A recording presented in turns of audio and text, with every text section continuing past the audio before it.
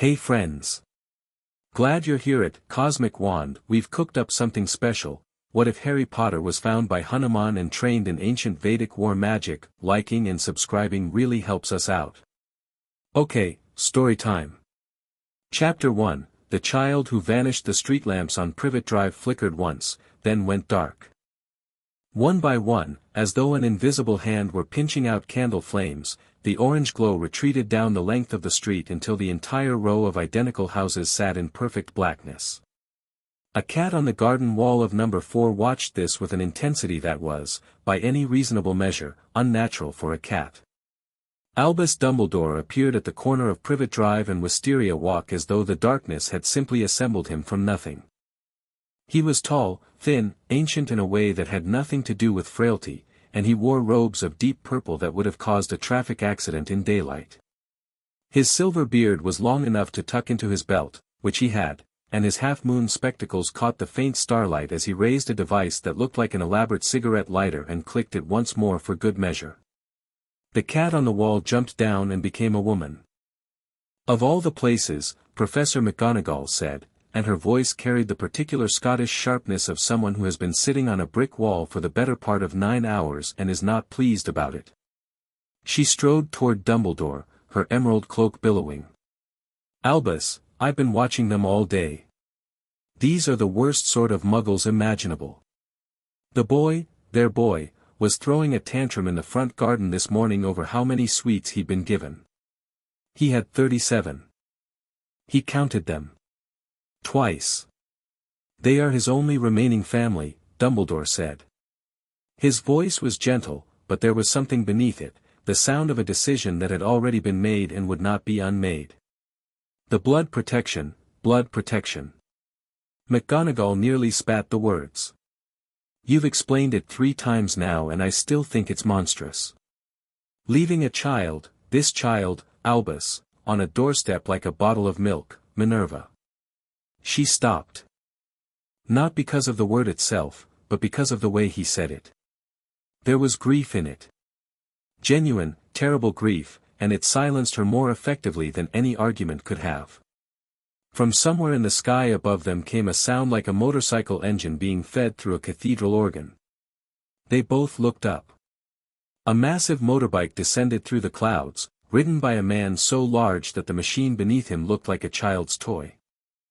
Rubeus Hagrid landed on the pavement with a crunch that probably shortened the life of several paving stones, and in his enormous arms, wrapped in a bundle of blankets, was a baby.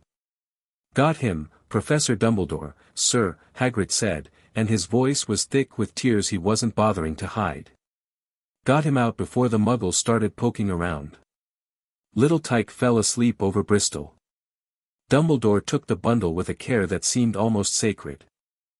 He drew back the blanket, and there was Harry Potter, 15 months old, a tuft of black hair already wild, and on his forehead, raw and angry and wrong, a scar shaped like a bolt of lightning. Dumbledore studied that scar for a long moment. Something passed behind his blue eyes, recognition, calculation, a flicker of something that might have been fear, and then he tucked the blanket back into place with the practiced ease of a man who had held many children over many long years. "The letter?" McGonagall asked. Dumbledore produced an envelope from inside his robes and placed it gently atop the blankets. "Petunia will understand," he said, though whether he believed this was unclear even to him. He carried Harry to the doorstep of number 4, Privet Drive. The house squatted there, identical to every other house on the street, with its neat hedges and its clean windows and its absolute, suffocating ordinariness. Dumbledore laid the child down on the step. He straightened up. His wand came out, 12 inches, elder wood, and he began to weave. The magic was invisible to the eye but Minerva could feel it, a complex lattice of enchantment settling over the house like a net. Blood wards. Keyed to Petunia Dursley's shared blood with Lily Potter. As long as Harry called this place home, as long as his mother's sacrifice lived in those walls, he would be protected from those who wished him harm. The ward shimmered, settled, sank into the brick and mortar and became part of the house itself. "Done," Dumbledore said quietly. Hagrid blew his nose into a handkerchief the size of a tablecloth. McGonagall pressed her lips into a thin line that contained approximately 700 words she was choosing not to say. "Good luck, Harry Potter," Dumbledore whispered. They left. Hagrid on his motorcycle, roaring back into the sky. McGonagall with a sharp crack of apparition and a look of profound disapproval. Dumbledore walked back down the street, clicking his put-outer, and the lamps bloomed back to life one by one, restoring Privet Drive to its tedious normality. By 12:15 in the morning, the street was silent. A baby slept on a doorstep in the November cold. An owl hooted somewhere. A fox crossed the road. And then the air changed. It was not a sound, exactly. Not a smell. It was a pressure, like the moment before a thunderstorm, when the world seems to hold its breath and the hairs on your arms rise for reasons your body understands but your mind can't articulate. The street lamps, freshly relit, flickered again. The fox froze mid-stride, every muscle locked, ears flat, and then bolted in the opposite direction with a silence that spoke of pure animal terror. Something was coming down Privet Drive. It walked like a man. It was shaped like a man, tall, broad-shouldered, wrapped in the saffron cloth of a wandering ascetic. His feet were bare against the cold pavement and the cold did not touch him. His hair was long, pulled back, and his eyes were the color of molten copper, ancient beyond any measure that human years could provide, and they burned with an awareness that encompassed everything on this street, this town, this island, this world, all at once. Lord Hanuman, son of Vayu, devotee of Rama, Chiranjeevi, the immortal who had carried a mountain across the sky to save a dying man, who had set fire to a kingdom with his burning tail, who had torn open his own chest to reveal that his God lived within his heart, walked down Privet Drive in Little Whinging, Surrey, on the 1st of November, 1981. He was not here by accident. He had felt it from half a world away. Not the death of Voldemort, that was a small thing, a mortal darkness snuffing itself out through its own arrogance. No. He had felt the wards. Dumbledore's magic was skilled, clever, layered with protections that would have impressed any practitioner of the Western schools.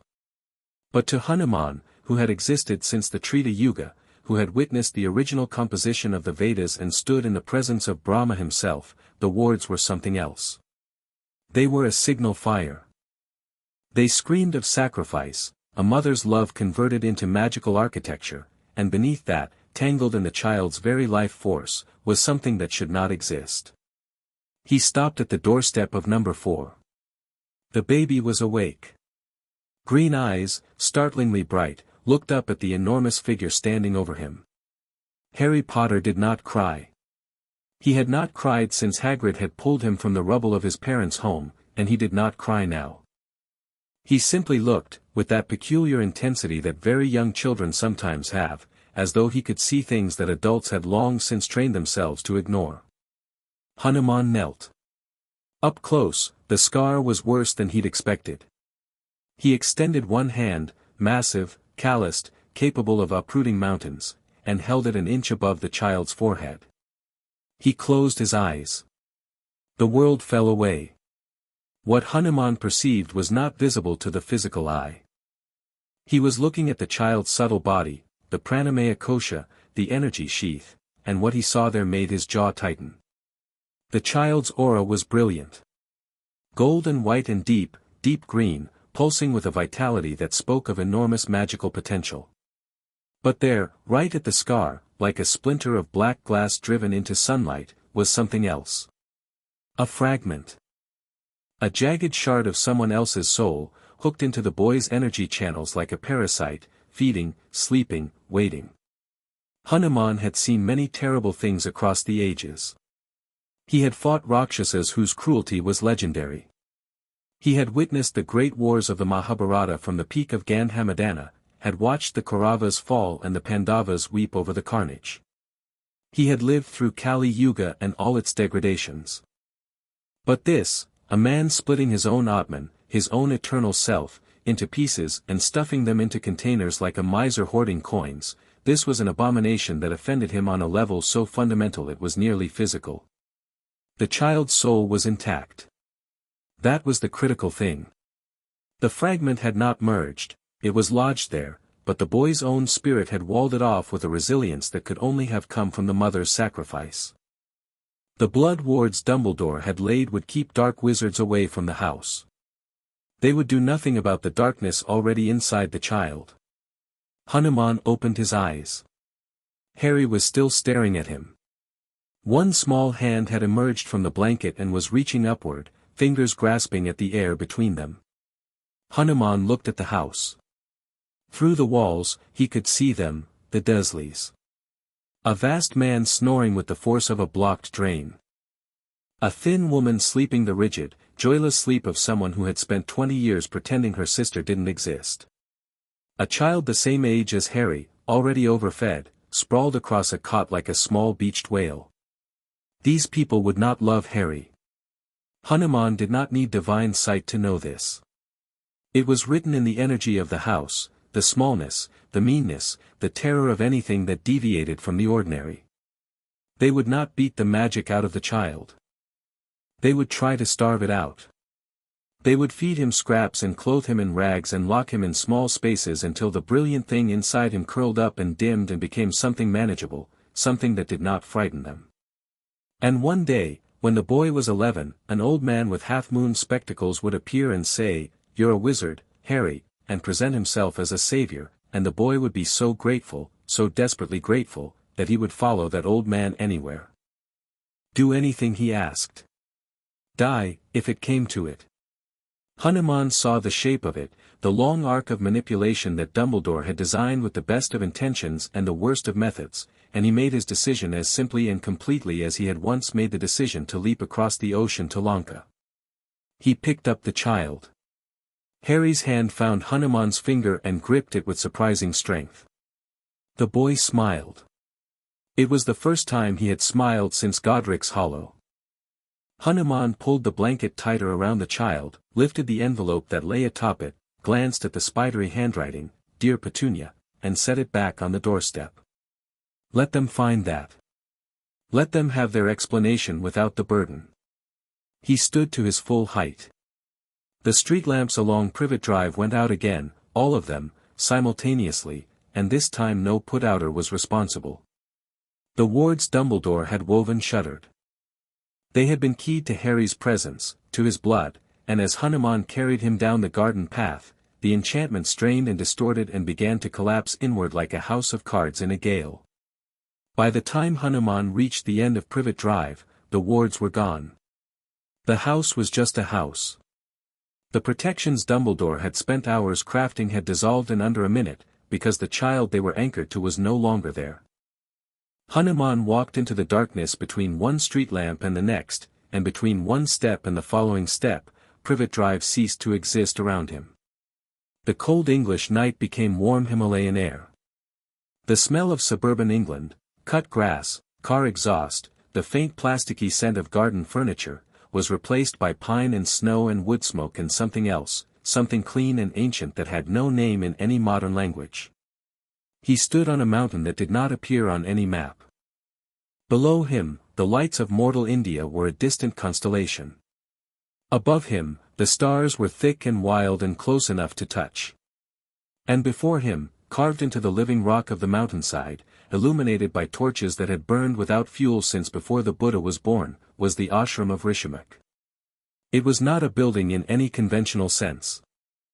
It was a place where the boundary between the physical and the divine was thin, a cave complex that opened into courtyards that opened into gardens that opened into spaces that seemed to contain more room than should be geometrically possible.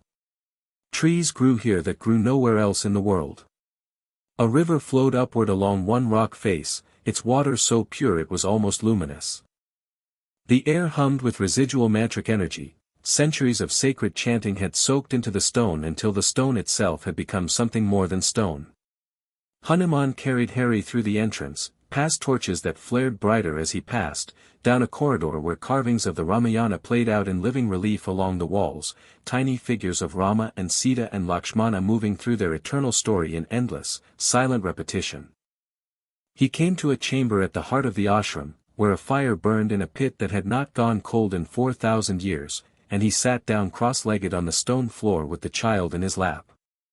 Harry looked around at the firelight dancing on the ancient walls. He looked up at Hanuman. He was still not crying. "You are stronger than they know," Hanuman said. His voice was deep, resonant, the kind of voice that seemed to come from the earth itself. He spoke in Sanskrit, the language of the gods, because it was the only language that felt appropriate for what he was about to say. "They think you are a symbol. A weapon. A sacrifice. They are wrong." Harry, of course, understood none of this. He was 15 months old. He blinked. Hanuman smiled. It was a smile of extraordinary warmth, the smile of someone who had devoted his entire infinite existence to love and service and found that the capacity for both only grew with time. "I will teach you," he said. "Not to be their weapon. Not to fulfill their prophecies. I will teach you to be what you already are." He placed his hand over the scar. The soul fragment beneath it stirred, sensing something vast and dangerous, and shrank back like a worm recoiling from sunlight. Hanuman did not remove it, not yet. The fragment was tangled too deeply into the child's growing magical core, and to rip it out now would risk damaging the boy. But he built something around it. Layer by layer, with the precision of a surgeon and the power of a god, he wove a containment of mantric energy so dense and so pure that the Horcrux would be sealed off completely, unable to influence, unable to feed, unable to communicate. A prison of sacred sound, vibrating at a frequency that would keep the dark thing dormant indefinitely. When it was done, the scar faded. It didn't disappear, the lightning bolt mark was still there, a thin white line, but the redness, the rawness, the sense of wrongness that surrounded it, was gone. Harry yawned. Hanuman laughed, a real laugh, full and booming, and the flames in the fire pit leaped in response. "Sleep, little one," he said. "Tomorrow, your life begins." He laid the child down on a bed of woven grass and silk near the fire. Harry's eyes drifted closed, his small hand still curled around the memory of Hanuman's finger. Outside, the Himalayan wind sang through the peaks. Somewhere in England, an old wizard slept peacefully, certain that a child was safe on a doorstep in Surrey. Somewhere in a forest in Albania, a shade that had once been the most feared dark lord in history drifted between the trees, diminished and desperate and already scheming its return. And in a hidden ashram above the world, a god sat watch over a sleeping boy, and the fire burned on. Petunia Desley opened her front door at 6:45 the following morning, because 6:45 was the time she always opened her front door to retrieve the milk. She was wearing a housecoat that was the exact color of boiled celery and an expression that suggested the world had not yet done anything to offend her, but she was confident it would.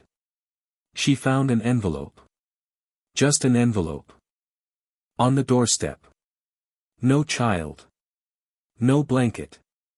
Nothing but a single piece of parchment in spidery purple ink, and when she read it, the color drained from her face in a way that was almost artistic, starting from the forehead and working its way down like a sink emptying. She read it twice. She looked up and down the street. She looked at the sky, as though expecting something to be dangling from it. She went back inside and closed the door so firmly that the number 4 rattled on its nail. Inside, she burned the letter in the kitchen sink while Vernon ate his eggs and didn't notice. She never spoke of it. Not once. Not to anyone. Whatever Dumbledore's letter had told her, about her sister's death, about the Dark Lord's fall, about the child she was meant to protect, she buried it in the same deep, airless place where she kept every memory of the sister she had loved and envied and lost. The milk was delivered at 7. The day continued. The Desleys lived their lives. And they never knew, never even suspected, that they had been spared something immeasurable, not a burden, but a gift they would not have deserved. It took Dumbledore 3 days to realize something was wrong. He had allowed himself those 3 days. 3 days of celebrations, of owls flying in broad daylight, of wizards in cloaks toasting in the streets, of the entire magical world exhaling after a decade of terror. Voldemort was gone. The Potters were dead, but their son had survived, and in the calculus of war, that survival was enough. Dumbledore had allowed himself to grieve for James and Lily in private, had sat in his office with Fawkes on his shoulder and wept the way very old men weep, silently, completely, and then not again. On the fourth day, November 5th, he sent Arabella Figg to Privet Drive. Arabella Figg was a squib who lived 2 streets over and who had been installed there for exactly this purpose, to watch, to report, to be a pair of eyes in the Muggle world. She was reliable. She was thorough. And she came back to Dumbledore that evening via the Fleur network with a face like curdled milk and the news that there was no child at number 4, Privet Drive. "What do you mean?" Dumbledore asked, and his voice was careful in the way that a surgeon's hands are careful when they realize they've cut into something unexpected. "I mean he's not there, Albus. I watched the house all day. Petunia went shopping. Vernon went to work. The boy, their boy, played in the garden. No sign of a second child. No sounds. Nothing. Dumbledore was at Privet Drive within the hour. He rang the doorbell. Petunia answered. The look on her face when she saw him, a towering figure in lurid purple robes on her doorstep in full view of the neighbors, was equal parts fury and fear. There was no child, she said before he could speak. There was a letter. I burned it. That's all. Now leave before someone sees you. Petunia, Dumbledore said, and the gentleness in his voice only seemed to make her angrier. Harry, your nephew, was left on this doorstep 4 nights ago. Wrapped in blankets. With the letter. There was no child, Petunia repeated. Just the letter. And I want nothing to do with any of this. Do you understand me? Nothing. She closed the door in his face. Dumbledore stood on the doorstep of number 4, Privet Drive, and for the first time in a very long time, he did not know what to do. He raised his wand and cast a diagnostic charm on the house, expecting to feel the reassuring hum of blood wards. There was nothing. The wards were gone. Completely, utterly gone, as though they had never been cast. Not broken, not overwhelmed, simply absent. The magical signature he had woven into the very foundations of the building had been erased with a thoroughness that should not have been possible. A cold feeling settled in the pit of Dumbledore's stomach. Not fear, exactly. Albus Dumbledore had not been truly afraid of anything since 1945. But this was close. He searched. He searched with a fury and a focus that those closest to him had rarely seen. He summoned the Order of the Phoenix, those who remained, those who had survived the war, and set them to the task. Alastor Moody scoured the country with his magical eye. Kingsley Shacklebolt queried every contact in the ministry. Hagrid, weeping openly because he'd been the one to hand the child over, retraced his motorcycle's route and found nothing. Dumbledore visited the doorstep at night, alone, and performed divinations of such complexity that they left scorch marks on the pavement. He consulted the portraits of previous headmasters. He spoke with the centaurs of the Forbidden Forest, who told him, with their usual maddening obliqueness, that Mars is bright tonight, and the child walks a path not written in your stars. He even, in a moment of what he would later characterize as desperation, attempted to use the Hogwarts quill, the enchanted quill that wrote the name of every magical child born in Britain into the Book of Admittance. Harry Potter's name was there, written on the night of his birth. But when Dumbledore tried to use it as a tracking device, the magic simply dissipated. As though the child it referred to existed somewhere outside the quill's range. Outside its understanding. Months passed. Then years. Dumbledore searched in a way that only a man of his intelligence and resources could search, methodically, obsessively, across every channel available to him, magical and mundane. He never found a trace. Not a whisper. Not a rumor. Harry Potter had vanished as completely as if he had never existed, and the only evidence that he had was a name in a book and a scar that the entire wizarding world celebrated without knowing it had disappeared from England entirely. Dumbledore sat in his office on the first anniversary of Voldemort's defeat, sucking a lemon drop and staring at nothing, and considered the possibility that he had made a terrible mistake. But he did not give up. He was Albus Dumbledore. He did not give up. He simply added it to the long list of things he carried, alongside the memory of his sister, the weight of the Elder Wand, and the quiet, gnawing knowledge that somewhere in the world, the most important child in magical history was growing up outside his reach. He told no one. The wizarding world believed Harry Potter was safe, hidden, being raised in the Muggle world as a hedge against the Death Eaters who might seek revenge. Dumbledore let them believe it. The alternative, admitting that he had lost the boy who lived, was unthinkable. Not for his reputation. For the hope. The fragile, necessary hope that held the wizarding world together in the aftermath of war. So Dumbledore kept the secret, and waited, and planned for contingencies, and watched the Book of Admittance with the patience of a spider who knows the fly must eventually land. 10 years is a long time. But Dumbledore was a very patient man. Harry woke up at 4 in the morning because he always woke up at 4 in the morning. Not because anyone forced him to. Hanuman had never once woken him with a shout or a shove or any of the other methods that gurus in the old story supposedly used. Harry simply woke up at 4 because his body had been trained, over years of consistent practice, to find that hour natural. The Brahma Muhurta, the time of Brahma, the 96 minutes before sunrise when the veil between the physical and the subtle was thinnest and the mind was at its sharpest. He was 11 years old, lean and wiry in the way that children who spend most of their time moving tend to be. His black hair was as unruly as it had been in infancy, but it was longer now, tied back loosely. His eyes were still that startling green, his mother's eyes, Hanuman had told him, and Harry kept that knowledge close and warm. The scar on his forehead was a thin white line, barely visible, and it had never once caused him pain. He sat up on his sleeping mat, the stone floor cool beneath him, and breathed. 3 breaths, deep and measured, filling the belly first, then the ribs, then the chest. Exhale in reverse. This was not ritual. This was how he started every day, the way some people started with coffee. By the 3rd breath, his mind was clear, his senses sharp, and the ambient mantric energy of the ashram hummed against his skin like sunlight. He stood, dressed in a simple white dhoti and kurta, and walked barefoot through the corridors of Rishimak. The ashram was quiet at this hour, but not empty. It was never empty. The fire in the central chamber burned as it always burned. The carvings on the walls moved through their eternal stories. The river that flowed upward along the western face caught the pre-dawn starlight and scattered it in patterns that were not quite random. Harry passed a niche in the rock where a small bronze murti of Rama stood, garlanded with fresh flowers that appeared each morning without anyone placing them, and he paused, touched his fingertips to his forehead, and continued on.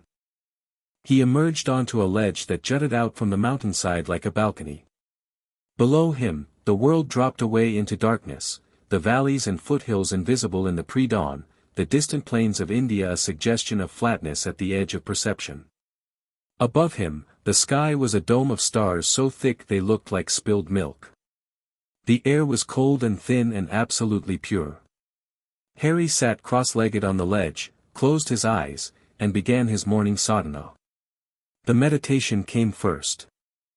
Not the soft, vaguely pleasant emptying of the mind that Western practitioners described in their books. Harry's meditation was a focused, directed thing, a disciplined journey inward through the layers of his own consciousness.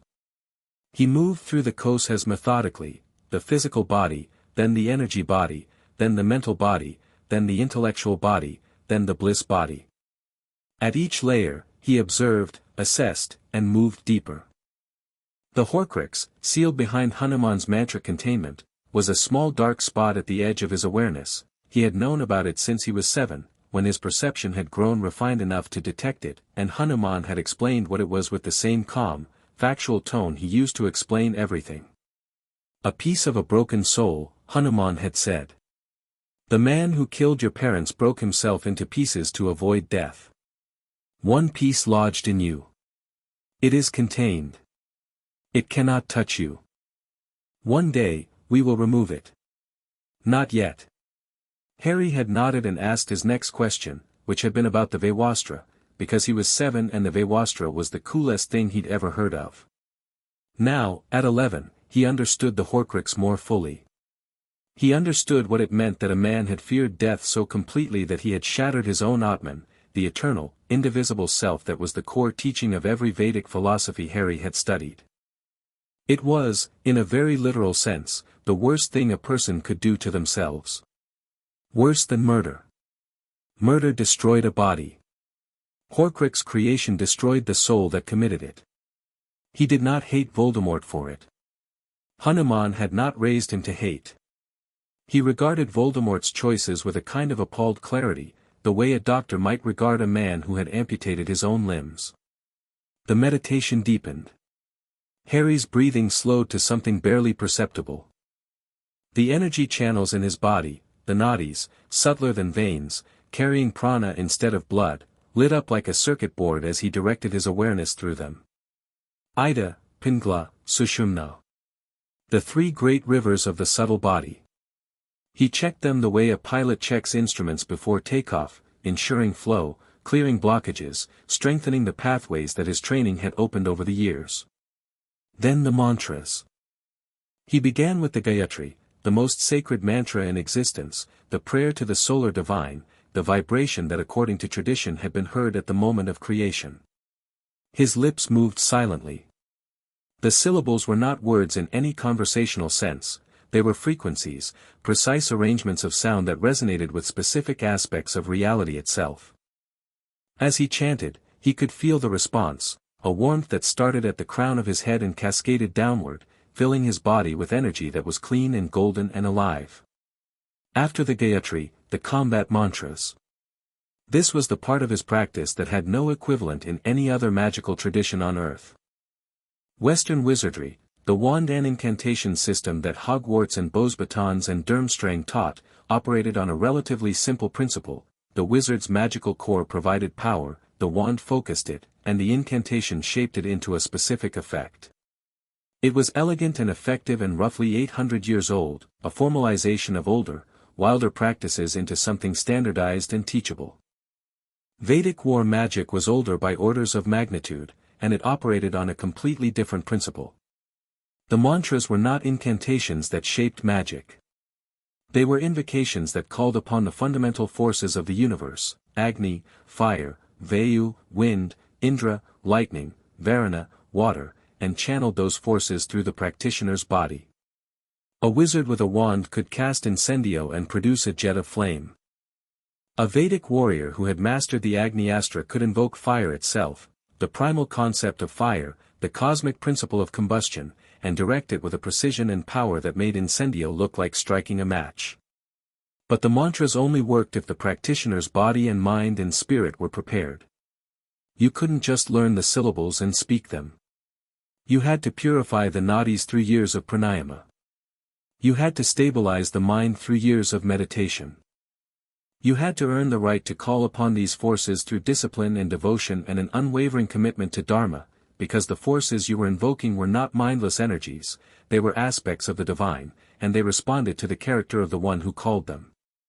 Harry had been training since he could walk. He ran through the combat mantras now, silently, feeling each one activate in his energy body without releasing it. The Agni-astra, fire blazed behind his closed eyes. The Vewastra, wind howled in his inner ear. The Varunastra, water surged through his awareness, cold and relentless. The Parjanyastra, storm clouds gathered in his mind's eye, crackling with lightning. He held each one for 3 breaths, confirmed his control, and released it. This was drill. Maintenance. The magical equivalent of a soldier field stripping his weapon.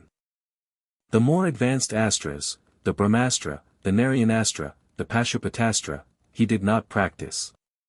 Those were weapons of last resort, capable of destruction on a scale that made nuclear weapons seem quaint, and Hanuman had been very clear about the conditions under which they could be used. Harry had learned them. He could invoke them. He hoped he would never need to. He opened his eyes. The sky had lightened. Dawn was coming, the first pale gold appearing at the eastern horizon, and the mountains were emerging from darkness in shades of purple and gray and white. "Your form is good," said a voice behind him. Your focus drifted twice during the Vivastra. The wind knows when you're not paying attention. Harry didn't turn around. A smile crossed his face, small, genuine, the smile of someone greeting the most important person in their world. "I was thinking about the letter," he said. Hanuman sat down beside him on the ledge. He was in his more human aspect today, tall, powerfully built, wearing the simple saffron of a sadhu. His eyes were warm. He carried 2 clay cups of chai, and he handed one to Harry with the casual grace of a father who has performed this exact gesture 1,000 mornings in a row. "The letter," Hanuman repeated. "You said we'd talk about it today." "I did." They drank their chai. The sun crested the mountains. For a few minutes, the light was extraordinary, shafts of gold cutting through the peaks, the snow blazing white, the shadows in the valleys retreating like living things. Harry watched it the way he always watched it, with attention, appreciation, and the knowledge that this was one of the good things in his life, one of the things worth being present for. "Hogwarts," Harry said. "School for witchcraft and wizardry. Scotland." "Yes. You've known about it my whole life. Since before your birth. I knew your parents would send you there. I knew the old wizard, Dumbledore, intended for you to be raised in the non-magical world so that you would arrive at his school humble, grateful, malleable." Hanuman said this without venom. It was an observation. He is not a bad man. He is a man who believes he sees the whole picture. He does not. Harry turned the cup in his hands. "The prophecy. The prophecy. The one who will defeat Voldemort. Born at the end of July. Marked by the Dark Lord." Harry touched his scar.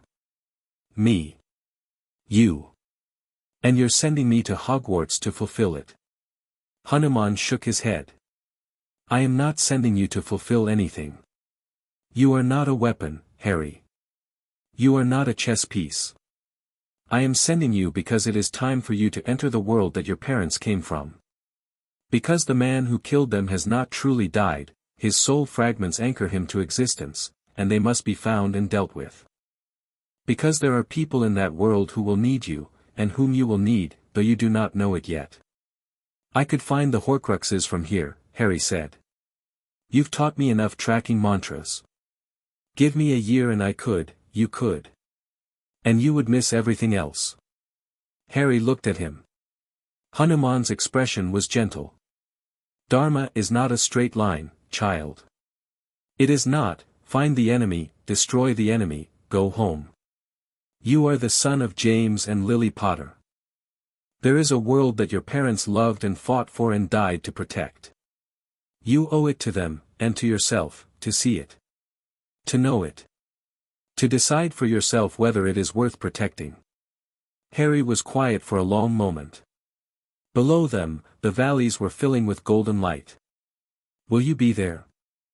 he asked, and despite everything, despite 10 years of training, despite the power that hummed in his bones, despite the absolute confidence he carried in his own abilities, the question came out the way it would from any 11-year-old asking his father if he'd be left alone. Hanuman put his hand on Harry's shoulder. The weight of it was grounding, literally and metaphorically. "I am Chiranjeevi," he said. "I am immortal. I was here before that school was built and I will be here after it crumbles to dust. I am never further from you than a breath and a thought. You will call, and I will hear. Always." Harry nodded. He finished his chai. He set the cup down on the ledge and stood up. "Okay," he said. "Let's go then." Hanuman smiled. "There is no rush. Your term begins September 1st. You have the summer." "I know. But I want to see London." "London. You've told me about it." "Baba, I've never left this mountain. I want to see where my parents went to school. I want to see the place where they bought their first wands and their first spell books. I want to walk the streets they walked. Hanuman looked at him for a long moment. Then he nodded, and there was something in his expression that might have been pride, or sorrow, or both. "Then we will go to London," he said. "But first, finish your morning practice. You skipped the physical training." Harry groaned. "I was hoping you wouldn't notice." "I notice everything. You're enjoying this." "Immensely." Harry dropped into the first position of the combat form, a martial sequence that combined elements of Kalaripayattu, the oldest martial art in the world, with yogic pranayama and mantric activation. It was, essentially, a fighting style designed for someone who could channel the power of the gods through their body, and it was as beautiful as it was lethal. He moved through the first sequence as the sun climbed. Strike, breathe, invoke. Strike, breathe, invoke. Each movement precise, each transition fluid.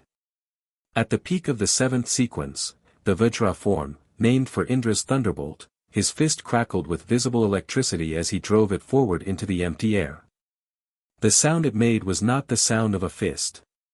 It was the sound of thunder, compressed and focused, and it echoed off the mountains and rolled across the valleys below. A flock of birds erupted from the tree-line 1,000 feet below, startled into flight. Hanuman watched from his seated position, sipping his chai. "Better," he said. "But you're still telegraphing the transition from Vayu to Vajra form. Smooth it out. The wind becomes the thunder. There is no gap." Harry nodded, reset, and did it again. And again. And again, until the transition was seamless and the thunder came without warning and the morning was half gone and Harry was drenched in sweat and breathing hard but grinning, actually grinning, because this was the part he loved. Not the power. The mastery. The feeling of his body and mind and spirit working as a single instrument, honed and tuned and ready. Hanuman stood and tossed him a cloth to wipe his face. "Bathe. Eat. Meditate on what you want from this journey. We leave at sunset." "Sunset? Why not now?" "Because patience is a virtue you have not yet mastered, and every additional hour of practice is a gift." Harry caught the cloth and gave Hanuman a look.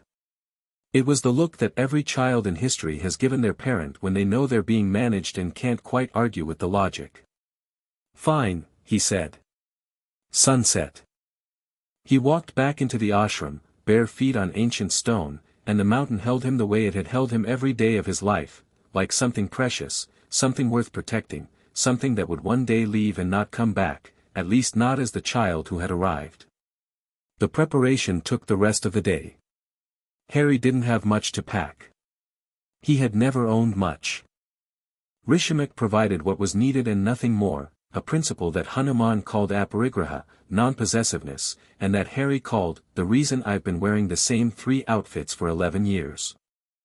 He gathered his things into a cloth bundle, 2 sets of clothes, a wooden comb, a small bronze figure of Hanuman that had been his since infancy, and a journal bound in leather that contained his notes on mantric theory in a handwriting that had evolved from childish scrawl to precise, angular script over the years. He did not pack weapons. He was the weapon. In the afternoon, he sat with Hanuman in the central chamber and received his final briefing, though briefing was too military a word for what was actually a long, wandering conversation punctuated by tea and occasional silences. "Dumbledore will try to control you," Hanuman said. "Not through force. Through kindness. Through the appearance of wisdom. He will position himself as your mentor, your protector, the wise grandfather you never had. He will do this because he genuinely believes it is for the best, and because he needs you to play a specific role in his strategy against Voldemort." "What role?" "The willing sacrifice." Harry's expression didn't change. Hanuman had told him about the Horcrux in his scar years ago, and they had discussed its implications with the same clinical thoroughness they applied to everything. "He thinks the Horcrux can't be removed," Harry said. "He will come to believe that, yes. In his understanding of magic, a Horcrux can only be destroyed by destroying its container.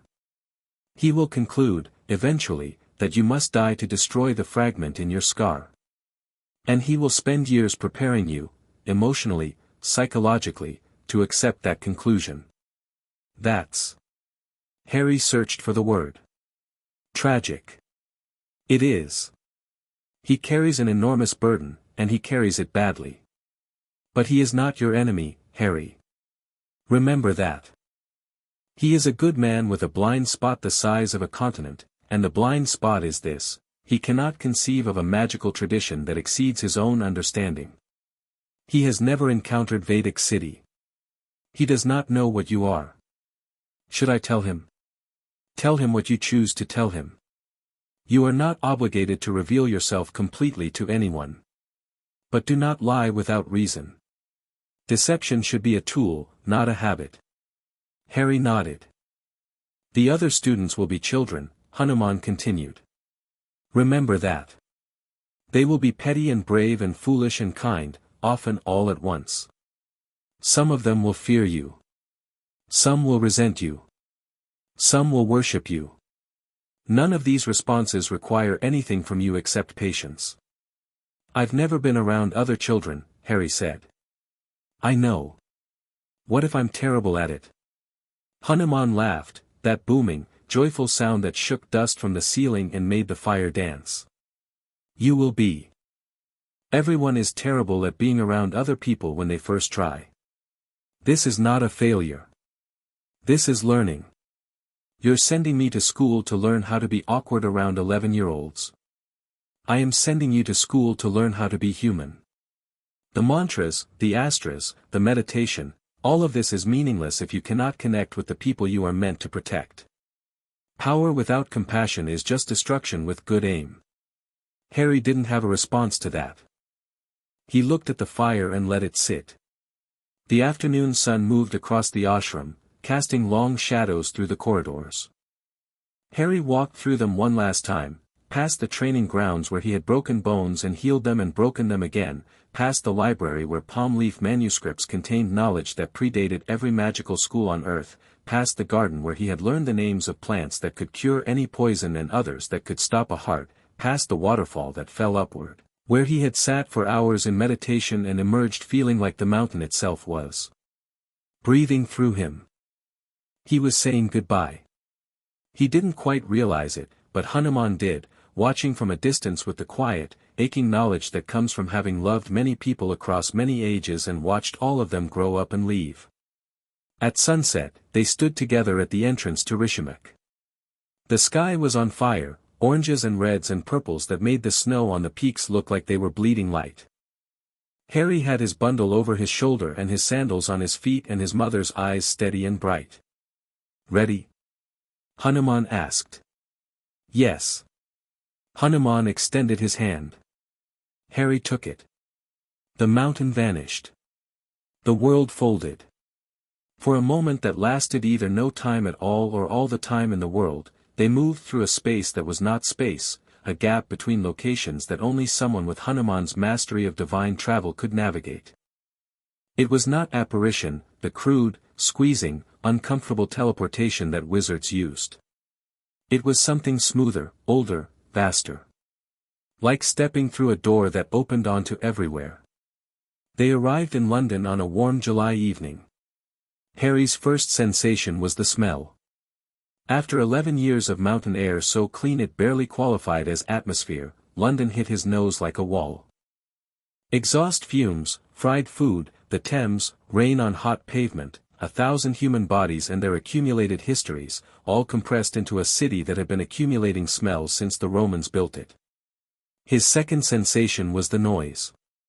Cars and buses and sirens and conversations and music leaking from open windows and the distant rumble of the underground and the peculiar, constant, low-frequency hum of millions of lives being lived in close proximity.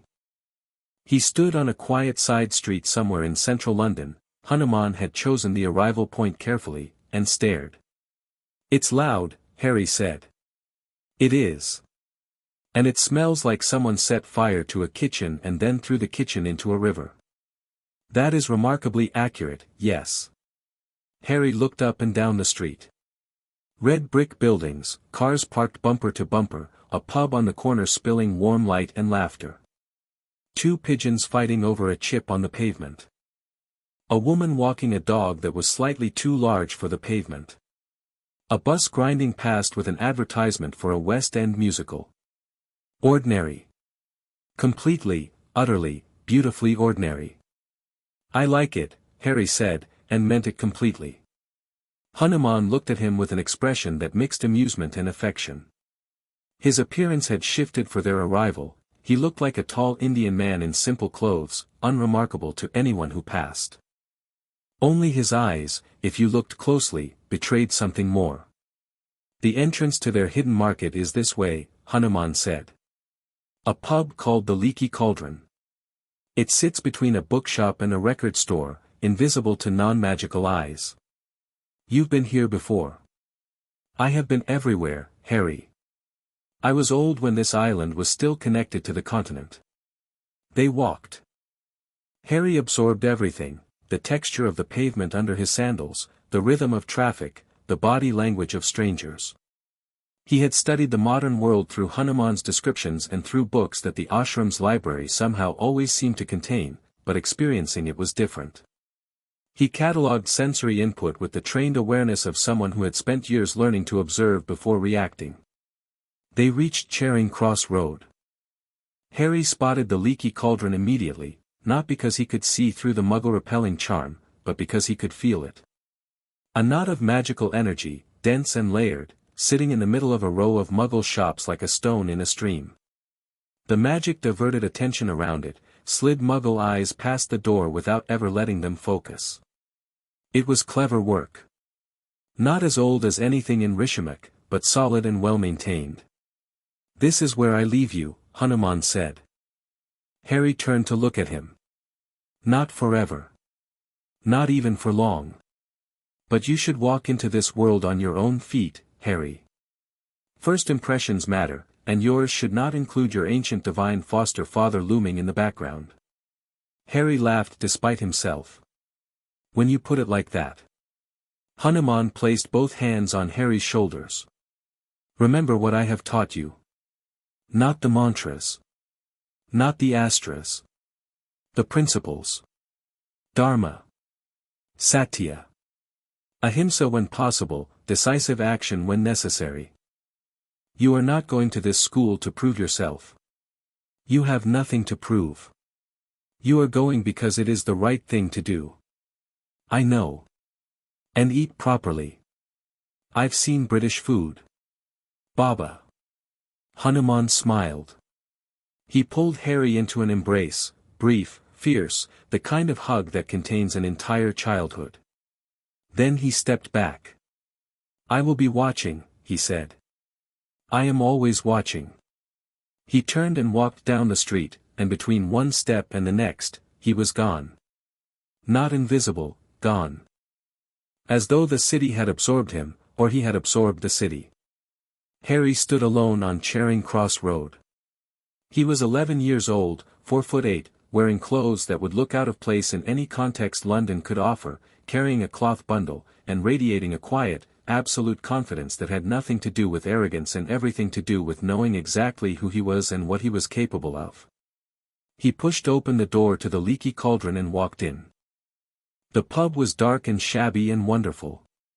It smelled like pipe smoke and butterbeer and old wood and something faintly magical, a sort of ozone tang that Harry associated with ambient spell residue. A few patrons sat at tables, nursing drinks. An old woman in a corner was smoking a pipe that produced smoke in the shape of small animals. A man at the bar was reading a newspaper whose photographs moved. The barman, bald, somewhat resembling a toothless walnut, looked up as Harry entered and gave a nod that was professionally welcoming and personally indifferent. Help you, lad? I need to get to Diagon Alley, Harry said. Through the back, through the courtyard, tap the bricks. You know the pattern. I'll figure it out. Harry moved through the pub. No one looked at him twice. He was just a boy, small, dark-haired, unremarkable to anyone who wasn't paying attention. The scar was hidden under the fall of his hair. The power was hidden under the surface of a child who knew how to look ordinary when he chose to. The courtyard out back was small, walled in by brick. Harry looked at the wall and extended his awareness. The magic was right there, a specific pattern of bricks that, when tapped, would open the gateway. He didn't have a wand. He didn't need one. He pressed his fingertip to the first brick and pushed the tiniest thread of prana into it. The wall shivered.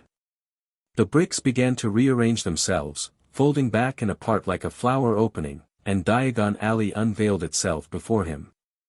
Harry had seen extraordinary things in his life.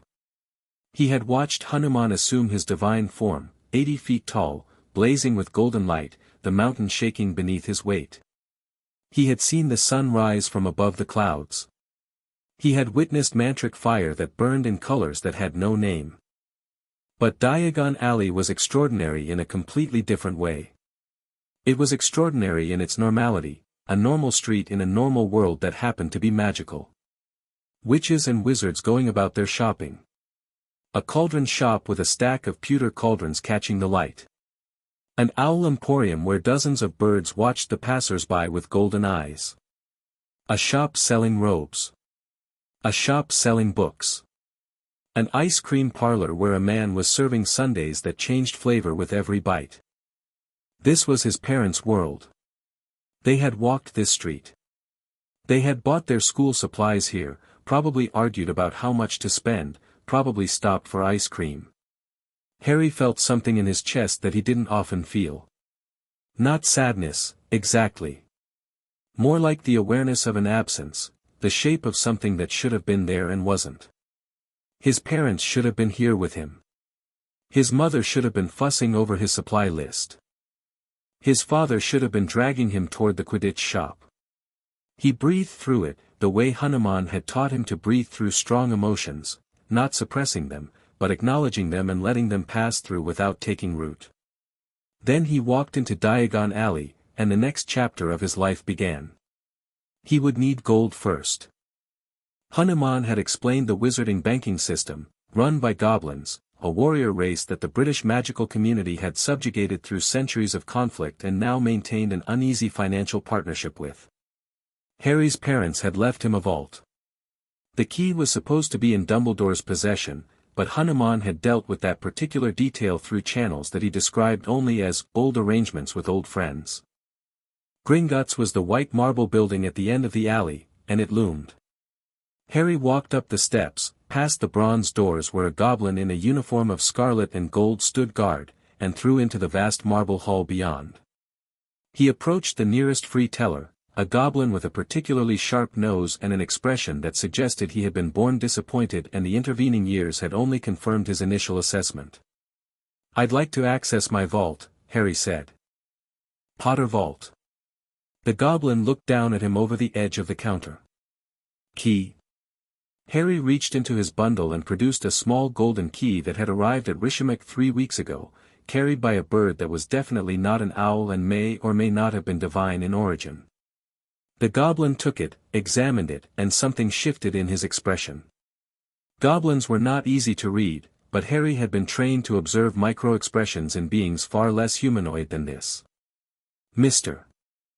Potter," the goblin said, and the two words contained an entire calculation, surprise, interest, the rapid reassessment of a situation's importance. "One moment." He signaled to another goblin, who approached quickly. Words were exchanged in gobbledygook, a language Harry didn't speak but whose tonal patterns he filed away for later study. Then the first goblin looked back at him. "Griphook will take you to your vault." The cart ride down into the depths of Gringotts was, Harry decided, the single most unnecessary experience he'd ever had. The cart moved at absurd speeds along tracks that twisted and turned and plunged through caverns that opened up into impossible underground spaces. It was clearly designed to disorient and impress. Harry, who had once ridden on Hanuman's shoulder as the god leaped between mountain peaks, found it mildly entertaining. The vault contained more gold than Harry had expected. Mountains of gold galleons, columns of silver sickles, heaps of bronze nuts. His parents had been wealthy, or at least comfortable by wizarding standards. Harry took what he needed, enough for school supplies and then some, and noted the rest with the detachment of someone who had been raised to view material wealth as a tool, not a goal. Back on the surface, he began his shopping.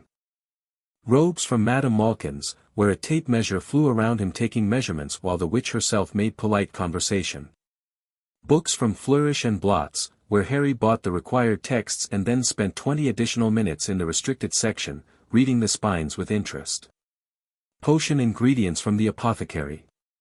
A telescope, scales, files. The wand shop came last. Ollivander's was narrow, dusty, and absolutely packed with magic. Harry felt it before he opened the door, layers upon layers of magical signatures, thousands of wand cores resonating in their boxes like a choir warming up. He stepped inside and the bell above the door chimed. "Good afternoon," said a soft voice. Mr. Ollivander emerged from the shadows between the shelves like a memory materializing. He was old and pale and his wide eyes shone like moons in the dimness. "I wondered when I'd be seeing you, Mr. Potter." The old wand-maker stepped closer, and his gaze was unervingly direct. "Your mother's wand, willow, 10¼ inches, swishy. Excellent for charm work. Your father's, mahogany, 11 inches, pliable. A little more power, excellent for transfiguration." "You remember every wand you've sold," Harry said. It wasn't a question. Ollivander's eyebrows rose fractionally. "I do. The wand chooses the wizard, Mr. Potter. That much has always been clear. Now, which is your wand arm?" "I don't use a wand," Harry said. The silence that followed was unlike any silence Harry had experienced. It wasn't empty. It was full of Ollivander processing a statement that clearly did not fit into any category his considerable experience had prepared him for. "I beg your pardon. I don't use a wand. I practice a different tradition. But I'm told I'll need one for school, and I'd like to find one that works with me rather than against me." Ollivander stared at him. His moon-pale eyes traveled from Harry's face to his hands to some point slightly above and behind his head that Harry suspected was his aura. "Different tradition," Ollivander repeated. He said it the way a master chef might say, different cuisine, upon being presented with food from an alien planet. "May I?" He extended his hand, palm up. Harry understood, the old man wanted to feel his magical signature. He placed his hand in Ollivander's. Ollivander's eyes went very wide. His fingers tightened around Harry's hand, not painfully, but with the involuntary grip of someone who has just touched a live wire. His mouth opened slightly. His breath caught. For 3 full seconds, the wand-maker stood perfectly still, and Harry watched with interest as the old man's expression cycled through surprise, confusion, awe, and something that looked almost like fear. "My word," Ollivander whispered. He released Harry's hand as though it had burned him. "My word, Mr. Potter. What have you been doing for the last 10 years? "Training," Harry said simply. Ollivander looked at him with new eyes. Then he turned and disappeared into the shelves. Harry heard him muttering, "No, no, far too simple, Holly, perhaps, but the core would need to be extraordinary, nothing standard will." He returned with a single box, long and narrow, and from it drew a wand. It was elegant, dark wood with a slight warmth to its color, 11 inches, with a subtle flexibility that spoke of hidden strength. "Holly," Ollivander said. 11 inches. Phoenix feather core. "I have had this wand set aside for a very long time, Mr. Potter. The phoenix who donated this feather gave one other, just one. Its brother resides in the wand that gave you that scar."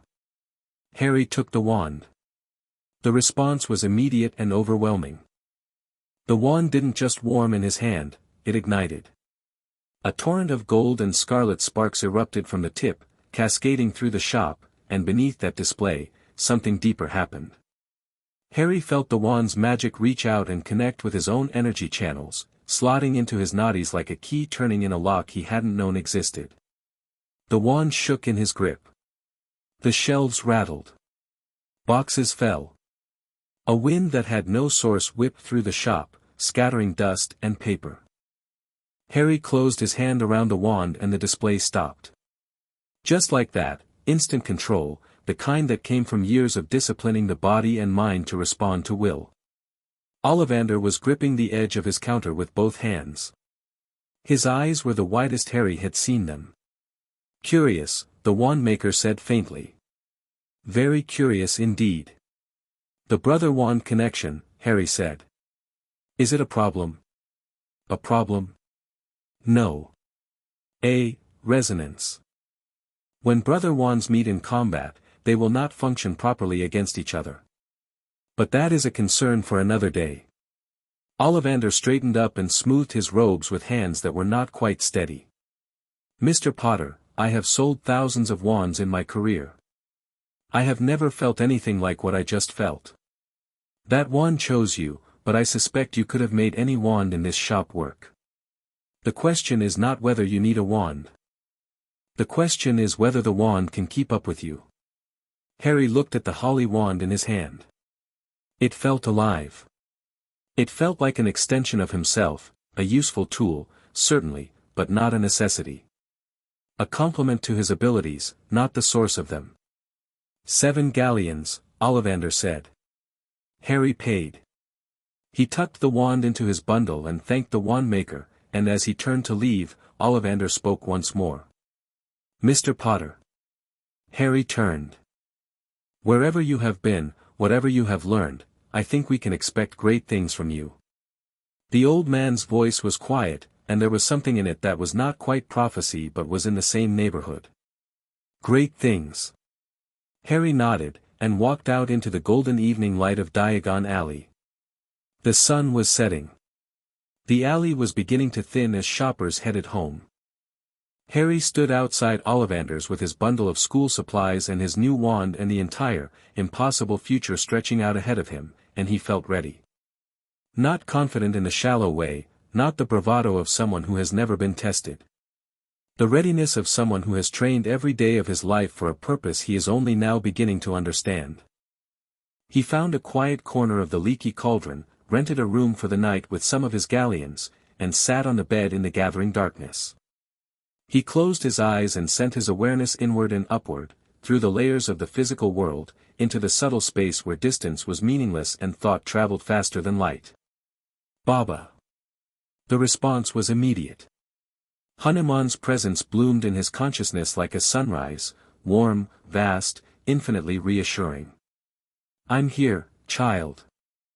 I got the wand. Holly and phoenix feather. Brother to his." A pause. Not surprise, Hanuman was rarely surprised. More like acknowledgement. "Of course it is. The connections between you and the Dark One run deeper than anyone in that world understands. The wand confirms what we already knew. I felt the resonance. It's powerful." The wand maker was shaken. "He should be. You carry more power in your little finger than most wizards channel through their wands in a lifetime. The wand is a useful tool. Treat it as such. Do not become dependent on it." "I won't." "How do you feel?" Harry considered the question honestly, the way Hanuman had taught him to consider all questions directed at his own state of being.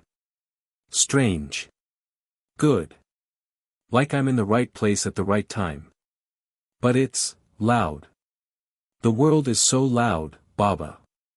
And there are so many people, and they're all feeling things all the time, and I can sense it all. That is empathy amplified by your training. You are more sensitive to emotional energy than most humans. It will be overwhelming at first. Shield when you need to. Open when you choose to. You are not obligated to carry everyone's feelings. I know. Get some sleep. September is coming. Baba? Yes. Thank you. For everything." The warmth in the response was beyond words. It was a feeling, the feeling of being held, of being seen, of being loved completely and without condition by someone who would move mountains for you, literally, because he had done it before. Harry opened his eyes. The room was dark. London hummed outside the window. Somewhere in Scotland, a castle sat on a cliff above a lake, and in 2 months, Harry would walk through its doors and everything would change. He lay down on the bed, still in his clothes, and fell asleep instantly in the way that people who are genuinely at peace with themselves can do. He dreamed of mountains. Of fire. Of a woman with green eyes who smiled at him and said something he couldn't hear. Of a dark room where something without a face whispered promises in a language he didn't recognize. And of a tall figure in saffron, standing between him and the darkness, immovable and eternal. The summer passed. Harry explored London with the systematic curiosity of someone seeing a new world for the first time. He walked the streets of Muggle London and marveled at the density of it, the layers of history compressed into every building, every street name, every worn stone step. He visited the British Museum and stood for a long time in front of the Indian collection, feeling a complicated mixture of emotions at seeing artifacts from his adopted homeland displayed behind glass in a foreign country. He returned to Diagon Alley several times, always careful, always observant. He browsed Flourish and Blots methodically, reading everything he could about modern magical theory, wizarding history, and the current state of the British magical world. He found it fascinating and frustrating in equal measure, a society with genuine magical power that had stagnated into bureaucracy and blood prejudice, obsessed with bloodlines and tradition while ignoring entire continents of magical knowledge. He read about Voldemort. The information available was sparse. The wizarding world treated the recent war the way trauma survivors often treat their experiences, with a mixture of mythologization and avoidance. But Harry pieced together enough. Tom Marvolo Riddle. Hogwarts graduate. Brilliant, charismatic, pathological. Had gathered followers, terrorized the country for a decade, and been destroyed, supposedly, by a baby he tried to murder. The irony would have been funny if it weren't drenched in blood. He read about Dumbledore. Defeater of Grindelwald. Chief Warlock. Supreme Mugwump. The most powerful wizard in the world, by most accounts. Harry noted the titles and the reverence and filed it under, people who will try to manage me. He read about his parents.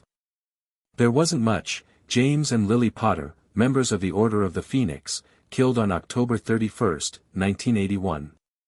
Heroes. Martyrs. Reduced to a paragraph in a history book.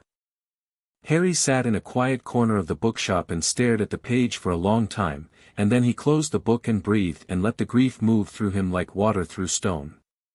On August 30th, he packed his trunk, purchased from a shop in Diagon Alley, expanded on the inside, with his school supplies, his original cloth bundle, and the handful of additional books he'd bought. He checked out of the leaky cauldron, where Tom the barman had grown accustomed to the quiet Indian boy who paid on time and never caused trouble. On August 31st, he sat on his bed and studied the ticket that had arrived with his Hogwarts letter. Platform 9 3/4. King's Cross Station. September 1st. 11 o'clock. He was ready. He had been ready for years. But there was a difference between being ready for a fight and being ready for a life, and Harry was only beginning to understand what that difference meant. He slept. He dreamed of mountains again. And when he woke on the 1st of September, the sky outside his window was clear and blue and full of possibility, and Harry Potter got up and went to meet his destiny on his own terms. Chapter 2, Diagon Alley and the Sorting King's Cross Station on the 1st of September was a cathedral of noise and motion. Trains exhaled steam in great theatrical sighs. Pigeons wheeled through the ironwork rafters like they owned the place. Commuters moved in rivers of briefcases and irritation, flowing around each other with the unconscious choreography of people who had done this 1,000 times and resented every single one. A child somewhere was crying. A man was arguing with a ticket machine. The smell of coffee and diesel and rain on concrete mixed into something that was specifically, unmistakably London. Harry moved through the crowd with his trunk on a trolley, wearing Muggle clothes he'd bought from a charity shop in Charing Cross, jeans, trainers, a dark green jumper that Hanuman would have noted matched his eyes. His hair was tied back loosely. The scar was invisible under the fringe of black hair that fell across his forehead. He looked like any other kid heading off to boarding school, which was more or less the point. He found platforms 9 and 10 without difficulty. The barrier between them was obvious to him, a shimmer in the air that was invisible to Muggle eyes but pulsed with a soft enchantment he could feel from 20 feet away. Concealment charm layered over a spatial fold. Elegant work. He paused a few yards from the barrier and observed. A family of redheads was converging on the same spot. There were a lot of them. A plump woman with a kind, harried face was herding what appeared to be an entire Quidditch team's worth of children, all of them sporting the same vivid red hair in various states of rebellion. Two older boys, twins, identical right down to the mischief in their eyes, were pushing trolleys with theatrical carelessness. Another boy, tall and gangly with a prefect badge gleaming on his chest, walked with the self-conscious dignity of someone who had recently been given authority and was determined to deserve it. And trailing behind, pushing his own trolley with the nervous energy of someone experiencing something for the first time, was a younger boy, about Harry's age, long-nosed, freckled, with a smudge of dirt on his cheek. "Fred, George, you first," the mother said. The twins grinned at each other and sprinted at the barrier. They vanished through it with the ease of long practice, their trolleys disappearing as though the solid brick had swallowed them whole. "Percy, go on." The prefect strode through with an air that suggested he was doing the barrier a favor by using it. The mother turned to the youngest boy. "All right, Ron. Just like the others. Straight at the barrier, don't stop, don't be scared." "I'm not scared," Ron said, in the voice of someone who was moderately scared. "Course you're not. Off you go." Ron took a breath, gripped his trolley, and ran. He hit the barrier and vanished. The mother sighed, the particular sigh of a woman who had just sent her fourth son off to Hogwarts and still had one more and a daughter to go, and turned to gather a small girl with the same red hair who was tugging at her sleeve and saying, "I want to go too, Mom, it's not fair." Harry walked through the barrier. It felt like stepping through a warm curtain. One moment, King's Cross. The next, platform 9 3/4. The Hogwarts Express was a scarlet steam engine that looked like it had been built in a more romantic era and maintained by magic ever since. Steam billowed from its stack. Students milled along the platform, some in Muggle clothes, some already in black robes, all of them in various states of excitement, anxiety, and tearful goodbye. Cats darted between legs. Owls hooted from cages. A toad made a break for freedom and was scooped up by a round-faced boy who looked like he'd been chasing it for a while. Harry loaded his trunk onto the train, found an empty compartment near the back, and settled in by the window. He sat cross-legged on the seat out of habit, caught himself, and shifted to a more conventional sitting position. Blending in was going to require some conscious effort. The compartment door slid open about 5 minutes later. It was the youngest redhead, Ron. He stood in the doorway, looking slightly winded and deeply uncertain. "Anyone sitting here?" he asked. "Everywhere else is full." "Go ahead," Harry said. Ron dropped into the opposite seat with the graceless relief of someone who had been dreading the prospect of wandering the entire train. He had a sandwich wrapped in cling film and a look on his face that suggested he was trying very hard to seem like he did this all the time. "Ron Weasley," he said. "Harry." "Harry what?" "Potter." Ron's sandwich stopped halfway to his mouth. His eyes went wide. Then wider. Then so wide that Harry genuinely considered whether there was a medical concern. You're Harry Potter." "The Harry Potter? I'm the only one I know of." "Blimey." Ron's gaze traveled to Harry's forehead with the subtle grace of a searchlight. "Do you really have the scar?" Harry pushed his hair aside briefly. The thin white line was barely visible, nothing like the angry red mark that the wizarding world probably imagined, but it was there. "Wicked," Ron breathed. Then he seemed to realize he was staring and went red from the collar up. "Sorry. That's everyone probably does that, right?" You're actually the first person to recognize me. Really? I haven't been around the wizarding world much. Ron processed this. The sandwich completed its interrupted journey to his mouth. Where've you been, then? He asked around a mouthful of what appeared to be corned beef. The prophet's been running stories for years. Where is the boy who lived, and all that? Mum reckons Dumbledore hid you somewhere safe. Something like that, Harry said. My brothers are at Hogwarts already. Bill and Charlie have already left. Bill's a cursebreaker for Gringotts, Charlie works with dragons in Romania. Percy just made prefect, won't shut up about it. And Fred and George are, well, they're Fred and George. Menaces, basically.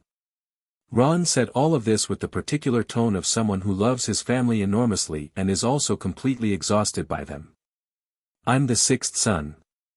Got a lot to live up to. Sounds like a big family. Massive. And loud. Really, really loud. Ron grinned, and it transformed his face from nervous to genuinely likable. What about you? Brothers, sisters? No. Just me.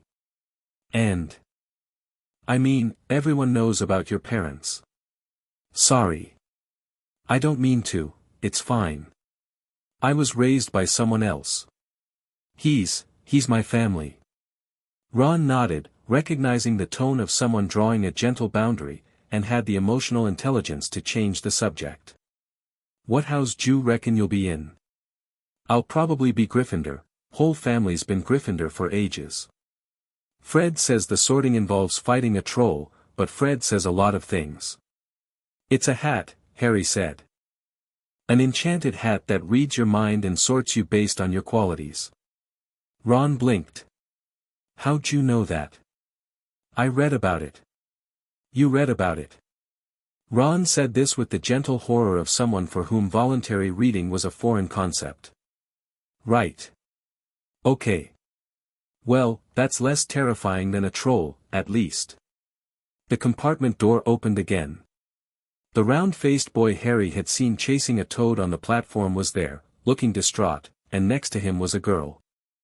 She was about Harry's age, with bushy brown hair and large front teeth and an expression of focused determination that Harry recognized immediately. It was the expression of someone on a mission. Her Hogwarts robes were already on, perfectly adjusted. Has anyone seen a toad? The boy asked plaintively. Only I've lost him again. Neville's lost his toad, the girl said, in a tone that suggested she had taken ownership of this problem through sheer force of will. We've been looking everywhere. I'm Hermione Granger, by the way. And you are? Ron Weasley, Ron said. Harry Potter, Harry said. Hermione's reaction was different from Ron's. Her eyes widened, yes, but then they narrowed in a way that spoke of immediate, intense intellectual processing. Harry Potter. I've read about you in modern magical history and the rise and fall of the dark arts and great wizarding events of the 20th century. Those books are about a version of me that doesn't exist, Harry said. Hermione paused. It was a very specific pause, the pause of someone who has just encountered a piece of information that doesn't fit her existing model and is rapidly reconstructing. What do you mean? I mean the books tell a story that the wizarding world invented because they needed a hero. Nobody actually knows what happened that night except me, and I was 15 months old. Another pause. Then something shifted in Hermione's expression, a spark of genuine interest that went beyond celebrity recognition. That's, actually a really good point. The historical accounts are all speculative. Nobody's ever published a primary source analysis of the events at Godric's Hollow. Blimey, Ron muttered. You two are going to get along, aren't you? Harry almost smiled at that. He turned to the round-faced boy, who was still hovering in the doorway, looking like he expected to be dismissed at any moment. What does your toad look like? He's just a toad. Brown. His name's Trevor. He was my uncle's, and he keeps getting away from me. I'm Neville. Neville Longbottom. Harry looked at him. There was something about the boy, a nervousness that ran deeper than first-day jitters, a habitual flinch around the shoulders that spoke of someone who had spent years expecting to be found wanting. But underneath it, in the energy body that Harry could perceive if he let himself, there was something else. Something solid and green and growing, like a root system waiting for rain. "Close the door," Harry said. Neville blinked. "What?" "Close the door, sit down, and tell me something about Trevor. What does he feel like? What does his skin smell like? Something specific." Neville looked confused but did as he was asked, perching on the edge of the seat next to Ron. "He's cold. His skin is always cold, even when it's warm out. And he smells like pond water. Sort of earthy." Harry closed his eyes. He extended his awareness outward, through the compartment wall, through the train, letting his senses slide along the thousands of threads of living energy that filled the Hogwarts Express. Humans, cats, owls, rats, all distinct signatures, all easy to filter. He was looking for something small, cold, amphibian, smelling of pond water. "There. He's 3 carriages up," Harry said, opening his eyes. "Under a seat. Left side. Near a girl with blonde hair." Neville stared at him. Hermione stared at him. Ron, who had just taken a large bite of his sandwich, made a sound that was half choke and half question mark. "How did you?" Hermione started. "Go get him," Harry said to Neville.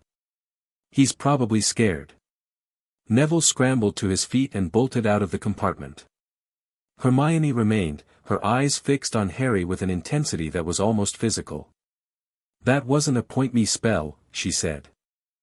"I've read about point-me spells and you didn't use a wand or an incantation. That was something else." "Yes," Harry said. "What was it?" "A different kind of magic." "That's not an answer." "It's the answer I have right now." "Sit down, Hermione."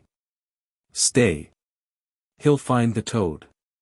Hermione hesitated, clearly torn between her desire for answers and the social pressure of having been invited to sit.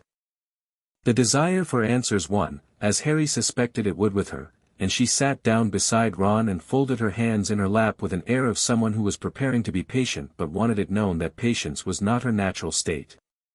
Ron was still staring. "Mate. Did you just sense a toad? Through a train?" "Yes." "Without a wand?" "Yes." Ron looked at his corned beef sandwich, then back at Harry. "Brilliant." He took another bite. Ron Weasley, Harry decided, was someone who processed the extraordinary through the lens of the ordinary, and there was something deeply restful about that. Neville returned 5 minutes later, clutching Trevor with both hands and a look of awed gratitude on his round face. "He was exactly where you said." "Exactly. Under the seat, left side, next to a blonde girl who was really annoyed about it." "Good," Harry said. Neville sat down and didn't leave for the rest of the journey. The countryside rolled past the windows, green and grey and gold under a September sky that couldn't decide between sunshine and rain. The food trolley came and went. Ron introduced Harry to chocolate frogs and Bertie Bott's every flavor beans. Harry ate a chocolate frog and examined the card inside, Dumbledore, of course, with his half-moon spectacles and his biographical details, and tucked it away without comment. The conversation flowed. Ron talked about his family, about Quidditch, about the gnome infestation in his garden. Hermione talked about everything. She had read every textbook cover to cover and was particularly interested in Transfiguration.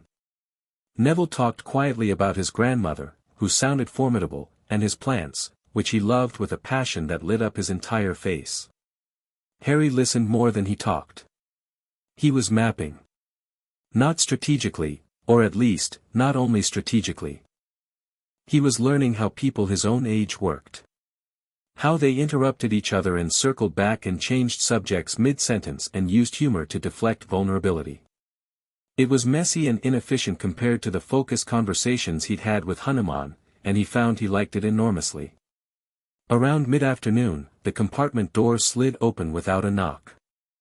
A boy stood in the doorway, pale, pointed features, blonde hair combed back with the kind of precision that suggested either a very attentive mother or a deep commitment to looking important. He was flanked by two larger boys who gave the impression of furniture that had learned to walk. "Is it true?" the blonde boy said.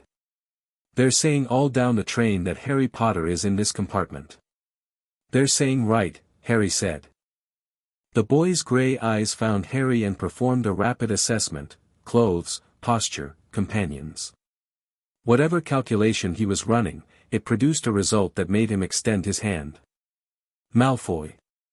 Draco Malfoy." Ron made a small sound that might have been a suppressed snort. Draco's eyes snapped to him with a sharpness that was almost reptilian. "Think my name's funny, do you? Red hair and hand-me-down robes, I don't need to ask who you are." "A Weasley." The temperature in the compartment dropped. Not metaphorically, Harry's awareness registered the emotional shift as a tangible change in the ambient energy. Ron's ears went red. Neville shrank back. Hermione's jaw tightened. "You'll find some wizarding families are better than others, Potter," Draco continued, turning back to Harry with the absolute confidence of someone reciting a lesson learned at his father's knee. "You don't want to go making friends with the wrong sort. I can help you there." He extended his hand again. Harry looked at it. Then he looked at Draco. He didn't take the hand. He didn't refuse it with hostility or embarrassment. He simply looked at Draco Malfoy with the calm, steady gaze of someone who was seeing not just the boy in front of him but the entire architecture of insecurity and inherited prejudice that the boy was built on, and he said, "You just insulted my friend in front of me and then asked me to shake your hand. Think about that." The silence that followed was comprehensive. Draco's hand hung in the air between them. His two flankers shifted their weight. Ron's mouth was slightly open. Hermione was watching Harry with an expression that mixed surprise and something that looked like respect. Draco's face flushed. The extended hand curled into a fist at his side. "You'll regret that, Potter," he said, and the words came out slightly unsteady. "When you realize what matters in this world, I know what matters," Harry said. "That's the difference between us." He said it without heat. Without aggression. Without the slightest tremor of uncertainty. He said it the way someone states a fact about the weather, and the absolute calm of it was more devastating than any insult could have been. Draco stared at him for one more second.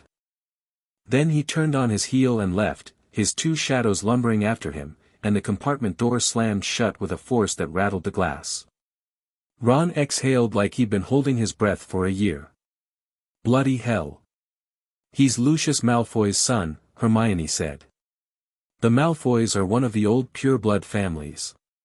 Very wealthy, very connected, and his father was supposedly under the Imperius curse during the war, which nobody actually believes." "You really have read everything," Ron said, and for the first time, it sounded more impressed than bewildered. "His father was a Death Eater," Harry said. It wasn't a question. He'd read enough about the First War to know the names, and Malfoy had been prominent. Draco's been raised in that worldview. He thinks blood purity is the natural order because it's the only order he's ever known. "Doesn't make it right," Ron said hotly. "No. But it makes it understandable. There's a difference between explaining someone and excusing them." Hermione was looking at Harry again with that calculating intensity. "Where did you learn to think like that?" she asked. "And I don't just mean, you're 11. I'm 11. We're not supposed to be articulate," Harry offered. "Be wise," Hermione said, and she wasn't being flattering. She was being precise.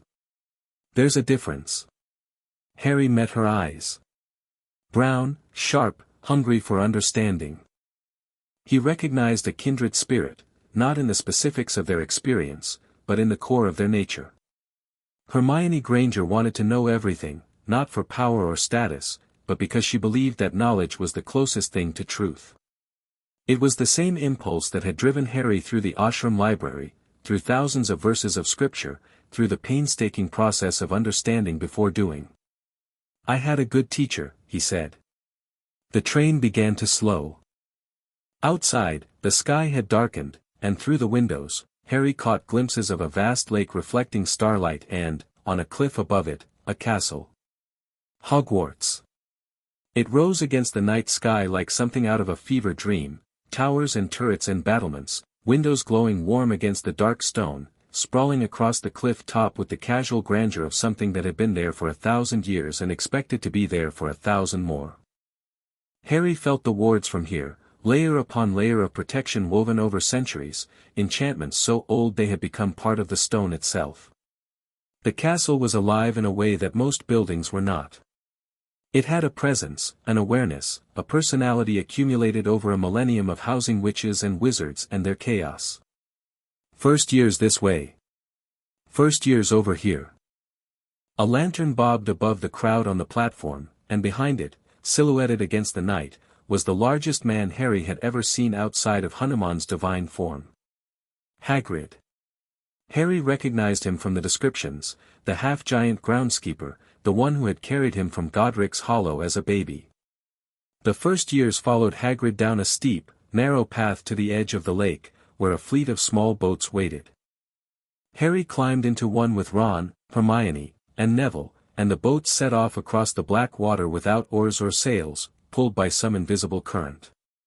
As they rounded a bend in the cliff face, the castle came into full view, and even Harry, who had seen the halls of Rishimek, who had meditated in a cave that touched the border of divine space, felt something. Not awe, exactly. Recognition. This place had been important to his parents. They had seen this same view from this same lake on their first night. They had gasped the way Neville was gasping now, had felt the same quickening of the heart that Hermione was clearly feeling, the same rush that was making Ron's eyes shine. Harry let himself feel it. The connection to them. The thread of continuity that stretched from their first night to his. The boats reached a rocky harbor beneath the castle. They climbed out, followed Hagrid up a flight of stone steps, and arrived at a massive oak door. Hagrid knocked 3 times. The door opened. Professor McGonagall stood there, tall, severe, her dark hair pulled back tight, her expression suggesting that disorder was a personal insult she would not tolerate. She wore emerald robes and square spectacles and radiated an authority that most of the first years responded to instinctively by straightening their postures. "The first years, Professor McGonagall," Hagrid said. "Thank you, Hagrid. I'll take them from here." She led them into an entrance hall that was, impossibly, even larger than it appeared from outside. Stone walls rose to a ceiling lost in shadow. Torches blazed in iron brackets. A marble staircase wide enough to drive a car up led to the upper floors. The distant murmur of hundreds of voices came from behind a set of double doors to the right, the great hall, Harry knew, where the rest of the school was waiting. McGonagall turned to face them with the practiced efficiency of someone who had given this speech many times. "Welcome to Hogwarts. The start of term banquet will begin shortly, but before you take your seats, you will be sorted into your houses. The sorting is a very important ceremony because, while you are here, your house will be something like your family within Hogwarts. You will have classes with the rest of your house, sleep in your house dormitory, and spend free time in your house common room." She explained the 4 houses, Gryffindor, Hufflepuff, Ravenclaw, Slytherin, and the point system, and told them to smarten themselves up. Several students frantically patted down their hair. Ron wiped the smudge of corned beef from his nose. Harry felt a presence. Not physical, magical. Someone was watching him with more than ordinary attention. He let his awareness expand, just slightly, and found it immediately. 2 sources. One from inside the great hall, old, powerful, buzzing with focused intent. Dumbledore. The other from behind a door off the entrance hall, sharp, dark, laced with something complicated. Pain, maybe. Old anger. McGonagall returned and led them through the double doors into the great hall. Harry had read about it. The enchanted ceiling that reflected the sky outside. The 4 long house tables. The staff table at the far end. The floating candles. He knew the facts. The reality was different. The reality was 1,000 candles hanging in midair, a ceiling that showed a sweep of stars so convincing that the hall seemed to open directly onto the universe, for tables packed with students whose faces ranged from bored to excited to predatory, and at the staff table, a row of adults who were, in various ways, going to shape the next 7 years of his life. Dumbledore sat at the center of the staff table. He was exactly as the chocolate frog card had depicted, tall, thin, silver-bearded, half-moon spectacles. But the card hadn't captured the eyes. They were blue, piercingly blue, and they were locked onto Harry with an intensity that was almost gravitational. The old wizard's expression was carefully, masterfully neutral, but Harry could read the energy beneath it. Relief. Calculation. A decade of searching, condensed into a single moment of confirmation. There you are, those eyes said. Finally. Harry met the gaze, held it for exactly 1 second, and then looked away. Not from intimidation. From choice. He was acknowledging Dumbledore's attention and declining to be defined by it. At the end of the staff table, half hidden in shadow, was a man in black robes with a hooked nose, sallow skin, and lank black hair. Professor Snape. Harry knew his name, his history, former Death Eater, now Potions Master, spy for Dumbledore, the man who had loved Harry's mother and despised Harry's father. His eyes were black and they found Harry with the precision of a targeting system. The moment their gazes met, Snape's expression spasmed. Harry saw it clearly, a flash of something raw and involuntary that the man immediately buried. Not hatred. Not yet. Something more complex. The green eyes. Lily's eyes in James Potter's face, except the face wasn't quite James, and the eyes held something that Lily's had never held. Then there was the man in the purple turban at the far end of the table, who smelled of garlic and was fidgeting with his food. Professor Quirrell. Harry had read about him too, defense against the dark arts teacher, rumored to have had a bad experience with vampires on a sabbatical in Albania. Harry's attention settled on Quirrell for exactly half a second, and that was all it took. The Horcrux in his scar twitched. Not painfully, Hanuman's containment held firm. But Harry felt it the way you feel a change in air pressure. The fragment stirred, reacting to something, reaching toward Quirrell with a recognition that confirmed everything Harry already knew. There was something on the back of that man's head. Something that resonated with the fragment in Harry's scar. Something dark and broken and desperately hungry.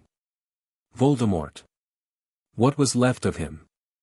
Riding a teacher into Hogwarts like a parasite wearing a host. Harry catalogued the information and filed it away. Not yet. He would deal with it, but not yet. First, the sorting. McGonagall placed a 3-legged stool in front of the first years and set an ancient, battered wizard's hat upon it. The hat was patched and frayed and probably older than most countries.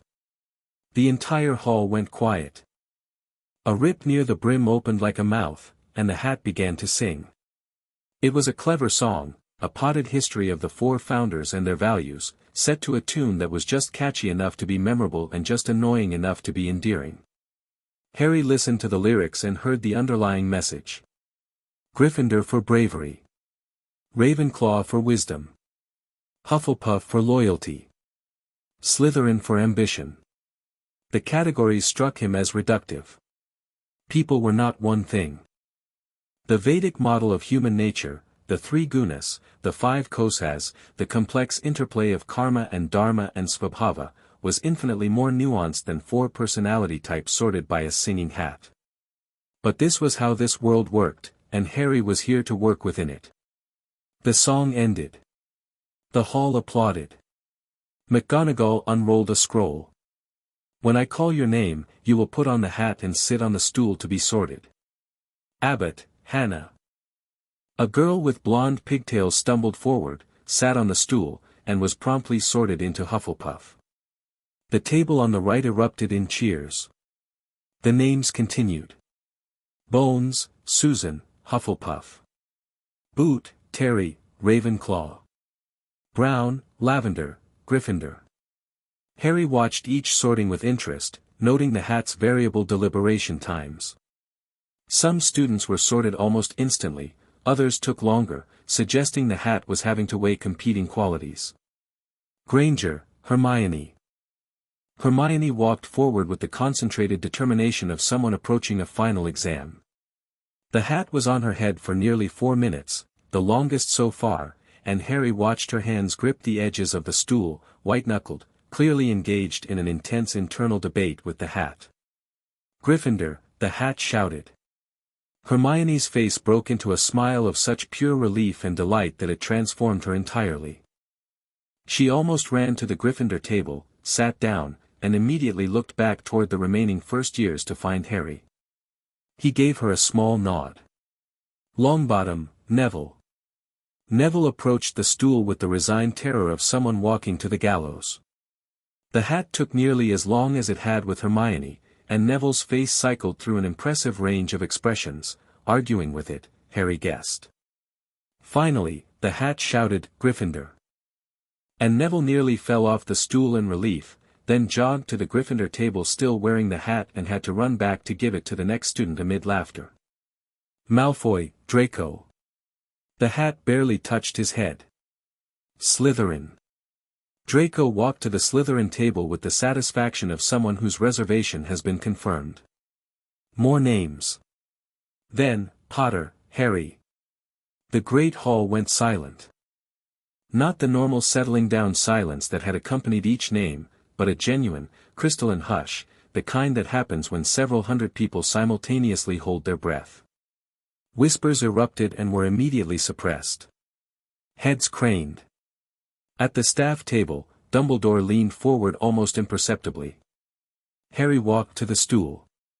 He walked the way Hanuman had taught him, balanced, centered, every step intentional without being theatrical. He sat on the stool. He picked up the hat. He put it on. And the sorting hat, which had sorted approximately 40,000 students over the course of a millennium, encountered Harry Potter's mind and went completely silent. "Oh," said a small voice in Harry's ear. "Oh my." Harry waited. "This is... Mr. Potter, what on earth has happened to you? Could you be more specific? Your mind. I've never, in 1,000 years of reading minds, I have never encountered anything like this. The structure. The discipline. The layers of consciousness, I can barely perceive the deeper ones. And the power, there's so much power. The channels in your body are like rivers. What are they? Nadis. Energy channels. They carry prana. I don't know what that is. You wouldn't. You were made to sort students into 4 houses based on European magical tradition. What I carry comes from a different world." The hat was quiet for a moment. Harry could feel it working, probing gently at the edges of his consciousness, trying to categorize what it was finding. It was encountering his mental defenses and routing around them, examining the surface layers of his personality, his values, his motivations. It found his courage and his intellect and his loyalty and his ambition, and each one was developed far beyond what it had expected to find in an 11-year-old, and they were woven together in a way that refused to be separated into neat categories. "You would thrive in any house," the hat said, and there was something like wonder in its voice. "Ravenclaw would sharpen your intellect against others. Slytherin would give you scope for the ambition I can see, and don't pretend it isn't there, Mr. Potter, you have a very clear sense of purpose. Hufflepuff would value your loyalty and your work ethic, which is, frankly, staggering. And Gryffindor? Gryffindor is where your parents were. And you are, underneath everything else, your parents' son. The bravery is there, not the reckless kind, but the kind that comes from knowing exactly what you're walking into and walking in anyway. Gryffindor is where the fight will come to you first. It's where you'll be tested most. And you want to be tested, don't you?" Harry considered this. The hat was right. He didn't want comfort. He didn't want an intellectual sanctuary. He wanted the crucible. Gryffindor, he said. I thought so. Gryffindor. The Gryffindor table erupted. Fred and George Weasley were chanting, "We got Potter. We got Potter," while banging the table with their fists. Percy the prefect was applauding with dignified enthusiasm. Hermione was beaming. Neville was clapping so hard his hands were probably stinging. Harry took off the hat, set it on the stool, and walked to the Gryffindor table with the faintest trace of a smile. He sat down between Hermione and Neville. Across the table, the spot next to Fred and George waited for Ron. At the staff table, Dumbledore watched. His expression was warm, grandfatherly, delighted. But Harry had been trained to read beyond surfaces, and what he saw underneath the warmth was something else entirely. Relief so profound it was almost painful. And behind the relief, already spinning, the wheels of a plan being recalibrated. Weasley, Ronald. Ron sat on the stool looking vaguely nauseated. The hat took about 30 seconds. Gryffindor. Ron practically sprinted to the table and collapsed into the seat across from Harry with a whoosh of expelled anxiety. Thank God, he muttered. Mum would have killed me if I'd been anything else. Dumbledore stood. The hall quieted. He was tall behind the staff table, and his presence filled the room in a way that was half charisma and half raw magical gravity. Welcome, he said, and his voice carried effortlessly to every corner. Welcome to a new year at Hogwarts. Before we begin our banquet, I would like to say a few words. And here they are, nitwit. Blubber. Oddment. Tweak. Thank you. He sat down. The tables erupted with food, platters and tureens appearing out of thin air, laden with roast beef and chicken and pork chops and sausages and potatoes in every conceivable preparation and vegetables and bread and gravy and pies and everything else the English kitchen had ever devised. Ron fell upon the food like a man who had been lost in the desert and had just discovered an oasis. Neville served himself quietly. Hermione took moderate portions and arranged them on her plate with unnecessary precision. Harry ate. The food was heavy by his standards. He was used to the ashram's simple diet of rice, dal, vegetables, and the occasional feast day sweet, but it was good, and he was hungry. He helped himself to roast chicken and potatoes and watched the Gryffindor table come alive around him. Percy the prefect was holding forth about OWLs. The Weasley twins were plotting something involving a pitcher of pumpkin juice and an unsuspecting first year at the Hufflepuff table. An older girl named Angelina Johnson was talking about Quidditch tryouts. The Gryffindor ghost, a translucent man in a ruff and tights, introducing himself as nearly headless Nick, drifted past and engaged Hermione in a surprisingly detailed conversation about the history of the Bloody Baron. It was loud. It was chaotic. It was exactly what Hanuman had described, dozens of children being petty and brave and foolish and kind, all at once, and Harry sat in the middle of it and let it wash over him and felt something he hadn't expected. He felt at home. Not the way Rishimak was home. Not that deep, spiritual belonging. This was different, rawer, messier, more human. He was in a room full of people his own age for the first time in his life, and they were all absurd and wonderful, and he understood now why Hanuman had sent him here. Not for the magic. Not for the prophecy. For this. For the experience of being part of something loud and imperfect and alive. The feast wound down. Dessert came and went, treacle tart, ice cream, chocolate eclairs. Harry noticed Dumbledore's eyes finding him periodically across the hall, each glance lasting a fraction of a second, each one carrying the weight of unanswered questions. After dessert, Dumbledore rose again. The usual announcements: the Forbidden Forest was forbidden, Mr. Filch had updated his list of banned items, magic in the corridors was prohibited. And then, I must tell you that this year, the third-floor corridor on the right-hand side is out of bounds to everyone who does not wish to die a very painful death. Some students laughed. Dumbledore did not appear to be joking. Harry's awareness was already on the third-floor corridor. He could feel it from here, a concentration of magical protection surrounding something small and immensely powerful. The Philosopher's Stone. Nicholas Flamel's masterwork. He'd read about it in the ashram library, in a palm-leaf manuscript that predated Flamel himself. The stone was impressive by Western alchemical standards, certainly, but it was ultimately a crystallization of a single principle, the transmutation of base matter into perfected matter, which included the extension of biological life. Vedic alchemy had explored and moved beyond that principle several millennia ago.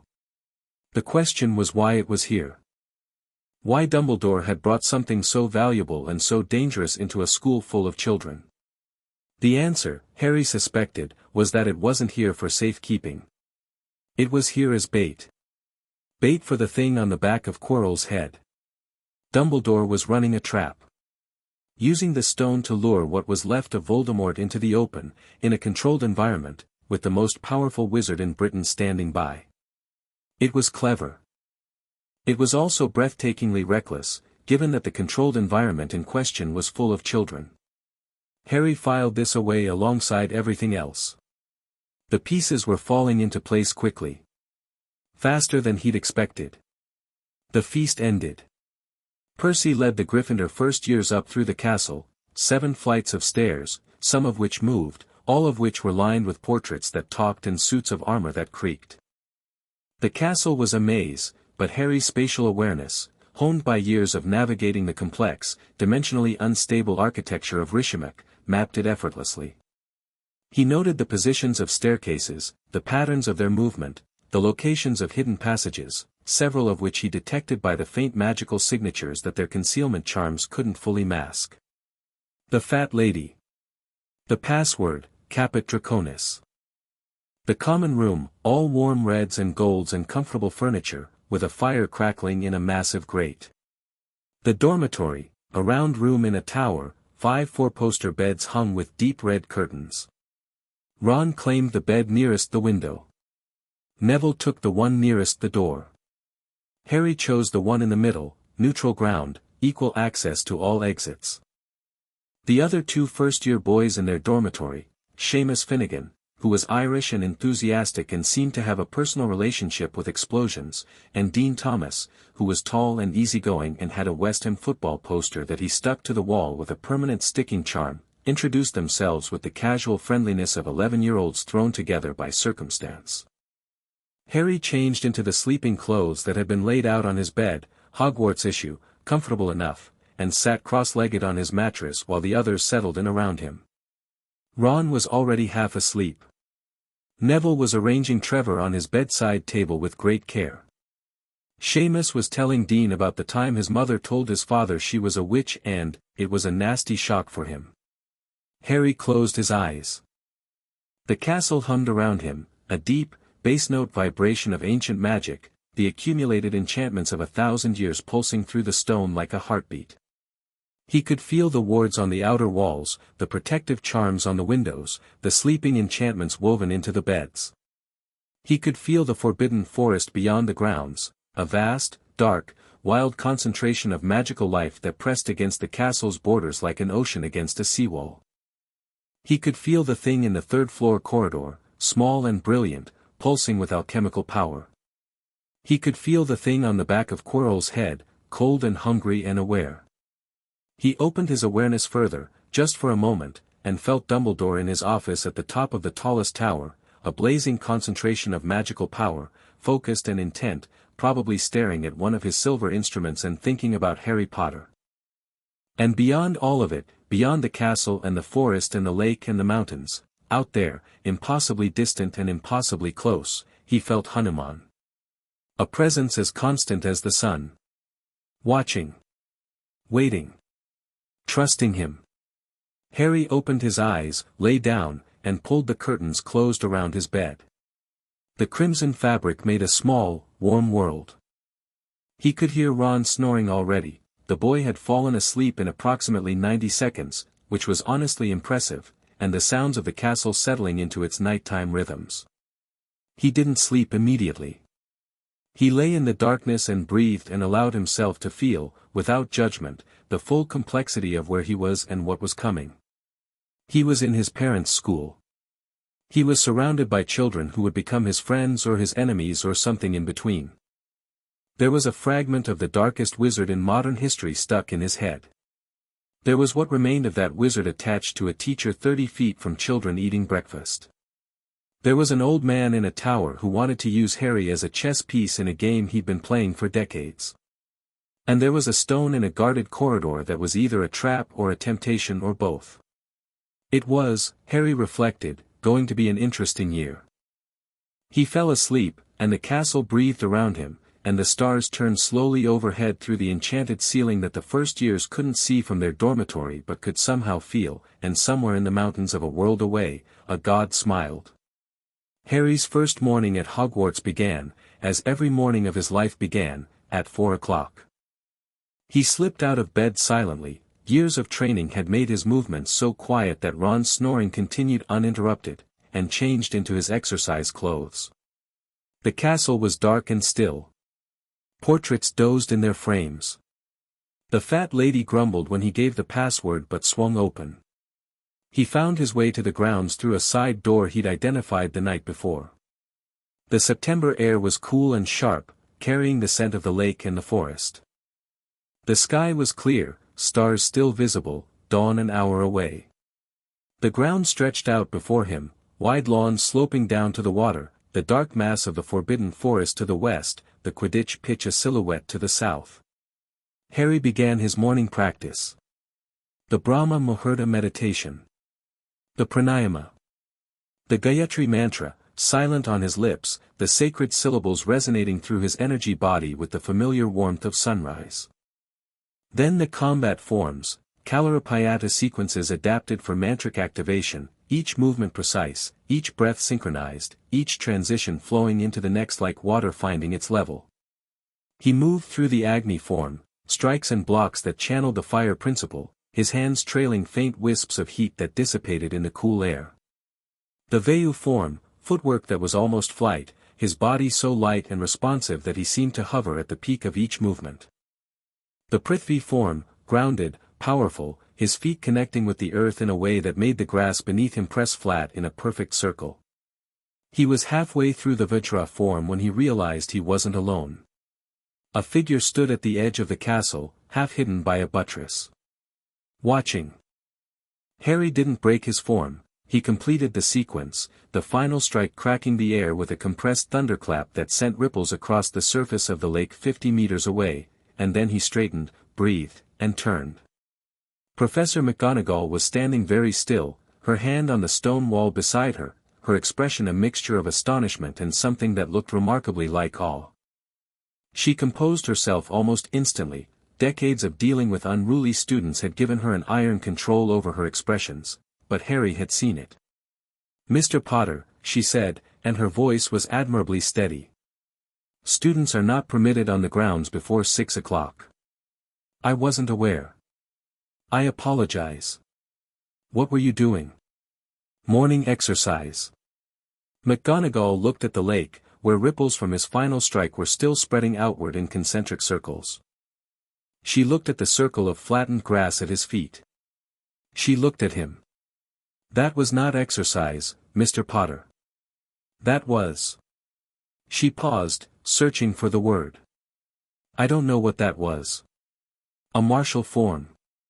It's part of my training." "Your training."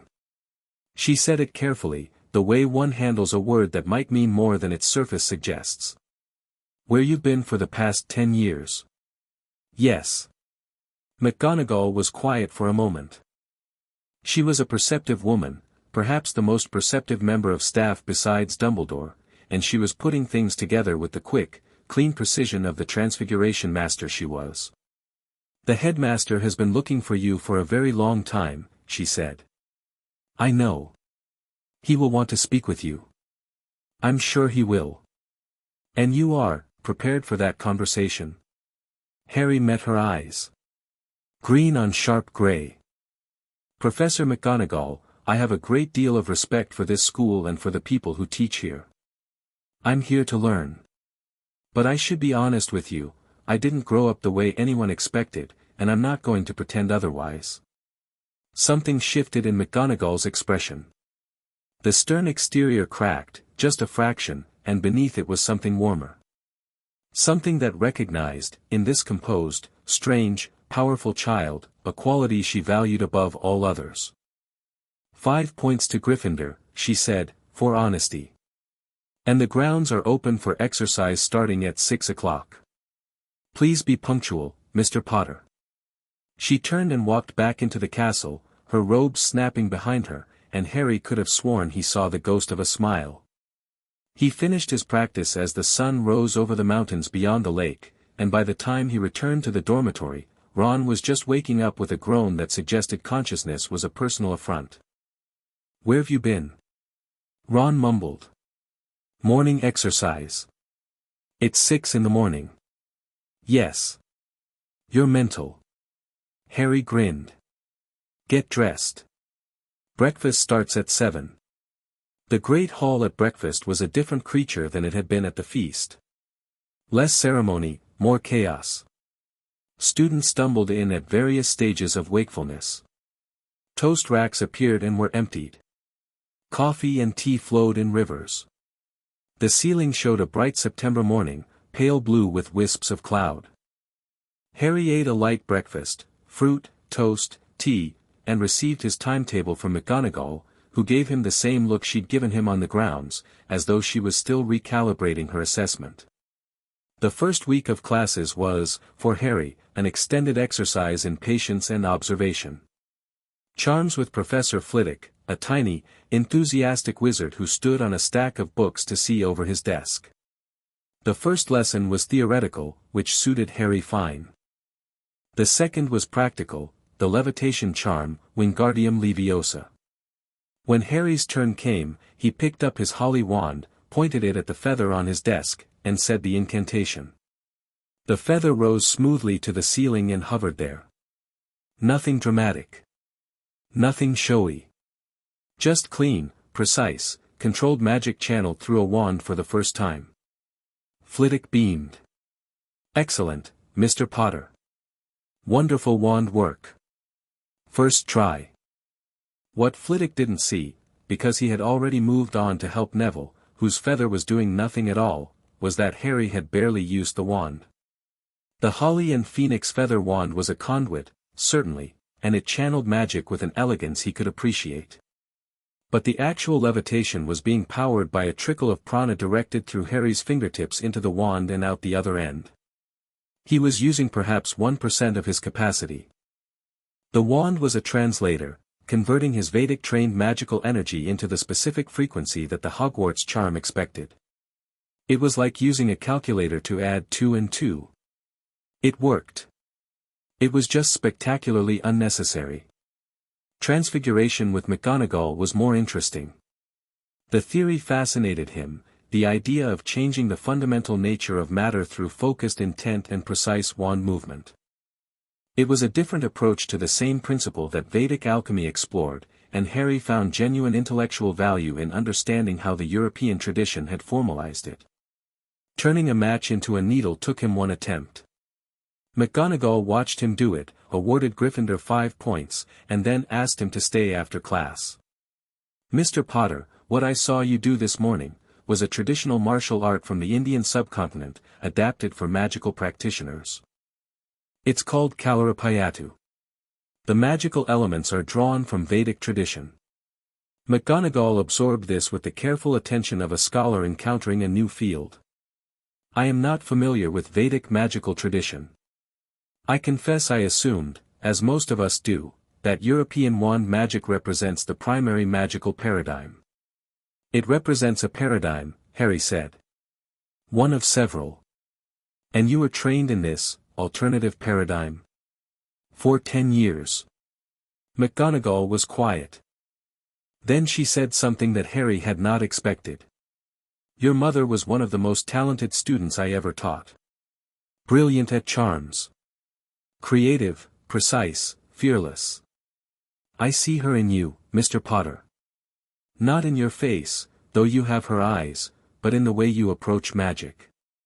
With respect and curiosity, not just ambition. Harry felt something tighten in his chest. Thank you, Professor. I suspect this year is going to be very educational. For all of us. She dismissed him with a nod, and Harry walked out knowing he had, without intending to, gained an ally. Herbology with the Hufflepuffs was taught by Professor Sprout, a squat, cheerful witch with dirt permanently under her fingernails. Neville came alive in the greenhouses in a way that was almost physically visible, his shoulders straightened, his stammer vanished, and he handled the magical plants with an intuitive confidence that made Harry think of the green, growing energy he'd sensed in the boy on the train. Harry made a mental note: Neville's magical core was deeply connected to earth and growth. He was probably going to be extraordinary, once he realized it. History of magic was taught by a ghost, Professor Binns, who had apparently died and not noticed and continued to teach in a monotone that could induce sleep in the clinically caffeinated. Harry listened for the first 20 minutes, identified the gaps and biases in Binns' lecture, heavily Eurocentric, dismissive of non-Western magical traditions, factually suspect in several areas, and then used the remaining time to meditate with his eyes open, which he could do while appearing to take notes.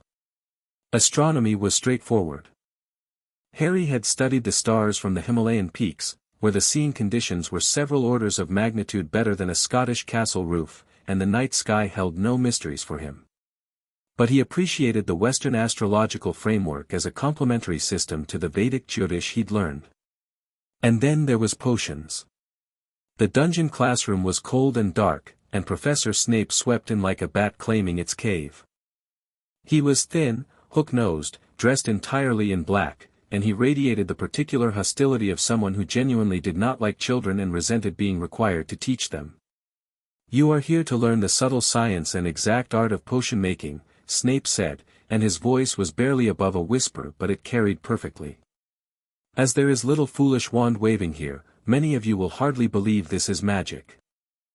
I don't expect you will really understand the beauty of the softly simmering cauldron with its shimmering fumes, the delicate power of liquids that creep through human veins, bewitching the mind, and snaring the senses. I can teach you how to bottle fame, brew glory, even stopper death, if you aren't as big a bunch of dunderheads as I usually have to teach." Hermione was on the edge of her seat.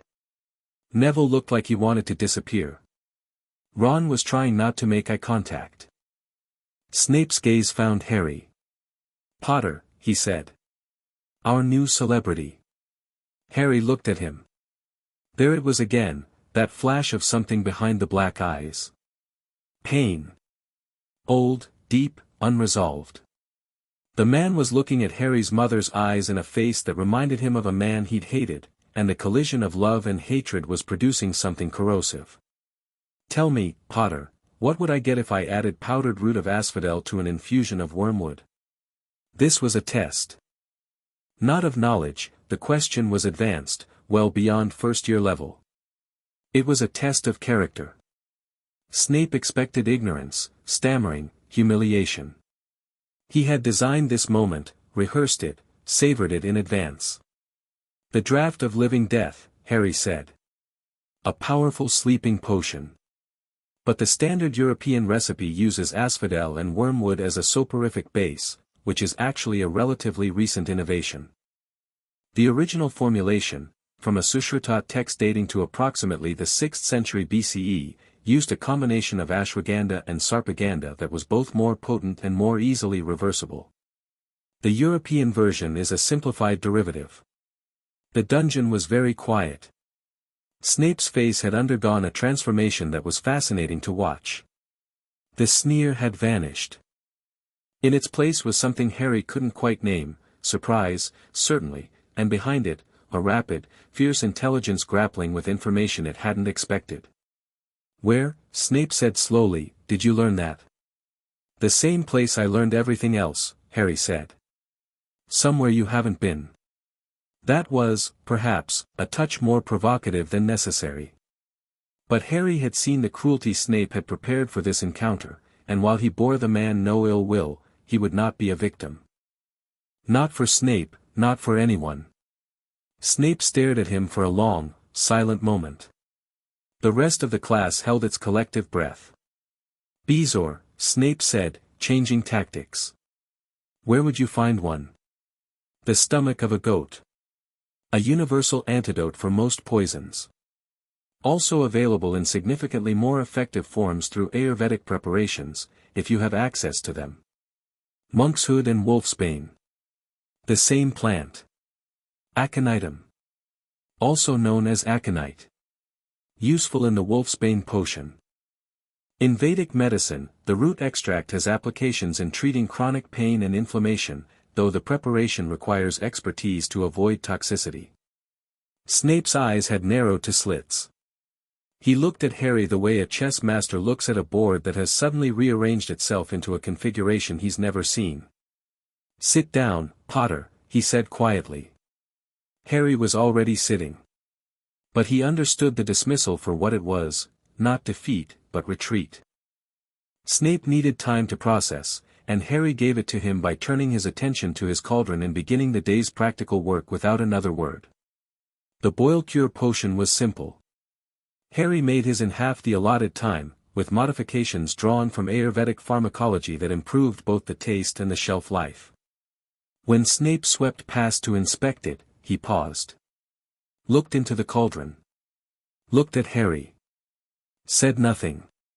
And moved on. After class, Hermione caught up with him in the corridor. "The Sushruta text," she said, slightly breathless. "That's a real thing. A medical text from ancient India that contains potion recipes predating anything in the European canon. Sushruta Samhita. Roughly 6th century BCE. One of the foundational texts of Ayurvedic medicine. It contains surgical techniques, pharmacological preparations, and what Western wizards would call potion recipes, though the underlying theory is completely different." Hermione looked like someone who had just been told there was an entirely new library she didn't know existed. "I need to read it. It's in Sanskrit." "Then I need to learn Sanskrit." Harry laughed. It was the first time he'd genuinely laughed since arriving at Hogwarts, and the sound surprised him. Hermione blinked, then smiled, a real, slightly embarrassed smile that made her look her age. "I'm serious," she said. "If there's an entire parallel tradition of magical knowledge that we're just ignoring, there are several. Indian, Chinese, African, Indigenous Australian, Native American. The European tradition is one branch of a very large tree, and Hogwarts teaches it as though it's the whole forest. That's..." Hermione's expression cycled through indignation, excitement, and a kind of righteous fury that Harry recognized as the expression of someone whose worldview had just been expanded against its will. "That's appalling. Why doesn't anyone teach this?" "Because the people who built these institutions assumed their way was the only way. Or the best way. Or the only way worth knowing." Hermione was quiet for several steps. Then she said, "Will you teach me? Not everything. But enough to understand. Enough to see the bigger picture." Harry looked at her. 11 years old, bushy-haired, walking beside him through a Scottish castle with the fierce determination of someone who had just decided to learn an entirely new magical tradition because she'd found out it existed 30 seconds ago. "Yes," he said. "I'll teach you." And that was the beginning of something that would matter far more than either of them knew. The next several weeks established a rhythm. Harry trained in the mornings, attended classes during the day, and spent his evenings in the Gryffindor common room with Ron, Hermione, and Neville.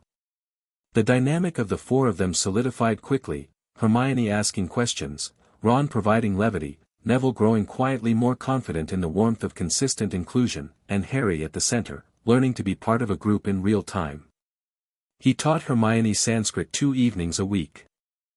She was a staggeringly fast learner, her mind was like a steel trap with a library card, and within 3 weeks, she could read basic Devanagari script and was working through a primer on Vedic magical theory that Harry had written for her from memory. Ron watched these sessions with the bemused tolerance of someone whose best friend had joined a study cult, but he listened more than he let on. On the flying lesson front, things got interesting. The lesson was with the Slytherins, because the universe apparently had a sense of dramatic irony. Madam Hooch, a short-haired witch with yellow hawk's eyes, lined them up next to brooms and instructed them to say, "Up." Harry's broom shot into his hand instantly. Not because he needed a broom, but he'd seen no reason to cause a scene. Across the line, Draco's broom rose smoothly too, and the blond boy shot Harry a look of competitive challenge. Then Neville's broom threw him. It happened fast. One moment Neville was rising unsteadily into the air, the next the broom bucked like a startled horse, Neville lost his grip, and he was falling. 20 feet. 30. The ground rushing up. Harry moved. He didn't grab his broom. He didn't cast a spell. He pushed off the ground with a burst of wind beneath his feet, lifting him in a trajectory that intercepted Neville's fall with the precision of a guided missile. He caught the boy mid-air, one arm around his waist, and landed so smoothly that the grass barely compressed under his feet. The entire sequence took less than 2 seconds. The class stood in stunned silence. Neville was shaking. His eyes were wide, his face white, and he was gripping Harry's arm hard enough to leave marks. "You're okay," Harry said. "I've got you." You flew," Neville stammered. Without a broom, "You're okay," Harry repeated, steady, and Neville's breathing slowed. Madam Hooch came running.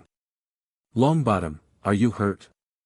"Let me see, Potter, how in Merlin's name did you—" "He's fine," Harry said. "The broom's enchantments need checking. The stabilization charm on his was failing." He set Neville down gently. The boy's legs were wobbly, but he was unhurt.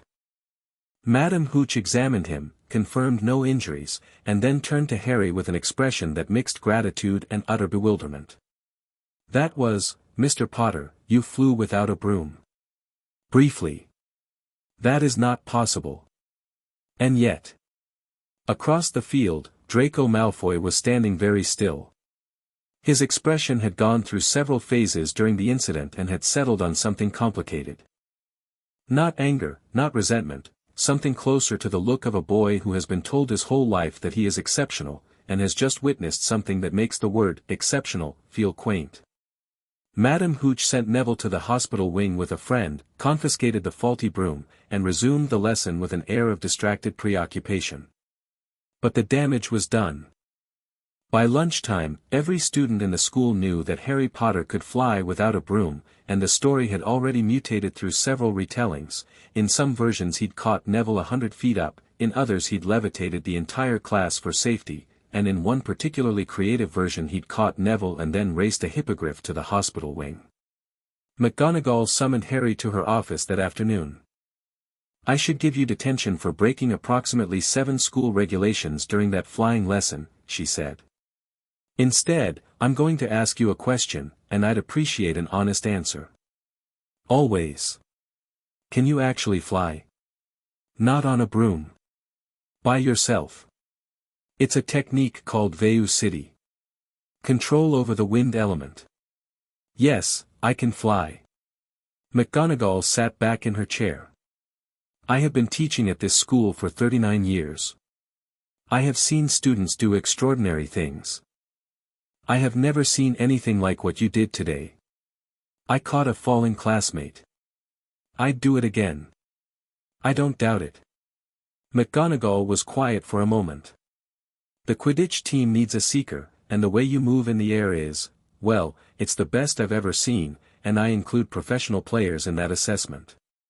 But I don't suppose you'd want to ride a broom." "I'll ride a broom," Harry said. "If I'm on the Quidditch team, I'll play by the rules. It wouldn't be fair otherwise." McGonagall looked at him. "Your mother said something very similar once. She was asked to demonstrate a charm for a competition and insisted on using the standard method, not her own improved version, because it wouldn't be fair to the other students." The tightness in Harry's chest again. The absence that was shaped like 2 people. "You'd have made them proud, Mr. Potter," McGonagall said quietly. "I'll speak to Oliver Wood about getting you on the team. First years are not normally permitted, but I believe the headmaster will make an exception. He's been keen to engage with you." Harry noted the careful phrasing. Has the headmaster asked you about me? The headmaster asks about every student. But yes, you have been a topic of particular interest. McGonagall's expression was carefully neutral. He will want to meet with you soon. I would suggest, and this is personal advice, not official instruction, that you go in with your eyes open. Thank you, Professor. Off you go. And Mr. Potter? 10 points to Gryffindor. For outstanding reflexes and moral character. The meeting with Dumbledore came 3 days later. A note appeared at breakfast, written in a familiar spidery purple script. Mr. Potter, I would be delighted if you could join me in my office this evening at 8 o'clock. I am partial to sherbet lemons. Professor Dumbledore. The last sentence was the password to his office, Harry realized. Whimsical. Deliberately disarming. Vintage Dumbledore. He went at 8. The stone gargoyle guarding the entrance to the headmaster's tower leaped aside at sherbet lemons, and a spiral staircase carried Harry upward to a heavy oak door. He knocked. Come in, Harry. The headmaster's office was a circular room, packed with an astonishing amount of magical paraphernalia. Silver instruments whirred and puffed on spindly tables. Portraits of previous headmasters dozed in their frames. A glass case held a sword with rubies in the hilt. And on a perch behind the desk sat a bird, large, magnificent, plumage of scarlet and gold that seemed to generate its own light. A phoenix. Harry recognized it immediately. The creature was watching him with intelligent black eyes, and he felt the resonance. The holly wand in his pocket hummed faintly, recognizing a chord donated by this very bird. Fawkes, Dumbledore said, noting Harry's attention. He's been looking forward to meeting you. I believe he feels a connection. Through the wand, Harry said. Phoenix feather core. Indeed. Dumbledore was seated behind his desk, his blue eyes twinkling behind his spectacles. He looked warm, grandfatherly, safe.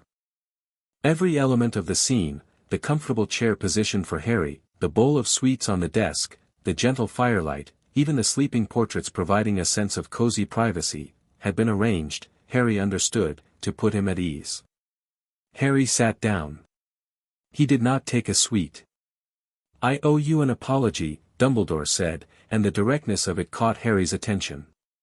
The old wizard's expression was serious, the twinkle dimmed. 10 years ago, I left you on a doorstep. I still believe, that the blood wards I placed on the Dursley home would have protected you from those who wished you harm. But I left you there, alone, in the cold, and when I returned, you were gone. I have been searching for you ever since. I know. May I ask where you've been? India. In a hidden ashram. I was raised and trained by someone who found me that night and decided the Dursleys weren't the right choice. Dumbledore's fingers were steepled in front of him. His expression hadn't changed, but Harry could feel the intensity of the processing happening behind those blue eyes. Found you. The wards I placed, whoever took you would have had to be immensely powerful to circumvent them. He is. Who is he, Harry? Harry considered. Hanuman had left this decision to him, how much to reveal, how much to withhold. Deception should be a tool, not a habit. His name isn't one you'd recognize, Harry said. He's not from the European magical tradition. He's very old, very powerful, and he raised me with more love and discipline than I can describe. That's what matters. Dumbledore's expression was patient, but his eyes were working. You understand that your disappearance caused a great deal of concern. There are those who depend on you, on the hope you represent. The hope that I'll defeat Voldemort. The name hit the room like a stone in still water. Dumbledore's eyebrows rose fractionally. Most people, even adults, flinched from that name. Harry said it with the casual ease of someone naming any other fact. You know about the prophecy, Dumbledore said. It was not a question. I know about the prophecy. I know about the Horcruxes. I know about the fragment in my scar. This time, Dumbledore's composure cracked. Not dramatically, a slight widening of the eyes, a minute tension in the jaw, but for Albus Dumbledore, it was the equivalent of someone else falling out of their chair. The Horcruxes, he repeated carefully. Plural. Voldemort split his soul multiple times. The fragment in my scar was an accident, a piece sheared off when his killing curse rebounded. There are others. I don't know how many or where they are yet. But I will find them. Dumbledore was very still. Harry watched the calculations running behind his eyes. This child knew things that Dumbledore had spent years trying to confirm. Things he hadn't told anyone. The balance of power in this conversation had shifted, and the old wizard was adjusting. Harry, Dumbledore said slowly, the information you possess is extraordinarily dangerous. If Voldemort, or his followers, were to learn that you know about the Horcruxes, then they'd try to kill me. Which they're going to do anyway, because of the prophecy. The knowledge doesn't increase the danger. It increases my ability to end it. You're 11 years old. And Voldemort is possessing your defense against the dark arts teacher. We all have our challenges. The silence that followed was the loudest thing Harry had ever heard. Dumbledore's face went through a rapid, visible sequence, shock, then a fierce, searching scrutiny, then something that might have been the closest Albus Dumbledore had ever come to genuine alarm. What did you just say? Professor Quirrell has something attached to the back of his head. Something parasitic. A disembodied consciousness, a shade, a fragment without a proper anchor. It resonates with the Horcrux in my scar. I felt it the moment I walked into the Great Hall. It's Voldemort, or what's left of him. Dumbledore rose from his chair. He crossed to the window and stood there, his back to Harry, looking out at the dark grounds. His reflection in the glass showed an expression that Harry filed away carefully, the expression of a man whose careful, decade-spanning plan had just been rendered obsolete in 5 minutes of conversation with a child. I suspected Quirrell, Dumbledore said quietly. I have been monitoring him. The Philosopher's Stone is bait. You brought it here to draw Voldemort into the open. Yes. In a school full of children. Dumbledore turned. His expression was not defensive. It was weary. The protections I have placed around the stone are formidable. No student would be able to reach it. And the alternative, leaving it at Gringotts, where Voldemort's agents have already attempted a break-in, was worse. I'm not criticizing the strategy, Harry said. I'm observing the risk. And I'm telling you something you need to hear, you don't need to lay traps. You don't need to engineer confrontations. The Horcruxes are the key. Destroy them, and Voldemort loses his immortality. Without the Horcruxes, he's just a dark wizard who made too many enemies and not enough friends. He can be ended. And the fragment in your scar can be removed. Not by your methods, but by mine. Dumbledore looked at him. Really looked, not with the twinkling gaze of the wise grandfather, but with the full, penetrating, slightly frightening scrutiny of the most powerful wizard in the Western world. Harry met it calmly. He was not intimidated. He had been looked at by a god. Who trained you, Harry? Dumbledore asked again, and this time the question carried real weight. Someone who has been alive for longer than Hogwarts has existed. Someone who understood what the Horcrux in my scar meant before I could walk. Someone who chose to prepare me for what's coming instead of hiding me in a cupboard under the stairs at the Dursleys. Dumbledore flinched. It was tiny, a micro-expression that lasted less than a second, but Harry caught it. The old wizard had known. He had known, or at least suspected, that the Dursleys would not be kind. He had made the calculation and accepted the cost. I'm not angry, Harry said, because it was true. You made a choice based on the information you had and the priorities you held. The blood wards were a real protection. The prophecy is a real threat. You did what you thought was right. But I need you to understand something, Professor. He leaned forward slightly. Not aggressively. With the calm, centered intensity of someone who has meditated on this moment. I am not a piece on your chessboard. I am not the boy who lived, the symbol, the weapon, the sacrifice. I am Harry Potter.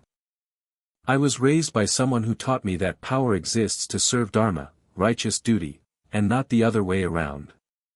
I will deal with Voldemort. I will find his Horcruxes and destroy them and end whatever he is. But I will do it my way, on my terms, because my way works and I trust it. All I ask is that you don't try to manage me. Dumbledore was quiet for a long time. Fawkes trilled softly on his perch, a sound like liquid gold that eased the tension in the room by several degrees. Dharma, Dumbledore said. Righteous duty. The core principle. Every action must serve the greater good, and yes, I chose those words deliberately. But the greater good as defined by what's right, not what's expedient. Something crossed Dumbledore's face. Something old and painful and deeply personal. You sound, he said, like someone I should have listened to a very long time ago. Harry didn't ask who. The grief was too raw, too private. He waited. Dumbledore returned to his chair and sat down heavily. He looked, for the first time, his age. I will not pretend to understand you, Harry.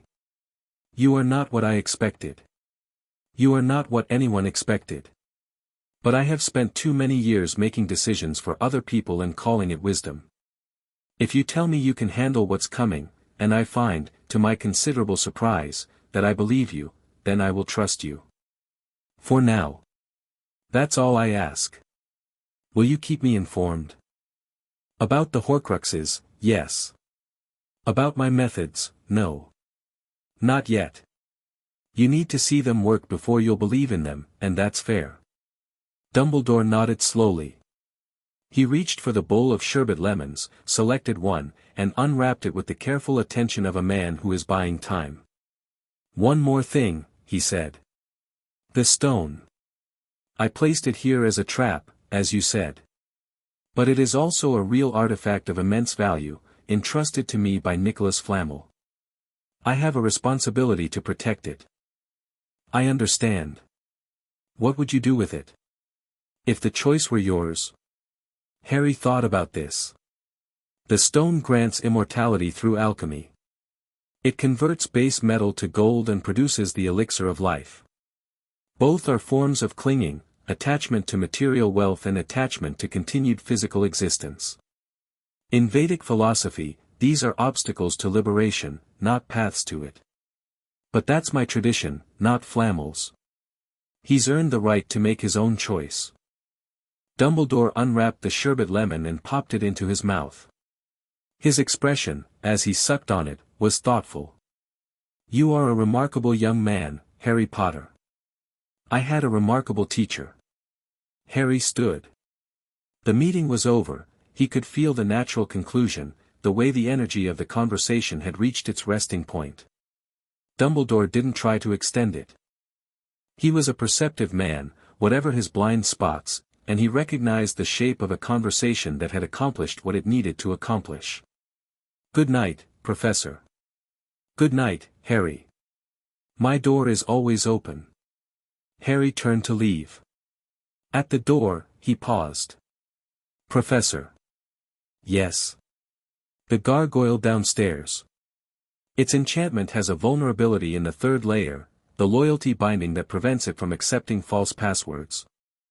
If someone with legilimency read the password from a student's mind, the gargoyle wouldn't distinguish between the student and the legilimens. You might want to add an identity verification component. Dumbledore stared at him. Then, slowly, a genuine smile spread across his face, not the carefully crafted twinkle, but a real, surprised, appreciative smile. Thank you, Harry. Harry walked down the spiral staircase and out past the gargoyle. The castle corridors were quiet, the torches low. He walked back to Gryffindor Tower, gave the fat lady the password, and climbed through the portrait hole. Ron was waiting in the common room, sprawled across an armchair with a half-eaten chocolate frog. How'd it go with Dumbledore? He asked. He's smarter than I expected. And sadder. Ron considered this. That's a weird combination.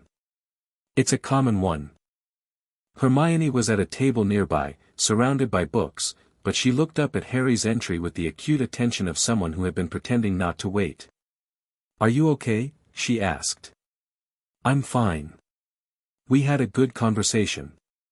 He's going to let me operate independently, at least for now." "Operate independently?" Ron said. "You sound like a spy." "I sound like someone who's been given room to work," Harry said. He dropped into the armchair next to Ron's and let his head fall back against the cushion. "I told him about Quirrell." Hermione's book lowered. "You told him Quirrell is possessed by Voldemort, yes?" Ron choked on his chocolate frog. Neville, who had been quietly reading in a corner, dropped his book. Even the fire seemed to crackle with increased interest. "You can't just say that like it's normal," Ron managed, thumping his chest. "It's true. Voldemort, what's left of him, is attached to the back of Quirrell's head, under the turban. He's here for the Philosopher's Stone on the 3rd floor. Dumbledore knows, or at least suspected. The stone is bait." The common room was very quiet. The fire popped. A first year at a far table turned a page. "So what do we do?" Hermione asked, and her voice was steady, which Harry admired enormously. Most adults would have been less composed. "For now, nothing. Dumbledore is monitoring Quirrell. The stone is protected. Voldemort in his current form is a parasite without real power. He needs the stone to create a new body, and he can't get to it without going through the protections. The immediate threat is contained." "And the non-immediate threat?" Hermione pressed. "The Horcruxes. Pieces of Voldemort's soul, hidden in objects, scattered somewhere in Britain. As long as they exist, he can't truly die. Finding and destroying them is the real mission. Everything else is just waiting." Ron was looking at Harry with an expression that had evolved from shock to something more settled. "You've known about all this since before you came to Hogwarts?" "Yes." "And you came anyway?" "Yes." "Because you're going to fight him?" "Because it's the right thing to do." Ron nodded slowly. Then he straightened in his chair, and something shifted in his expression, something that was deeper than bravery but in the same family. "Right. Well. I'm rubbish at Sanskrit and I can't fly without a broom and I'm not sure what a Horcrux actually is. But if you're fighting, I'm fighting." Neville, from his corner, spoke so quietly they almost missed it. "Me too." They all looked at him. He went red but didn't look away. My parents fought him. In the First War. They were Aurors. They were tortured. By his followers. They're in St. Mungo's. They don't." His voice cracked, but he pushed through it. "They don't recognize me. So if there's a fight, I'm in it." The common room was very still. Harry looked at Neville Longbottom, round-faced, nervous, clutching his book like a shield, and saw, beneath all of it, a core of steel that most people would never notice. "Thank you, Neville," Harry said.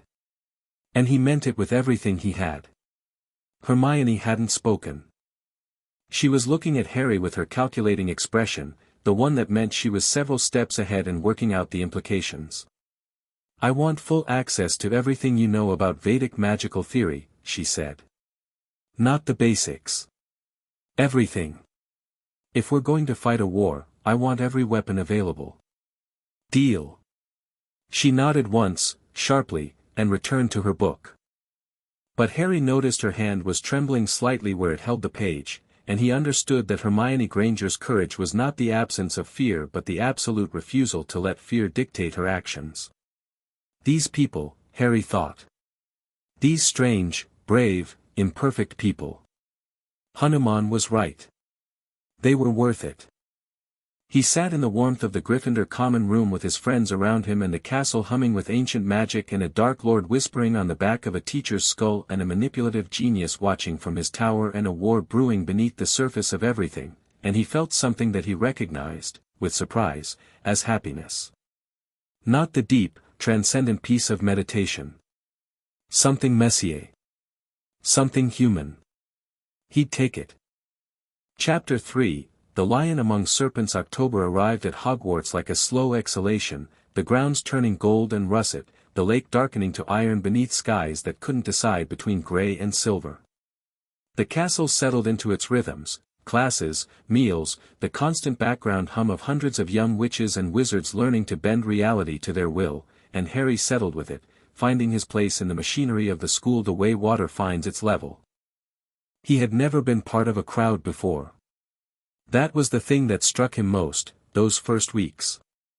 Rishimek had been vast but empty, just him and Hanuman and the mountain and the silence. Here, he was surrounded. Always.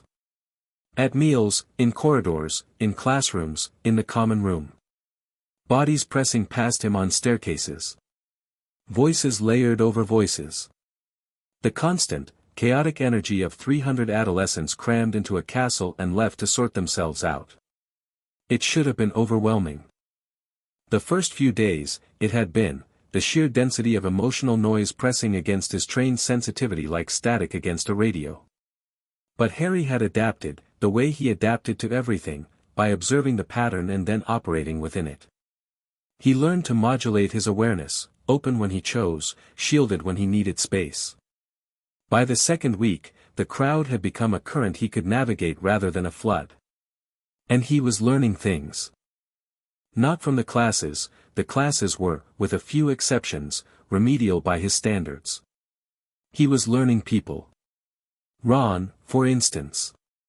Ron Weasley was smarter than he believed himself to be, which was both his greatest vulnerability and his most endearing quality.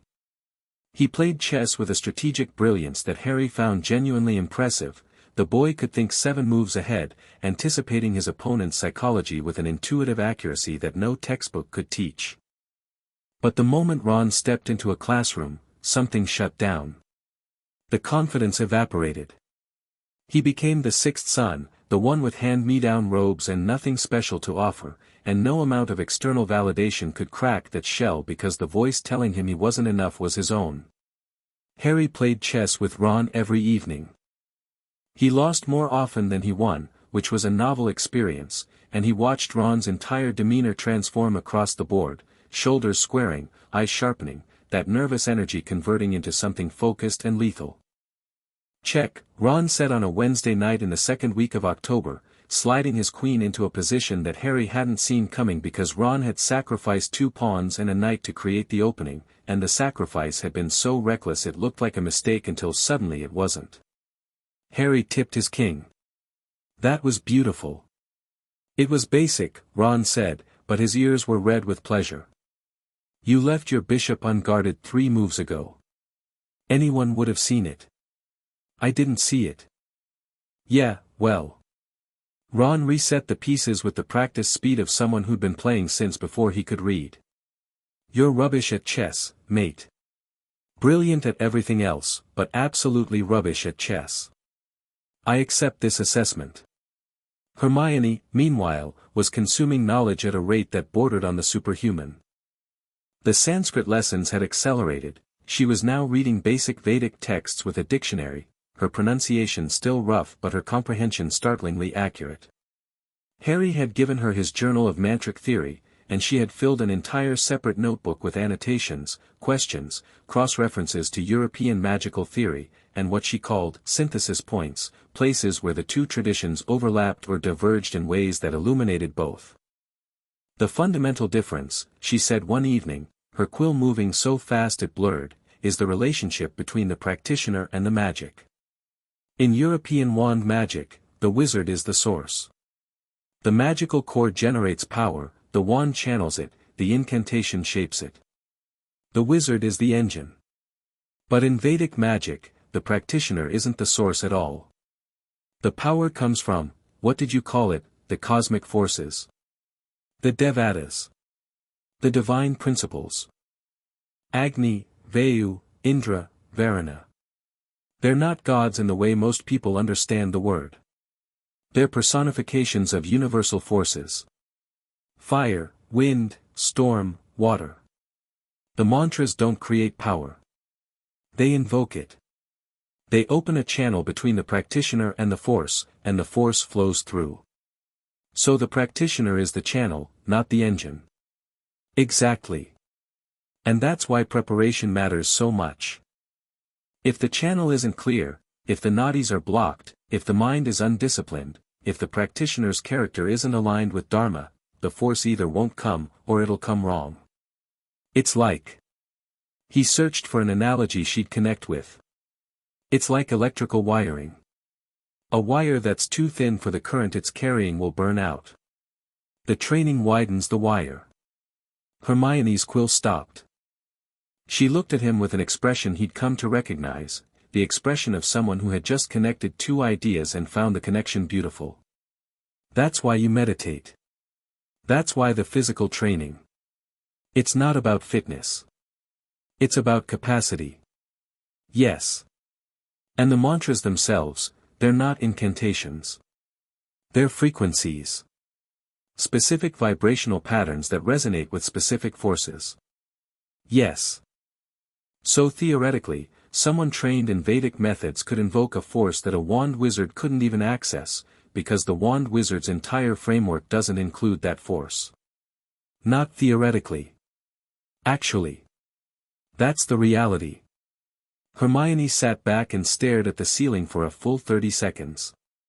Then she said, very quietly, everything I thought I knew about magic is incomplete. Not incomplete. Partial. There's a difference. What you've learned at Hogwarts is real and valid. It's just not everything. She nodded slowly. Then she picked up her quill and went back to writing, and Harry could see from the set of her jaw that Hermione Granger had just decided that before she was done, she would understand everything. All of it. Every tradition, every framework, every piece of the puzzle. He'd never had a student before. He was finding that he liked it. Neville's development was quieter but no less significant. Harry had started including him in morning training, not the full Vedic regimen, which would take years of preparation, but basic pranayama and grounding exercises. Neville's magical core, Harry had confirmed, was deeply attuned to the earth element, Prithvi, in a way that was rare and powerful and completely untapped. The boy's problem wasn't lack of magical ability. It was that his magic didn't fit the mold that Hogwarts expected, and every failed spell, every melted cauldron, every disappointed teacher had convinced him that the problem was him. "You're not weak," Harry told him one morning on the grounds, the October mist rising off the lake around them. "You're mismatched. Your grandmother gave you your father's wand, right?" Neville looked down at the wand in his hand. It was sturdy, functional, and completely wrong for him. "She said it would help me be more like him." "It's fighting you. A wand is a partnership, and this wand was partnered with your father. It responds to his magical signature, not yours. You need your own wand. Gran would never, Neville. Your grandmother loves you.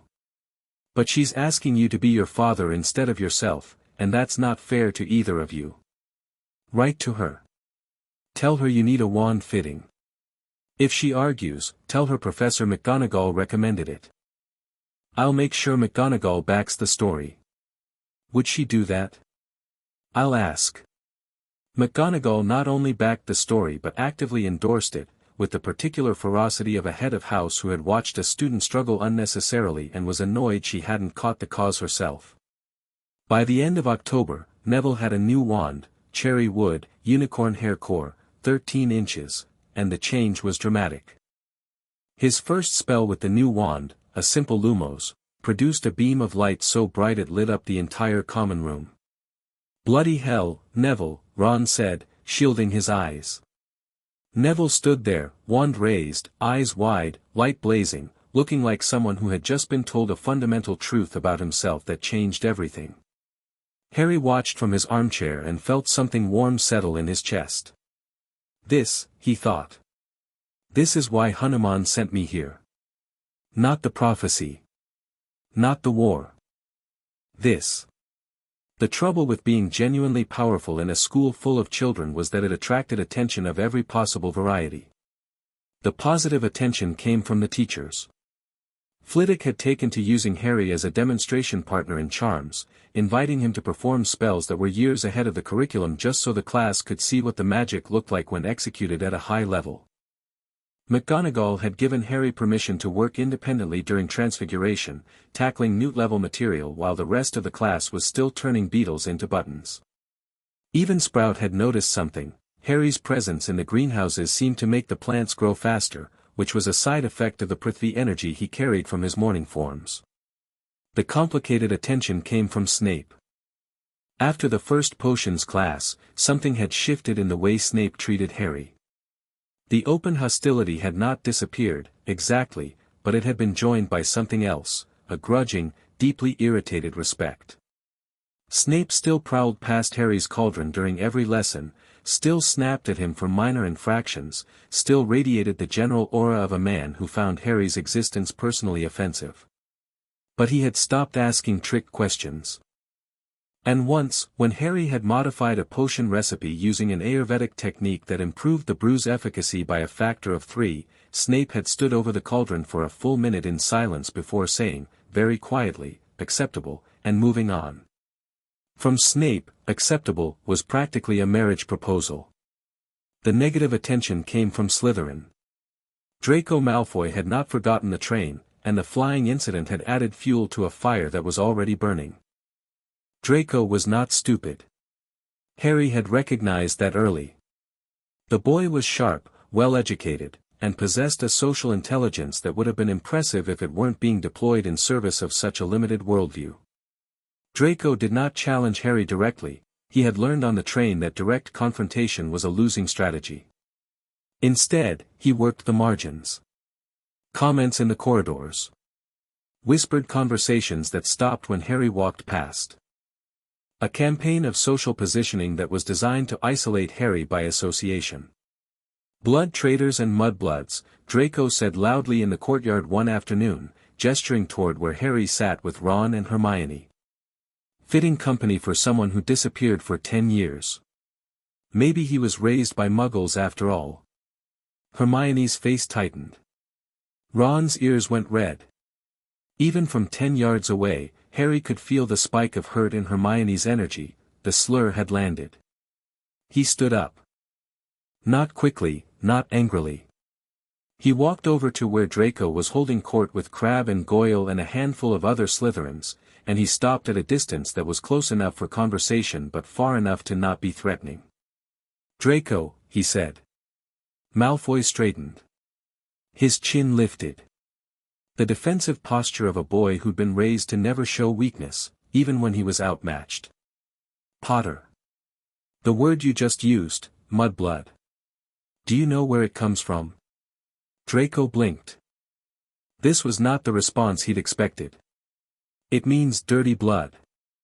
Muggle-born. Everyone knows, I mean historically. The term was coined in 1402 by a wizard named Aldrich Selwyn, who was trying to pass inheritance legislation that would prevent Muggle-born witches and wizards from owning magical property. The legislation failed because the Wisingamat at the time recognized, correctly, that magical ability is not determined by parentage. Selwyn died in obscurity, but his vocabulary survived, because slurs always outlast the people who invent them. Draco's mouth opened, then closed. The Slytherins around him shifted uncomfortably. This was not how these encounters were supposed to go. Harry wasn't angry. He wasn't defensive. He was treating Draco like a student who'd given an incorrect answer and needed correction. "Hermione Granger," Harry continued, "is the most intelligent person in our year. Possibly in the school. Her magical ability is extraordinary, and it came from nowhere that your blood purity framework can explain. That's not a contradiction of your worldview, Draco. It's a disproof. The question is whether you're smart enough to see it." He turned and walked back to his friends. Behind him, the courtyard was silent. Draco stood very still, his pale face unreadable, and Harry could feel the boy's emotional state shifting like tectonic plates, anger and shame and confusion and, beneath all of it, a thin, fragile thread of doubt. Harry didn't look back. The seed was planted. What grew from it was Draco's business. Ron was staring at him when he sat back down. "Did you just lecture Malfoy? With a history lesson?" "I gave him information. What he does with it is up to him." "I think you broke him." Hermione was very quiet. When Harry glanced at her, she was looking at her hands, and her eyes were bright in a way that had nothing to do with academic excitement. "You didn't have to do that," she said. "Yes, I did." She looked up at him, and something passed between them, not romance, not at 11, but recognition. The recognition of two people who understood each other in ways that went deeper than friendship and would, in time, become the foundation of something unshakable. Halloween came. Hogwarts threw itself into the holiday with the enthusiasm of an institution that had been celebrating it for 1,000 years and saw no reason to stop. Pumpkins the size of small cars appeared in the great hall, carved into leering faces and lit from within by enchanted candles. Live bats fluttered in clouds beneath the enchanted ceiling. The corridors smelled of sugar and cinnamon and the particular electric tang of concentrated festive magic. Harry moved through it all with an awareness that sat beneath the festivities like a stone at the bottom of a stream. October 31st. 10 years ago tonight, his parents had died. 10 years ago, a man with red eyes had walked into a cottage in Godric's Hollow and destroyed a family, and the aftershocks of that destruction were still rippling through Harry's life and would be for years to come. He did not make a performance of his grief. He was not built that way. But he went to the grounds at dawn and sat by the lake in the grey light and meditated, and he allowed himself to feel, fully and without resistance, the weight of what this day meant. He saw them. Not clearly, the images were impressions rather than memories, because he had been 15 months old and his conscious mind had not yet formed the architecture for visual memory. But in meditation, he could access the pranamaya kosha, the energy body, and the energy body remembered. Warmth. Safety. A voice singing. The smell of something floral, his mother's perfume, maybe, or the garden at Godric's Hollow. And then, cutting through it like a blade, cold, green light, a scream. He breathed through it. He held it. He let it pass. When he opened his eyes, the sun had risen, and the lake was gold, and he was still here, and that was enough. Classes that day were normal. The anticipation for the Halloween feast built through the afternoon. Harry went through the motions, charms in the morning, herbology after lunch, with half his attention on the day and half on the constant, background awareness of the castle's magical state that he maintained at all times. Which is why, at 6:30 in the evening, when a pulse of malevolent magical energy erupted from the dungeons and began moving upward through the castle, Harry felt it immediately. He was in the common room. Ron was trying to finish a transfiguration essay. Hermione was in the library. Neville was repotting a Flutterby bush that Sprout had let him bring back to the dormitory. Harry stood up. "Something's wrong," he said.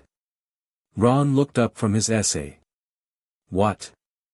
"Something's in the castle. Something large. Coming up from the dungeons." "How do you?" The castle shook. Not dramatically, a faint tremor that rattled the windows and made the fire spit, but enough to silence the common room. Everyone looked around. A few of the older students frowned. Then the portrait hole burst open and Percy Weasley came through looking pale and official. "Everyone stay in the common room," he said. "There's been an incident. A troll has been let into the castle." The common room exploded into noise. Percy raised his hands. "Prefects are to ensure that all students remain here. The teachers are handling the situation. Nobody is to leave under any circumstances." Harry was already at the portrait hole. Ron scrambled after him. "Where are you going?" Percy demanded. "Hermione's not here. She's in the library." Mr. Potter, I cannot allow you to. Harry was already through the portrait hole and into the corridor. Ron was right behind him, half running to keep up. You know where the troll is? Ron asked, breathing hard. First floor. Moving east. It's confused, whoever let it in didn't give it a target. It's just wandering. Whoever let it in? You think someone. Trolls don't just wander into castles, Ron. Someone opened a door. They moved fast through the corridors. Harry tracked two things simultaneously, the troll's magical signature, a thick, dull pulse of brute magical energy laced with the particular frequency of mountain trolls, and Hermione's signature, bright and sharp, currently stationary on the first floor. The girls' bathroom. They heard it before they saw it, a thunderous crash, followed by the sound of porcelain shattering and pipes bursting, and then a scream. Hermione's scream. Not theatrical, not exaggerated. The raw, genuine scream of an 11-year-old girl who was terrified. Harry turned the corner. The bathroom door was hanging off its hinges. Inside, a mountain troll, 12 feet tall, gray-green skin like wet concrete, small stupid eyes, a club the size of a tree trunk, was smashing its way through the bathroom stalls. Sinks had been torn from the walls. Water sprayed from broken pipes. And in the far corner, backed against the wall, covered in dust and debris, was Hermione. Her eyes found Harry. The terror in them was absolute. The troll raised its club. Harry stepped into the bathroom. What happened next took approximately 4 seconds. Harry drew breath. Not panicked, measured, the precise inhalation that preceded mantric invocation, filling the lower lungs, then the middle, then the upper. He shaped the syllables in his mind before they reached his lips, feeling the knotty channels open in sequence, the prana flowing along pathways that had been carved and reinforced over years of practice. He spoke a single word. It was not a word in any language the troll, or Ron, or Hermione could have recognized. It was a mantric syllable, a seed sound from the Varanastra, the water weapon invocation, and it carried with it not the power of Harry's magical core but the power of Varana, the cosmic principle of water, channeled through Harry's prepared body like electricity through a superconductor. The water from the broken pipes responded. Every drop of water in the bathroom, from the shattered sinks, the burst pipes, the spray hanging in the air, froze. Not into ice. Into structure. The water coalesced into ropes, thick as a man's arm, and they moved with a speed and precision that no wand spell could have matched. They wrapped around the troll's arms, its legs, its torso, its club. They tightened. The troll bellowed, a sound like a foghorn being tortured, and thrashed, but the water bonds held with the strength of steel cable, because they were not animated by a spell that could be broken. They were held by a cosmic force that did not care about the troll's opinion. The troll was immobilized in under 2 seconds. It stood there, wrapped in water, struggling uselessly, its tiny eyes rolling in confusion. Harry lowered his hand. He wasn't breathing hard. His pulse hadn't changed. He looked at the troll the way a shepherd looks at a wolf caught in a snare, with caution but not fear. "Hermione," he said. "Come here." She moved. Her legs were shaky and her face was white, but she moved, stepping around the debris, past the bound troll, to where Harry stood. Ron was in the doorway, his wand drawn, his face a mixture of shock and something that looked a lot like awe. "Are you hurt?" Harry asked. "No. No. I was in here because, it doesn't matter. I'm fine." She was not fine. She was shaking from head to toe and her voice was 3 octaves higher than normal and there were tears tracking through the dust on her cheeks. But she was standing, and she was coherent, and Harry respected her refusal to fall apart. Footsteps in the corridor. Multiple. Running. Professors McGonagall, Snape, and Quirrell arrived in a rush, wands drawn, and stopped dead at the scene before them. A mountain troll, fully conscious and struggling, suspended in bonds of living water in the middle of a demolished bathroom.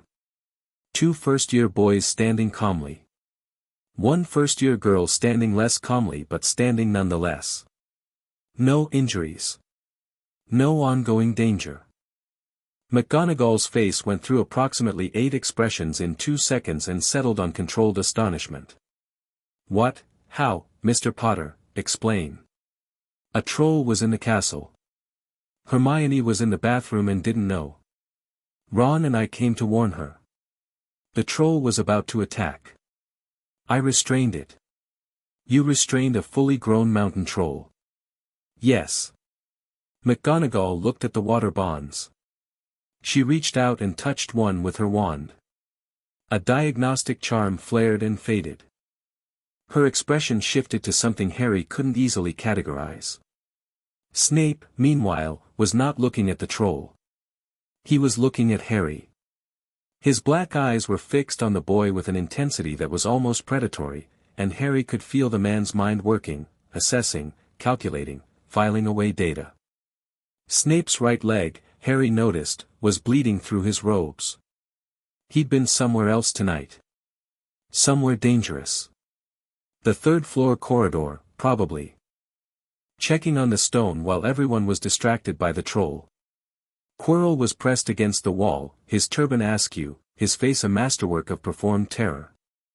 The tea-troll, how frightful, how did it? Harry met Quirrell's eyes and held them for just a moment.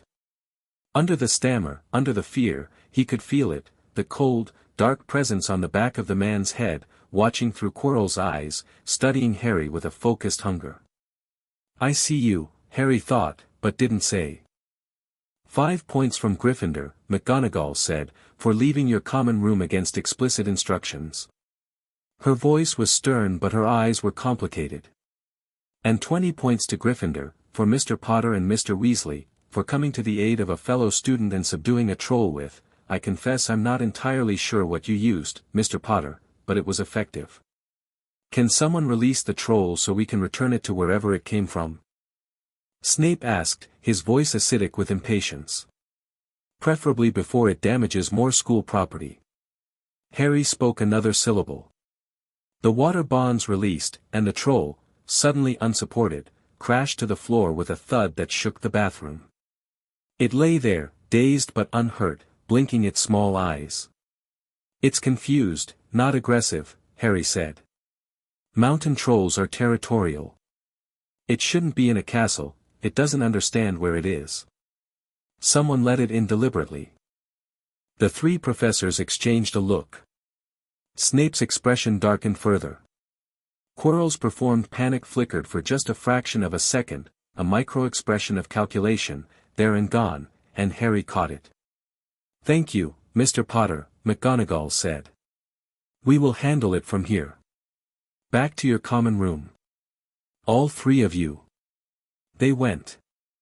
Through the corridors, past the wreckage, back toward Gryffindor Tower. Hermione walked between Harry and Ron, her arms wrapped around herself, her breathing slowly returning to normal. Thank you, she said, about halfway up the 3rd staircase. Her voice was small and fierce. Both of you. You came for me. Course we did, Ron said, as though this were obvious, as though running toward a troll for a girl he'd known for 2 months was simply what you did. Hermione looked at him, then at Harry, and something in her expression resolved, like a final puzzle piece clicking into place, completing a picture she hadn't known she was building. I was in there because of Parvati Patil, she said. She said something after charms, about me being a know-it-all, about how I don't have any friends. I was being stupid. Crying in a bathroom. Parvati Patil doesn't know what she's talking about, Ron said firmly. You've got friends, Harry said. You're looking at 2 of them. Hermione's eyes filled, and this time she let the tears come. Not sobs, just a quiet overflow, the release of tension and fear and the particular emotion of discovering that you are not alone. They reached the fat lady. The portrait swung open. The common room was chaos, students clustered in anxious groups, rumors flying. Percy was trying to maintain order and failing. When Harry, Ron, and Hermione climbed through the portrait hole, a dozen faces turned toward them. "Where have you been?" Percy demanded. "I specifically said, we're fine, Percy," Ron said. "The troll's been dealt with." "Dealt with? By whom?" "Us." The common room went very quiet. Fred and George exchanged a glance and then began to grin, slowly, appreciatively, the way they grinned at things that were genuinely impressive rather than merely funny. "Little brother," Fred said. "You have our full attention." Later, Harry said, and steered Ron and Hermione toward the corner by the fire, where Neville was waiting with an expression of intense worry that melted into relief when he saw them.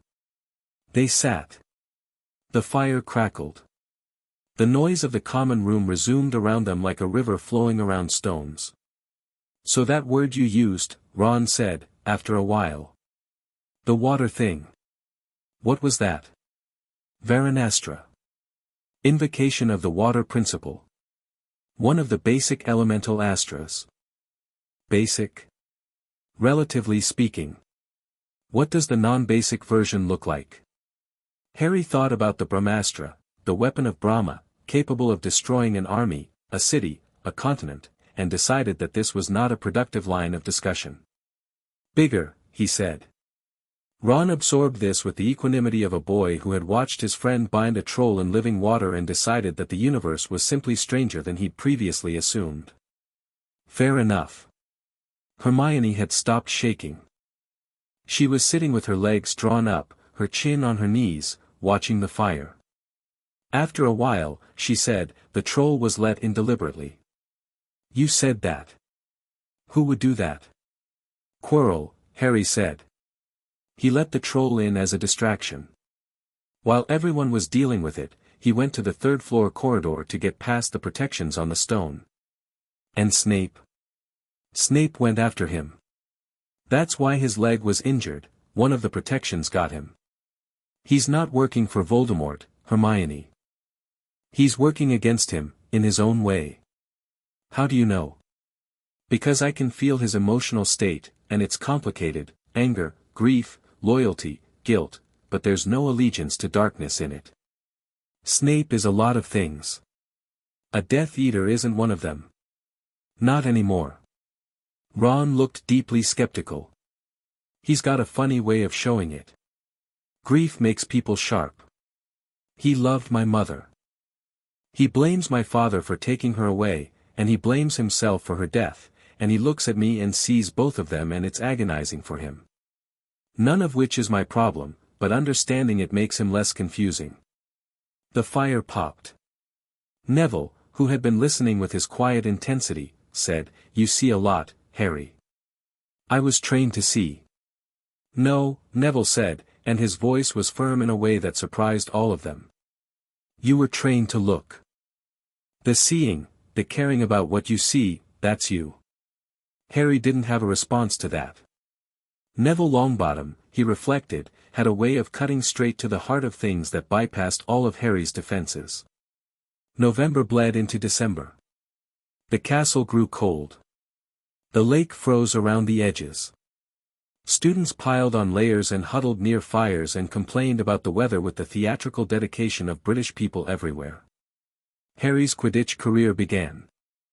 Oliver Wood, the Gryffindor captain, was a fifth year with the build of a keeper and the obsessive focus of someone who had made Quidditch the organizing principle of his existence.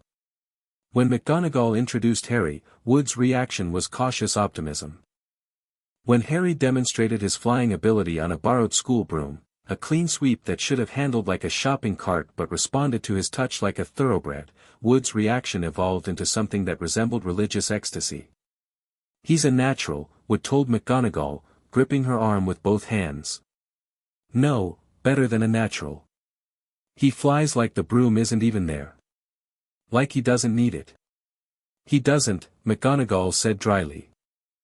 Harry learned the rules of Quidditch, which he found charmingly simple after years of studying Vedic war strategy, and attended team practices 3 evenings a week. He flew on the broom because he'd said he would and because it leveled the playing field. He did not use mantric enhancement. He did not use Vayu City.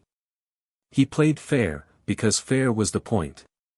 He was still, effortlessly, the best seeker Hogwarts had seen in a generation.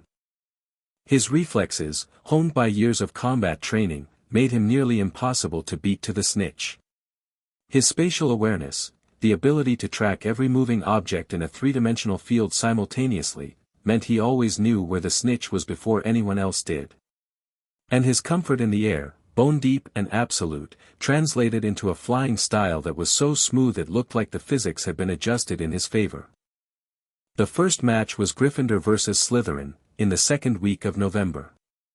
The Quidditch pitch was a cauldron of noise, the entire school turned out, faces painted in red and gold or green and silver, scarves streaming in the November wind. Lee Jordan, a friend of the Weasley twins, provided commentary with a bias toward Gryffindor that McGonagall periodically corrected through gritted teeth. Harry rose into the air on his Nimbus 2000, a gift from McGonagall, funded from the Quidditch budget, which she had justified with a paperwork trail that was probably a work of art, and the pitch dropped away beneath him and the wind hit his face, and for the first time in weeks, his mind went completely, beautifully quiet. This was the thing he hadn't expected about Quidditch. It wasn't the competition. Harry didn't care about winning for its own sake. It was the sensation of being in the air, of using his body at its limit, of the raw, physical joy of flight. In Rishimek, he had flown using Vayu City, and it was extraordinary, but it was a divine act, channeling the wind god's power through his body. This was different. This was a broom, a wooden stick enchanted to defy gravity, and his own reflexes, and the chaotic, unpredictable ballet of 14 players hurtling through the air on individual missions. It was fun. He was having fun. The Slytherin seeker was Terence Higgs, an older boy with a decent broom and a sound tactical approach. He marked Harry closely for the first 20 minutes, shadowing him, trying to block his sightlines. Harry let him. He flew lazy circles, feinted twice to test Higgs' reaction time, adequate but not exceptional, and waited. The game was rough. Slytherin played with a physicality that bordered on thuggery. Marcus Flint, their captain, committed 3 fouls in the first 10 minutes. The Gryffindor chasers, Angelina Johnson, Katie Bell, and Alicia Spinnet, countered with speed and precision. Fred and George Weasley worked the bludgers with a synchronicity that was almost telepathic, redirecting them at Slytherin players with cheerful brutality. Harry spotted the snitch at the 30-minute mark. A flash of gold near the base of the Slytherin goalposts, hovering at knee height. He was 200 feet away and 100 feet up. He dove. The Nimbus responded to his intent like an extension of his body, no lag, no hesitation. He dropped into a vertical dive so steep that Lee Jordan's commentary briefly devolved into a shriek. The wind roared. The ground rushed up. Higgs dove after him but was already behind, already too slow. Harry pulled out of the dive 10 feet from the ground, his fingers closing around the snitch, and the crowd erupted. The noise was immense, a wall of sound that hit him like a physical force. He rose back into the air with the snitch struggling in his fist, wings beating against his fingers, and the Gryffindor section lost its collective mind. Potter gets the snitch. Gryffindor wins. 170-60. He landed. His teammates mobbed him. Fred and George lifted him onto their shoulders, which was unnecessary and somewhat undignified, but Harry found he didn't mind. Ron was screaming in the stands. Hermione was jumping up and down next to Neville, who was waving a Gryffindor banner with uncharacteristic abandon. It was, Harry thought as he was carried off the pitch, one of the best moments of his life. Not because he'd won. Because he'd been part of something, a team, a house, a community, and the joy was shared and multiplied and reflected back from every face around him. This was what Hanuman had meant. Power without connection was just destruction with good aim. Connection without power was vulnerability. But power and connection together, that was something worth having. The weeks that followed the Quidditch match brought a shift in the school's social landscape. Harry Potter was no longer just the boy who lived, the mysterious figure who disappeared for 10 years and returned with strange abilities. He was a Quidditch star, a troll subduer, a student who topped every class without apparent effort, and, perhaps most importantly, someone who had friends, real friends, and treated them with a loyalty and warmth that people noticed. The Gryffindors adopted him with a fierceness that bordered on tribal. The Ravenclaws respected him. The Hufflepuffs liked him. The Slytherins, most of them, maintained a wary distance that was not quite hostility and not quite fear. Draco Malfoy, notably, had gone quiet. Not silent, he was still Draco, still sharp-tongued, still convinced of his own importance, but the overt cruelty had diminished. Harry noticed this without drawing attention to it. Seeds took time. What Harry kept from everyone, even Hermione, even Ron, was the extent of his nightly surveillance. Every evening, after the common room emptied and his dorm mates fell asleep, Harry sat on his bed, drew the curtains, and meditated. Not the morning practice, this was different. This was strategic reconnaissance. He extended his awareness through the castle, floor by floor, room by room, mapping the magical signatures, tracking movements, building a picture of Hogwarts at night that was more comprehensive than anything the Marauder's map could have shown. He tracked Quirrell. The defense professor moved through the castle after dark with a regularity that confirmed Harry's suspicions, probing the protections on the third-floor corridor, testing them, learning them. The thing on the back of his head was driving him forward with a patient, relentless hunger. Voldemort wanted the stone, and Quirrell was the instrument of that want. He tracked Snape. The potions master also moved through the castle at night, but his pattern was different, he was following Quirrell. Shadowing him. Watching. Snape had reached the same conclusion Harry had, or something close to it, and he was running his own counter-surveillance operation with the grim efficiency of a man who had spent years as a double agent. He tracked Dumbledore. The headmaster stayed mostly in his office, surrounded by a cloud of magical instruments and whatever strategies he was developing. Occasionally, he walked the corridors, always late, always alone, and Harry had the impression of a very old, very tired man making rounds, checking on the castle the way a parent checks on sleeping children. He tracked the stone.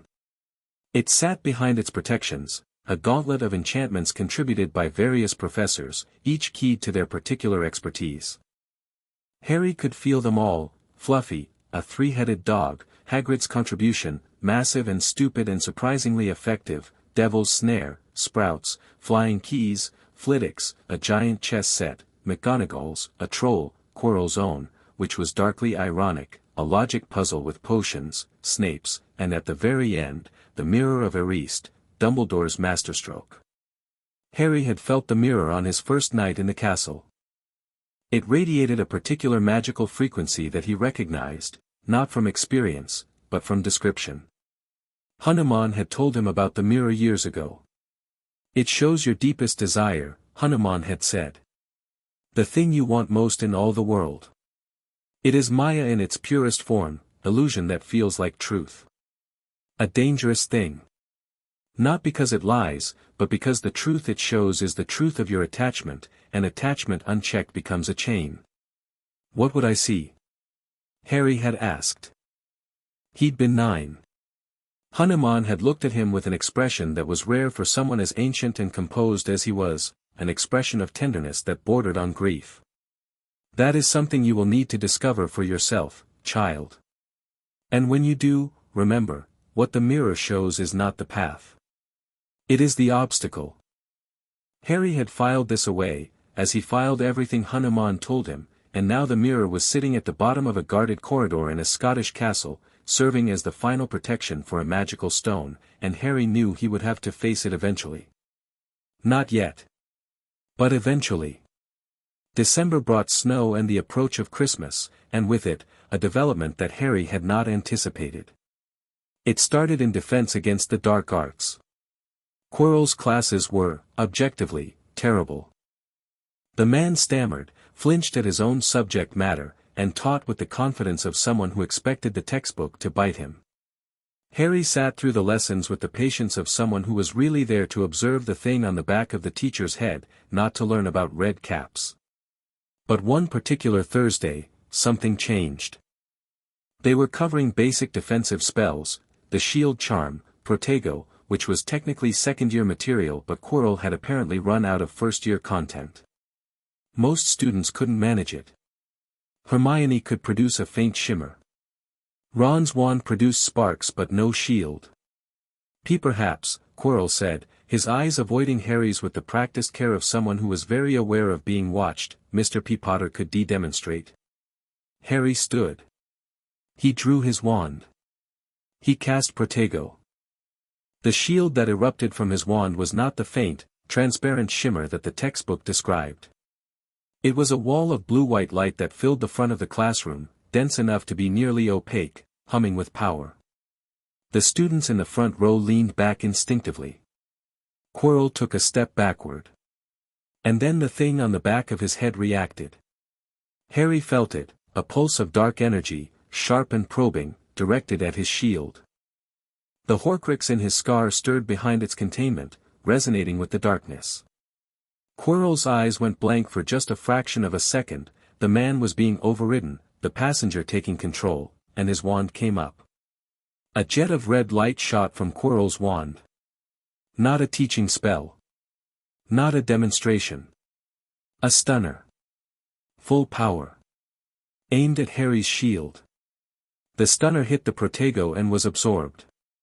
Not deflected, absorbed. The shield swallowed the spell without a ripple. The classroom gasped. Quirrell blinked. His eyes refocused.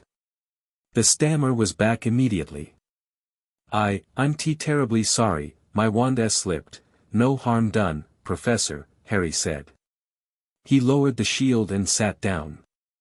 But he watched Quirrell for the rest of the lesson with a focused attention that the professor could feel, because the defense teacher's hands shook for the remaining 40 minutes and he dismissed the class 10 minutes early. After class, Harry walked a different route back to the common room. He took the long way around, past the third-floor corridor, and stopped. The door was ajar. Not wide open, just a crack. Enough for someone to have slipped through recently. The magical protections beyond the door were intact. Harry could feel Fluffy's massive, stupid presence, 3 heartbeats where there should be 1, but the door should not have been open at all. Harry closed it. He sealed it with a mantric binding, a simple one, invisible to Western magical detection, that would alert him if the door was opened again.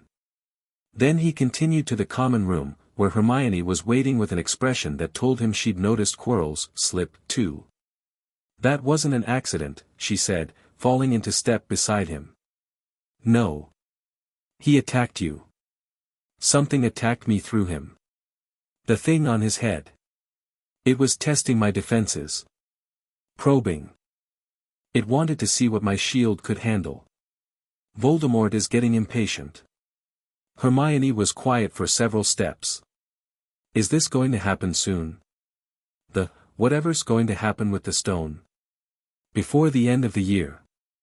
Probably before summer. He's been studying the protections for months. He's almost through them. And Dumbledore? Dumbledore is waiting. He wants Voldemort to make his move so he can catch him in the act. It's sound strategy, if you're willing to accept the risk. The risk being us. The risk being everyone in this castle. They walked in silence for a while. The castle was quiet around them, late afternoon, most students at dinner. Harry, Hermione said, can you actually stop him? If it comes to a fight? Quirrell, yes. Easily. The thing on his head, the shade, is more complicated. It's not fully physical. It's a fragment of consciousness clinging to a host body, sustained by the Horcruxes. Destroying the shade here doesn't destroy Voldemort. It just forces him to find another host. So what's the point? The point is the stone. If we keep the stone away from him, he can't use it to create a new body. He stays a shade, powerless, dependent, diminished. That buys time to find the Horcruxes. And the Horcrux in your scar? Harry touched his forehead. The thin white line was smooth under his fingertip. One day. Not yet. It's contained. It can't influence me. When the time comes, I know how to remove it without dying. My teacher showed me the method. Your teacher who you won't tell me about. Not yet. Hermione accepted this with the particular expression she reserved for information she was going to get eventually, whether Harry volunteered it or not. The days shortened. Snow piled against the castle walls. The grounds became a white expanse broken only by Hagrid's massive footprints and the dark line of the Forbidden Forest. Christmas approached, and with it, the first major test of Harry's convictions. Most students were going home for the holidays. Ron had been planning to stay. Mom and Dad are visiting Charlie in Romania, he explained, and Hermione was going back to her parents. Neville was heading to his grandmother's. Harry had told them he was staying at Hogwarts. You could come to mine, Ron offered. I mean, it's just me and Fred and George staying. The burrow's nothing fancy, but Mum always sends food. Mountains of food. The invitation was casual, but Harry heard what was underneath it, the genuine, slightly anxious kindness of a boy who didn't want his friend to be alone at Christmas. Thank you, Ron. Really. But I have things to do here over the break. Things meaning the creepy third-floor corridor stuff. Things meaning training, mostly. And yes, some reconnaissance. Ron nodded. He'd accepted Harry's dual nature, the friend who played chess and laughed at jokes and argued about Quidditch, and the warrior monk who tracked dark presences through castle walls, with a pragmatism that Harry found deeply admirable. Ron didn't fully understand the Vedic side of Harry's life, and he didn't pretend to. He simply accepted that it existed and moved on to the next conversation. Christmas morning was quiet. Harry woke at 4, as always, and found a pile of presents at the foot of his bed that he had not expected. A hand-knitted jumper in emerald green from Mrs. Weasley, with a note that said, "Ron has told us so much about you, dear." A box of chocolate frogs from Ron. A book from Hermione, Theoretical Principles of Transfiguration, with a note, "I know you're ahead of the curriculum, but this one has some interesting parallels to energy state manipulation. Happy Christmas." A small potted plant from Neville, a Mimbulus Mimbletonia, which wheezed gently in its pot and seemed pleased to meet him. And one more package. Unmarked. No note at first glance, then, when Harry unfolded the wrapping, a slip of paper fell out. "Your father left this in my possession before he died. It is time it was returned to you. Use it well." No signature. But the handwriting was familiar, spidery, purple-inked. The package contained a cloak. Harry held it up and watched it shimmer in the candlelight, liquid silver, lighter than air, flowing over his hands like water. He draped it over his arm and his arm vanished. An invisibility cloak. His father's. Harry examined it with his trained senses. The cloak was extraordinary. Not just a standard disillusionment, this was something older, something deeper. The magic woven into the fabric was so ancient and so fundamental that it didn't register as enchantment at all. It registered as a property of the object itself, as though the cloak had been made from something that was inherently invisible. He knew what this was. Hanuman had told him the story, 3 brothers, 3 gifts from death, 3 deathly hallows. The cloak was one of them. The Elder Wand was another. And the third, the Resurrection Stone, was somewhere in the world, doing no one any good. Dumbledore had sent him the cloak. Another move on the chessboard, giving Harry a tool, building trust, creating obligation. But the cloak itself was his father's, and Harry held it against his chest and felt the same ache he'd felt in Diagon Alley, the shape of a person who should have been here. He wore Mrs. Weasley's jumper to breakfast. Ron was already in the Great Hall, wearing an identical jumper in maroon and looking deeply pleased about the sausages. "Happy Christmas, mate." "Happy Christmas, Ron." They ate. The Great Hall was nearly empty, only a handful of students had stayed for the break. The enchanted ceiling showed a sky of pale gray from which fat snowflakes drifted down, vanishing a few feet above the tables. Someone had enchanted a suit of armor to sing carols, which it did with more enthusiasm than accuracy. That evening, after Ron had eaten himself into a stupor and gone to bed early, Harry put on his father's cloak and went to find the mirror of Eriste. He didn't need the cloak. He could have shielded himself from detection with mantra concealment that was far more effective. But he wore the cloak because it was his father's, because it smelled faintly of something he couldn't identify but that made his chest tight, and because sometimes the symbolic weight of an action mattered as much as its practical function. The mirror was in an unused classroom on the first floor. Harry had tracked its location weeks ago.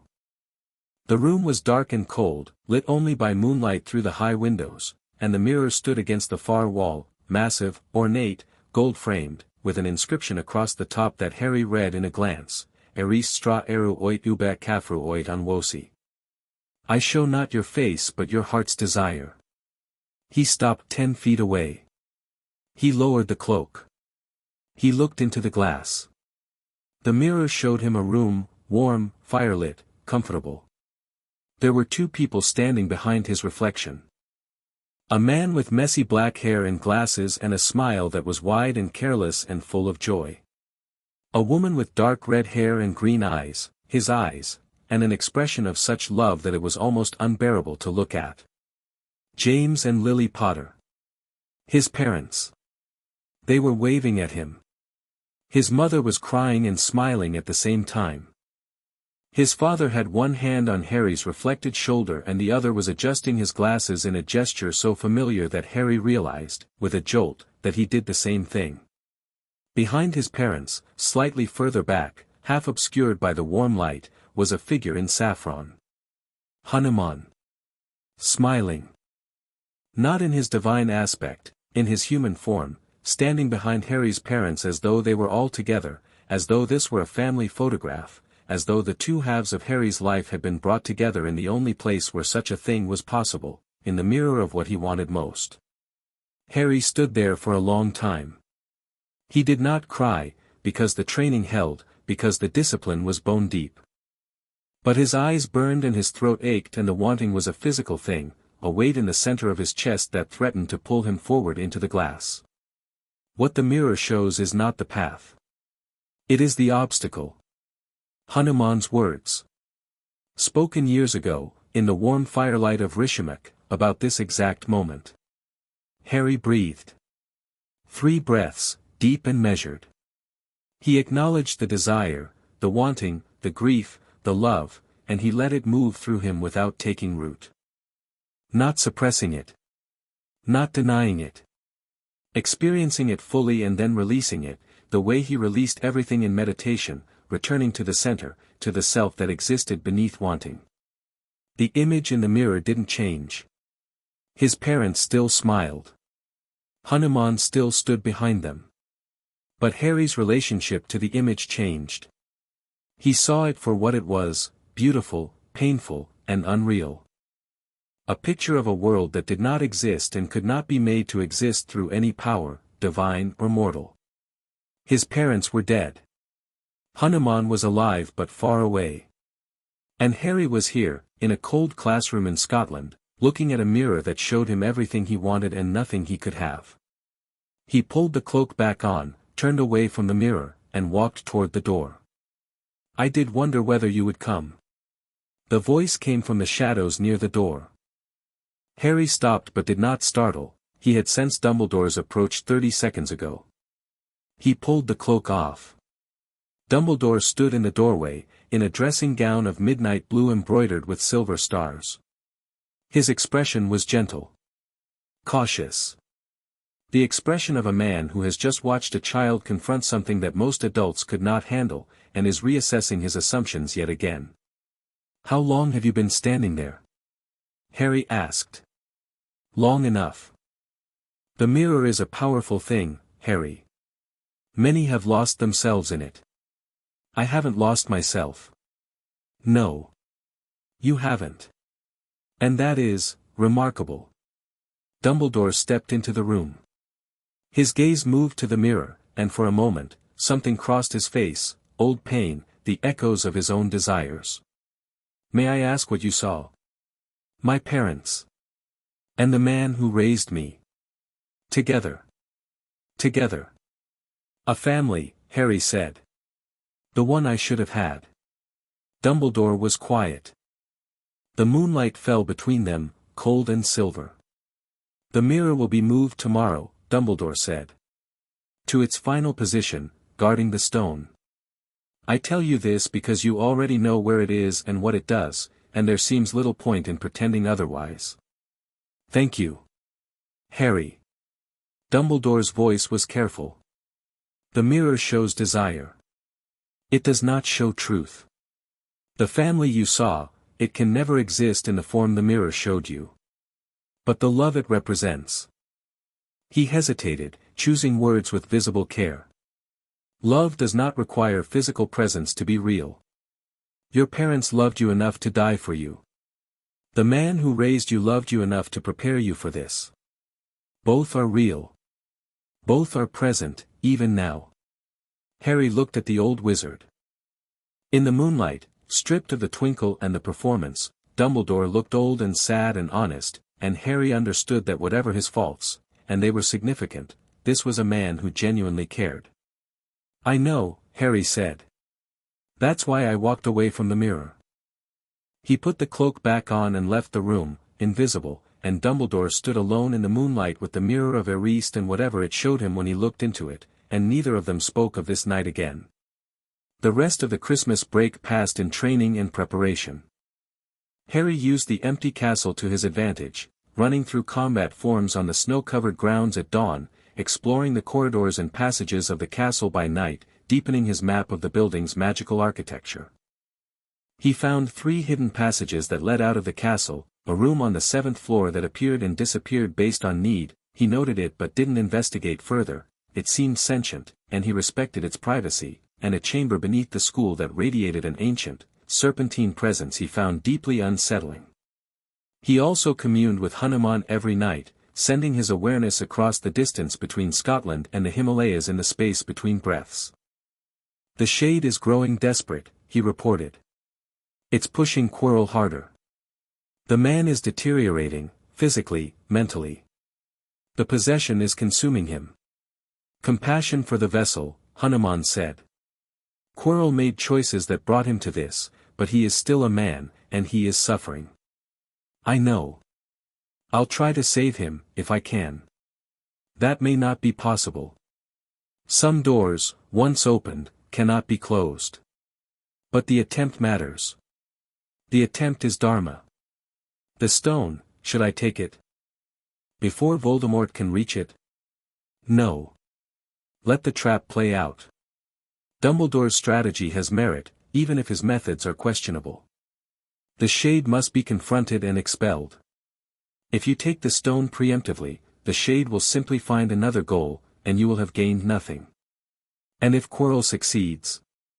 He will not. You will be there.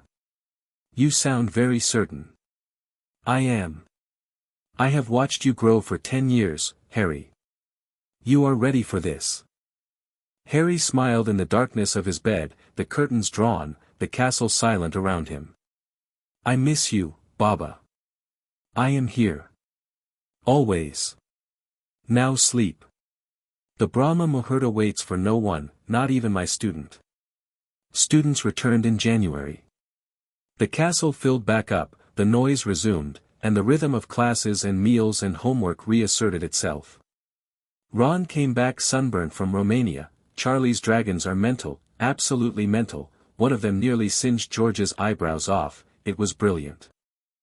Hermione came back with 3 additional books on Sanskrit grammar and a letter from her parents expressing polite bewilderment about their daughter's new academic obsession.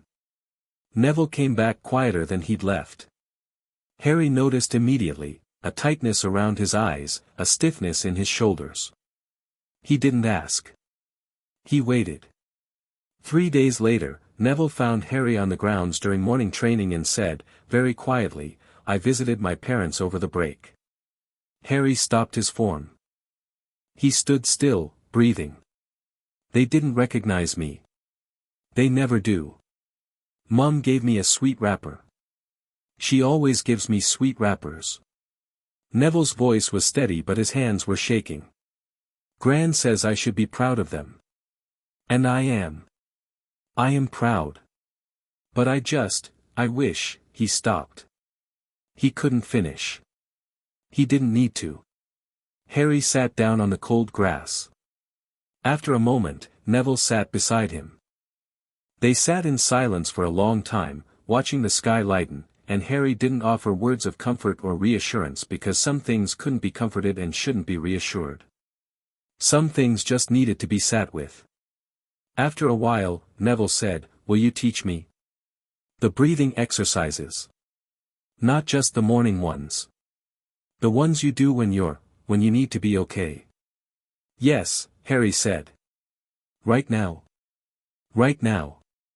They breathed together as the sun rose. In, filling the belly. In, filling the ribs. In, filling the chest.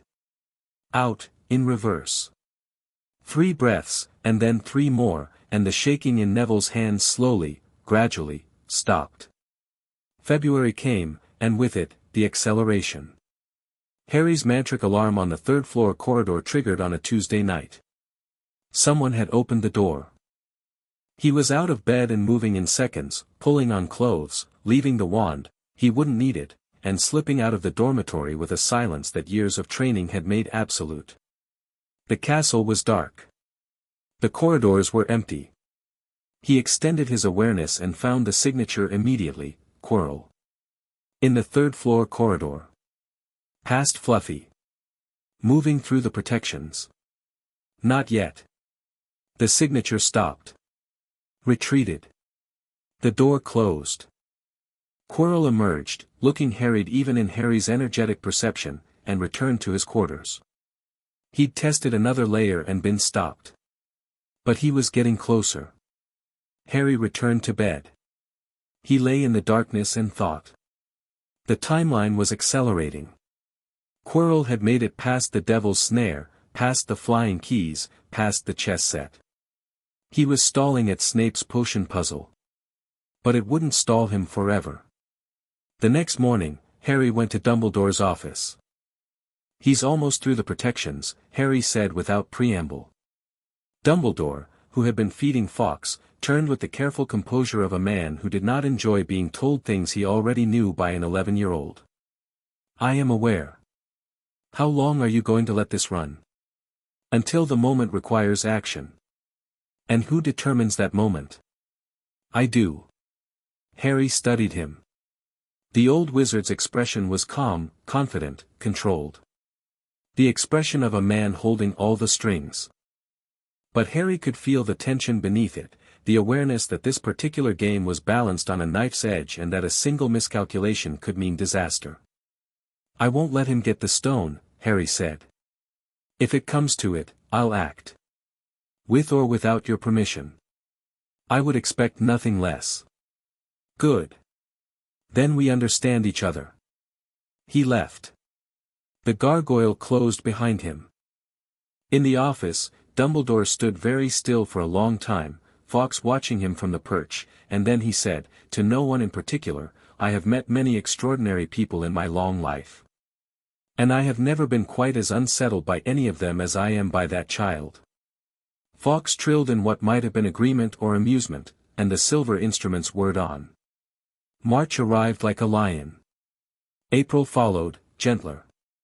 The grounds turned green. The days lengthened. Harry continued his surveillance, his training, his studies, his friendships. He taught Hermione the theoretical foundations of mantric invocation, and she began her first tentative experiments with pranayama under his supervision, basic breath work that would, over years, begin to open her energy channels.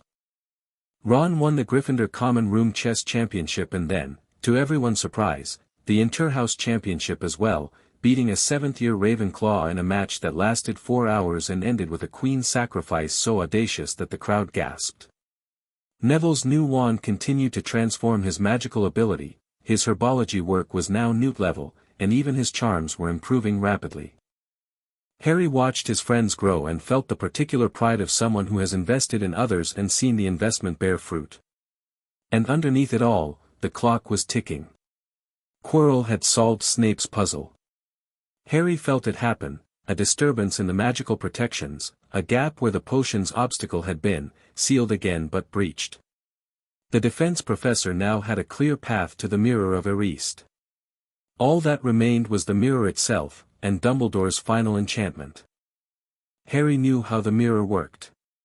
Dumbledore had hidden the stone inside it, an enchantment of breathtaking elegance. Only someone who wanted to find the stone but not use it could retrieve it. Anyone who wanted to use the stone for its intended purpose, immortality, gold, would see themselves using it but never be able to reach it. The mirror's magic turned desire against itself. It was brilliant. It was also, Harry suspected, not quite enough to stop Voldemort. The shade on the back of Quirrell's head was no ordinary dark wizard.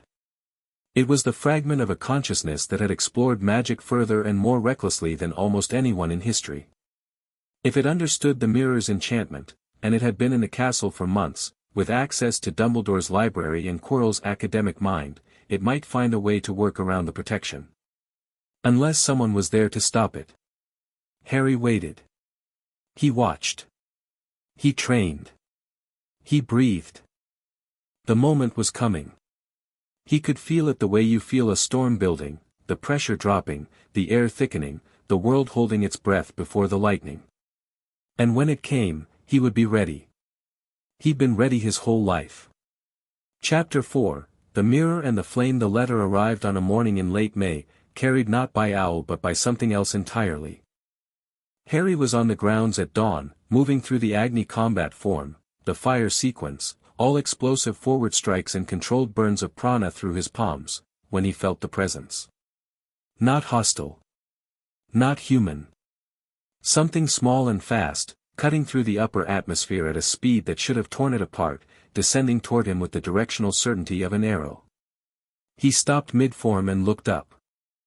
A bird made of golden light punched through the cloud cover, trailing a wake of sparks that dissolved into the morning mist. It was not a real bird, it was a mantric construct, a message carrier, shaped from divine energy into the form of a Garuda. It circled Harry once, twice, and then dove at him.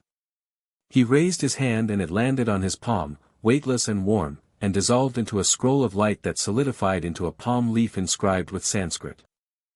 Harry read it standing on the dewy grass, with the sun cresting the mountains beyond the lake and the castle waking up behind him. The Dark One stirs. His fragments call to each other across the distance. One lies close to you, closer than you know. The serpent's vessel is nearly ready to act. Trust your training. Trust your dharma. And remember, child, the greatest weapon is not the one that destroys. It is the one that reveals. I am with you. Always. Baba. Harry read it twice. Then he closed his hand and the palm leaf dissolved back into light and warmth and the faint scent of sandalwood that he associated with the ashram, with home, with the fire that never went out. The fragments call to each other. One lies close, closer than you know. He already knew about the Horcrux in his scar and the shade riding Quirrell. But Hanuman was implying something else. Another fragment. Nearby. In the castle. Harry closed his eyes and did something he'd been avoiding for months. He opened his perception fully, not the modulated awareness he maintained day to day, but the complete, unfiltered expansion of consciousness that allowed him to perceive every magical signature within range. It was like going from looking through a window to stepping outside, the world rushed in. The castle blazed with magical energy, thousands of enchantments layered over centuries, the living presence of the building itself, the bright sparks of 300 magical children and several dozen magical adults. The forest was a dark, teeming mass of creature energy. The lake was deep and cold and something enormous and ancient lived at the bottom of it. He pushed deeper. Past the surface signatures. Past the ambient magic. Down into the bass notes, the deep frequencies where dark magic lived. There. The shade on Quirrell's head, a knot of cold darkness, easily identifiable. And there. The Horcrux in his scar, dormant behind Hanuman's containment, a familiar pressure. And, there. Faint. So faint he'd missed it in every previous scan because it was buried under layers of other magic, hidden in a place so saturated with ambient enchantment that one more dark signature blended into the background like a single wrong note in an orchestra. But now that he was looking, really looking, it was unmistakable. Somewhere in the castle, above him and to the east, there was another Horcrux. Harry's eyes opened. His mind was already working, triangulating the location based on the signature's position relative to his own. Upper floors. East side. The general area of, the room of requirement. The strange, sentient space on the 7th floor that he discovered during the Christmas break and left alone. Or near it. The signature was indistinct, smeared across a wide area, as though the object containing it was in a space that didn't have a fixed physical location. A space that existed between moments of need. A space that could contain anything and everything and hide it all from the world. A Horcrux, sitting in a room full of hidden things, in a castle full of magic, waiting. For decades, probably. Hidden by Voldemort himself, years ago, when he was still Tom Riddle and walked these halls as a student and then as a man requesting a teaching position he didn't want. Harry folded this knowledge into himself like a card player tucking an ace against his chest. He didn't react externally. He finished his morning forms, went to breakfast, ate toast and fruit, smiled at Ron's complaints about the potions essay, listened to Hermione's latest breakthrough in Sanskrit conjugation, and said nothing about the dark fragment of a madman's soul sitting 7 floors above their heads. Some things needed to be handled carefully. And some things needed to be handled alone. He went that night. Not at midnight, that was amateur hour, the time when every curfew-breaking student and prowling professor was most active. Harry went at 3 in the morning, the deepest trough of the castle's sleep cycle, when even the ghosts drifted in their eternal doziness and the portraits snored softly in their frames. He didn't use the invisibility cloak. He used something better, a mantric technique called Antarjana, the art of becoming unperceivable. Not invisible, exactly. The cloak bent light around its wearer. Antarjana bent attention. Anyone who looked directly at Harry while he was using it would see him, their eyes would register the image, but their mind would refuse to process it. He would slide out of their awareness like water off stone, leaving no impression, no memory. He moved through the castle like a ghost's ghost. Up the main staircase, past the sleeping portrait of the fat friar, through a corridor where Mrs. Norris prowled with her lamp-like eyes and looked right through him without a flicker of recognition. Up again, past the 5th floor, the 6th, the 7th. The corridor on the 7th floor was empty. Harry stopped across from a stretch of blank wall and reached out with his awareness. The room was there. He could feel it, a pocket of folded space, pressed between the stones like a secret between 2 closed hands. It was awake. It was always awake. It was waiting, the way it always waited, for someone to need it. Harry needed something specific. He walked past the wall 3 times, holding the thought clearly in his mind, I need to find what's been hidden here. I need to find the thing that doesn't belong. On the 3rd pass, a door appeared. It was unremarkable, simple wood, iron handle, the kind of door you'd walk past 1,000 times without noticing. Harry opened it and stepped through. The room of hidden things was a cathedral of junk. It stretched in every direction, piled floor to ceiling with the accumulated detritus of 1,000 years of students hiding things they didn't want found. Broken furniture, stacks of books, bottles of potions gone murky with age, robes eaten by moths, broomsticks that had been obsolete for centuries. There were cages and trunks and mirrors and weapons and what appeared to be a full-sized stuffed troll. The mess was organized by no principle except accumulation, layer upon layer upon layer, a geological record of a school's hidden shames. Harry stood at the entrance and extended his awareness into the space. The Horcrux called to him. Not loudly. Not aggressively. It was a pull, a magnetic tug at the edge of his perception, drawing his attention northeast, deeper into the maze of hidden things. The fragment in his scar stirred behind its containment, recognizing a sibling, and Harry felt the faintest whisper of connection between the two pieces, Voldemort's shattered soul, calling to itself across the distance of a room. He moved through the maze, following the pull. Past a tower of broken chairs. Past a cabinet that hummed with a dark enchantment he noted for future investigation. Past a bust of an ugly warlock wearing a dusty wig and a tarnished tiara, Harry stopped. The tiara. He looked at it. A diadem, actually, an ornate crown of tarnished silver, set with a sapphire that had once been blue but now pulsed with a faint, sickly darkness. The Horcrux signature was coming from it. Not faint anymore. Up close, with his senses fully open, it was screaming. He recognized it from his studies. The lost diadem of Rowena Ravenclaw, one of the 4 founders of Hogwarts. A legendary artifact that had been missing for centuries, believed destroyed or lost forever. Voldemort had found it, desecrated it with a piece of his soul, and hidden it here in the one room in Hogwarts that was designed to hide things forever. Harry circled the diadem without touching it. He examined it the way Hanuman had taught him to examine dangerous objects, from multiple perspectives, physical and subtle. The physical form was a crown. The magical form was a container, a Horcrux, sealed with dark enchantments that would resist any standard attempt at destruction.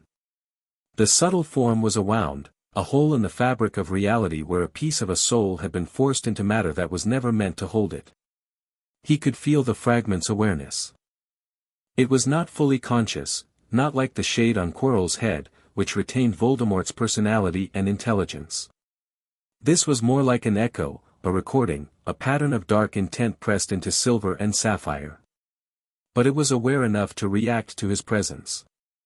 As Harry circled, the sapphire's light shifted, tracking him, and the fragment inside pressed against its container with a hungry, reaching desperation.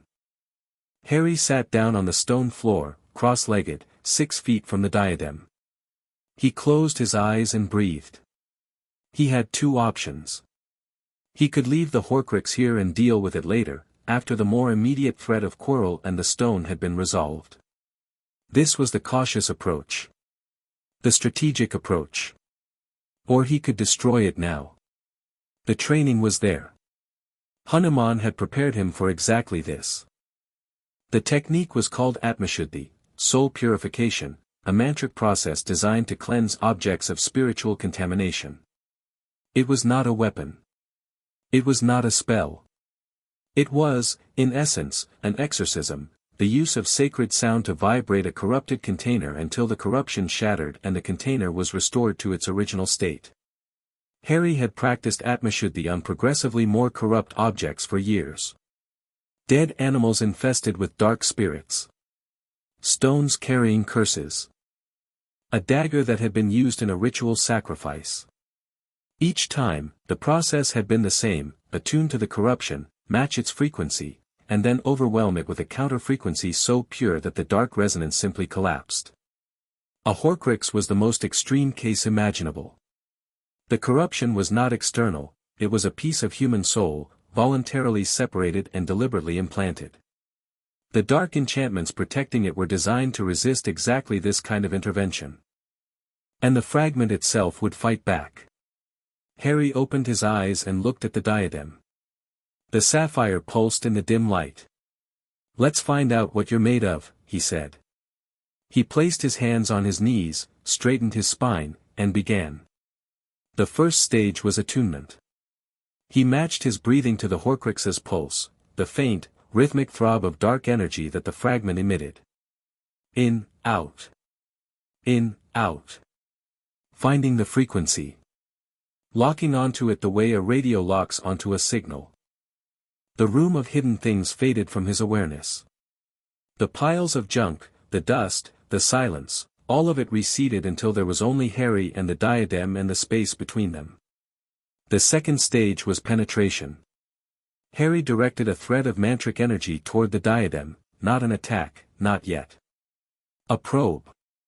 The thread was shaped from the Gayatri mantra, the most sacred of all Vedic invocations, carrying the frequency of solar truth.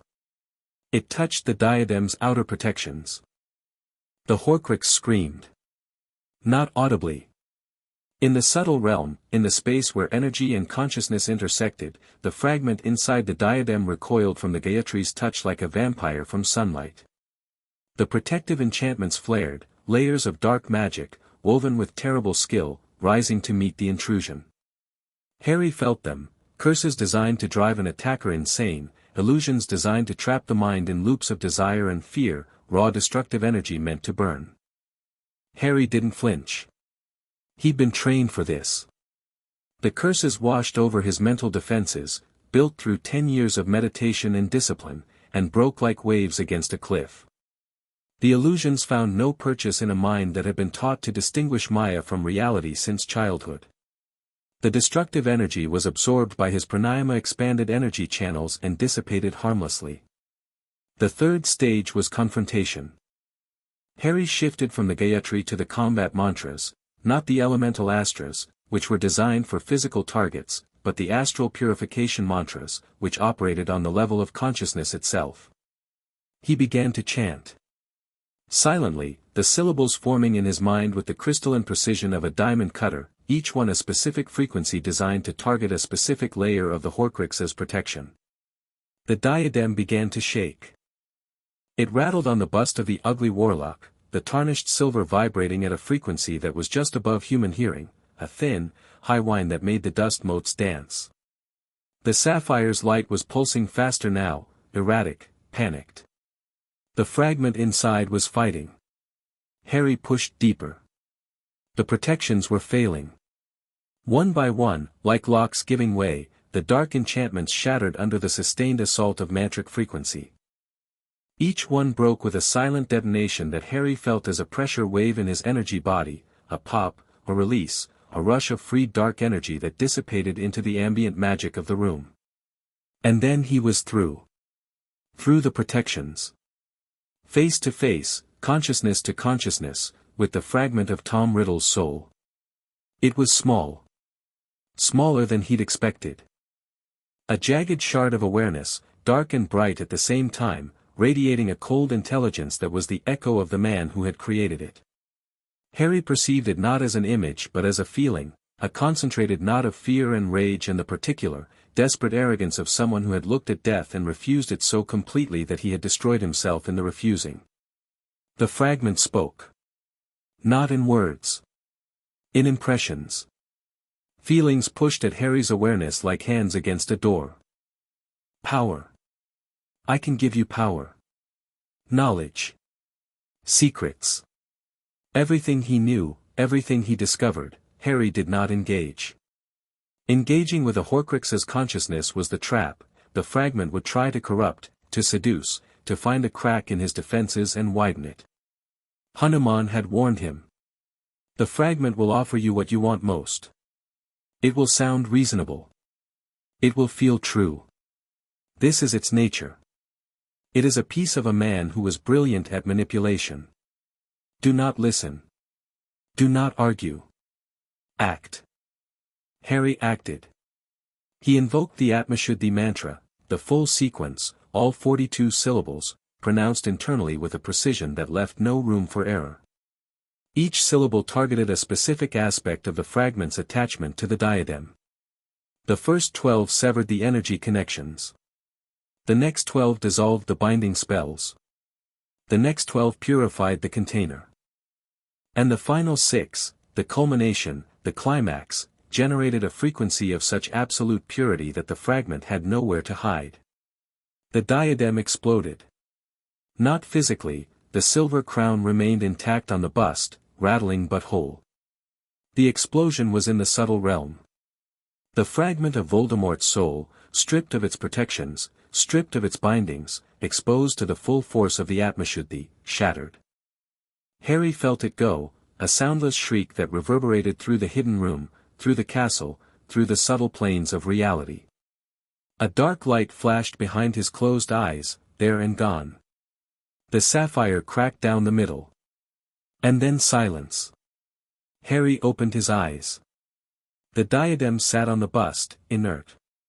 The sapphire was dark and split.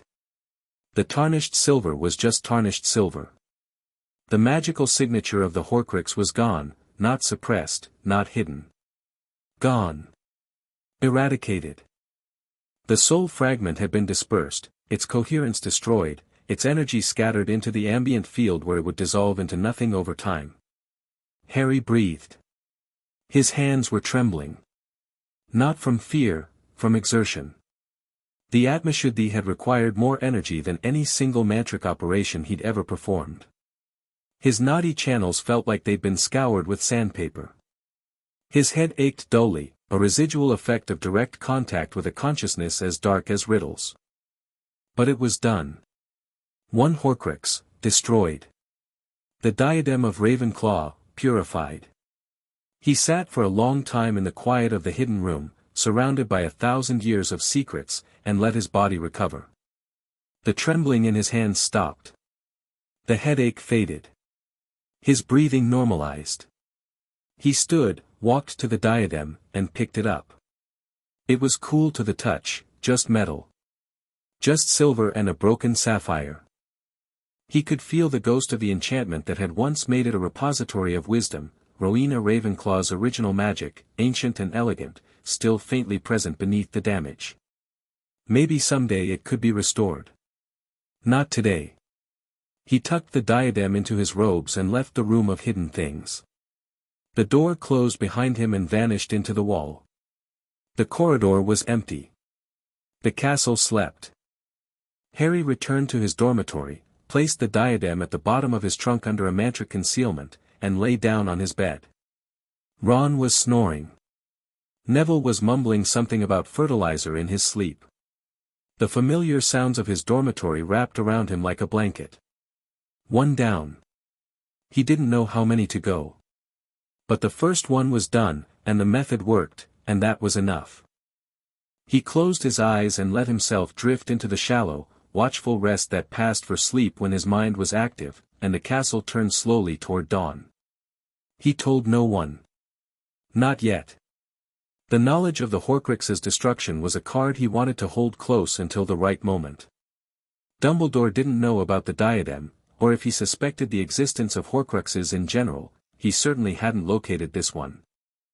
Telling him now would open a conversation that Harry wasn't ready for, because the conversation would inevitably lead to questions about Harry's methods, and those methods were not something he could explain in a way that Dumbledore would accept without seeing them firsthand. He told Hanuman. The diadem of Ravenclaw. Hidden in a room on the 7th floor. Horcrux confirmed and destroyed via Atmashuddhi.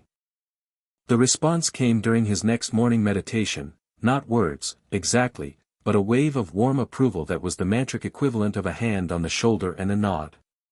Well done, child. How did it feel? Hard. The protections were layered and sophisticated. The fragment tried to communicate, offered power, knowledge. And I didn't engage. I acted. Good. The discipline held. It held. Rest today. The Atmashuddhi at that intensity will have depleted your deeper reserves. Eat well. Sleep if you can. Tomorrow, resume normal training. Baba, how many are there? Total. A pause. Not uncertainty, careful consideration of how much to reveal. More than 3. Fewer than 10. I do not know the exact number. The Dark One's soul was fragmented repeatedly, and the fragments were hidden with great cunning. Some are protected by enchantments. Others are protected by location, placed in sites of magical significance where their signatures would blend into the background. You found the diadem because you were close and because I pointed you in the right direction.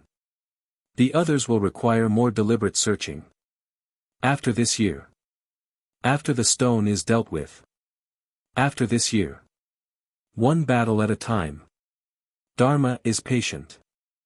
Harry surfaced from the meditation and went to breakfast, where he ate 3 times his usual amount because his body was screaming for calories and Hanuman had told him to eat well, and Ron watched him demolish a plate of eggs and sausages with the delighted approval of someone whose best friend had finally discovered the joy of a proper breakfast.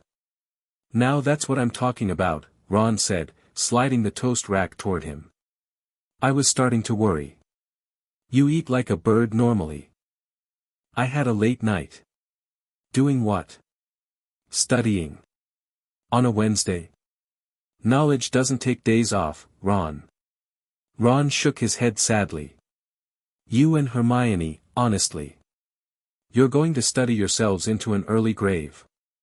Harry grinned and ate another sausage and felt, beneath the lightness, the solid weight of what he'd accomplished and what was still to come. The weeks slid past.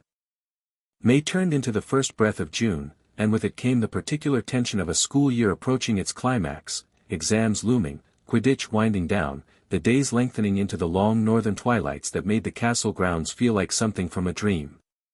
And beneath all of it, Quirrell was making his final preparations.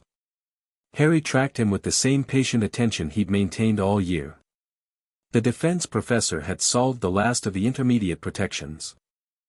He had a clear path to the mirror. All that remained was the final enchantment, Dumbledore's masterwork, and the question of timing. Timing depended on Dumbledore. Harry understood the game now. Quirrell, Voldemort, wouldn't move while Dumbledore was in the castle. The Shade respected Dumbledore's power, even feared it. The confrontation would only happen when the headmaster was absent, and the headmaster was almost never absent. So Voldemort would have to engineer an absence. The Ministry Owl arrived on a Thursday morning in the first week of June. Harry watched Dumbledore read it at the staff table. The old wizard's expression didn't change, the control was absolute, but Harry felt the shift in his energy. Calculation. Concern. And beneath those, a thread of something that might have been anticipation. Dumbledore was being summoned to London. Ministry business, urgent, requiring the Chief Warlock's immediate personal attention. Harry didn't know the specifics, but the timing was too perfect to be coincidental. This was Voldemort's move, a false summons, or a real one manipulated through intermediaries, designed to pull Dumbledore away from the castle for a critical window. Harry watched Dumbledore fold the letter, pocket it, and continue eating his breakfast as though nothing had happened. After breakfast, Harry intercepted him in the entrance hall. "You're leaving," Harry said. Dumbledore looked at him. The twinkle was there, but dimmer. "I have been called to London. Ministry business. It's a trap. Voldemort wants you out of the castle. I am aware of the possibility. And you're going anyway. The summons is legitimate, regardless of who may have influenced its timing. I cannot ignore it without revealing that I suspect Quirrell, which would alert Voldemort and eliminate any possibility of catching him in the act." Dumbledore paused. "I trust the protections I have placed on the stone. And I trust you, Harry. You're using me as a failsafe. I am trusting you to do what you have told me you can do." Harry looked at the old wizard. There was a part of him, the strategist, the warrior, that recognized the soundness of this approach. Dumbledore's absence would draw Voldemort out. The confrontation would happen on Harry's terms, in a confined space, with the protections working in his favor. It was a good plan. There was another part of him, the part that Hanuman had nurtured, the part that felt things deeply even when he didn't show it, that recognized what Dumbledore was really doing. He was trusting Harry. Actually trusting him. Not as a weapon or a pawn, but as an agent capable of independent judgment and action. It was the first time Dumbledore had done that, and it mattered. "Go," Harry said. "I'll handle it." "I know you will." Dumbledore placed a hand on Harry's shoulder, briefly, gently. "I will return as quickly as I can. If you need assistance before then, I won't." Dumbledore nodded. Something passed between them, not warmth, not friendship, but something adjacent. Mutual recognition. Two people who understood the weight of what was coming and had chosen, each in their own way, to bear it. Dumbledore left that evening. Harry watched from the common room window as the tall figure strode across the grounds toward the gates, his purple robes vivid against the green grass, and disappeared with a crack of apparition that was audible even at this distance. The castle settled into evening.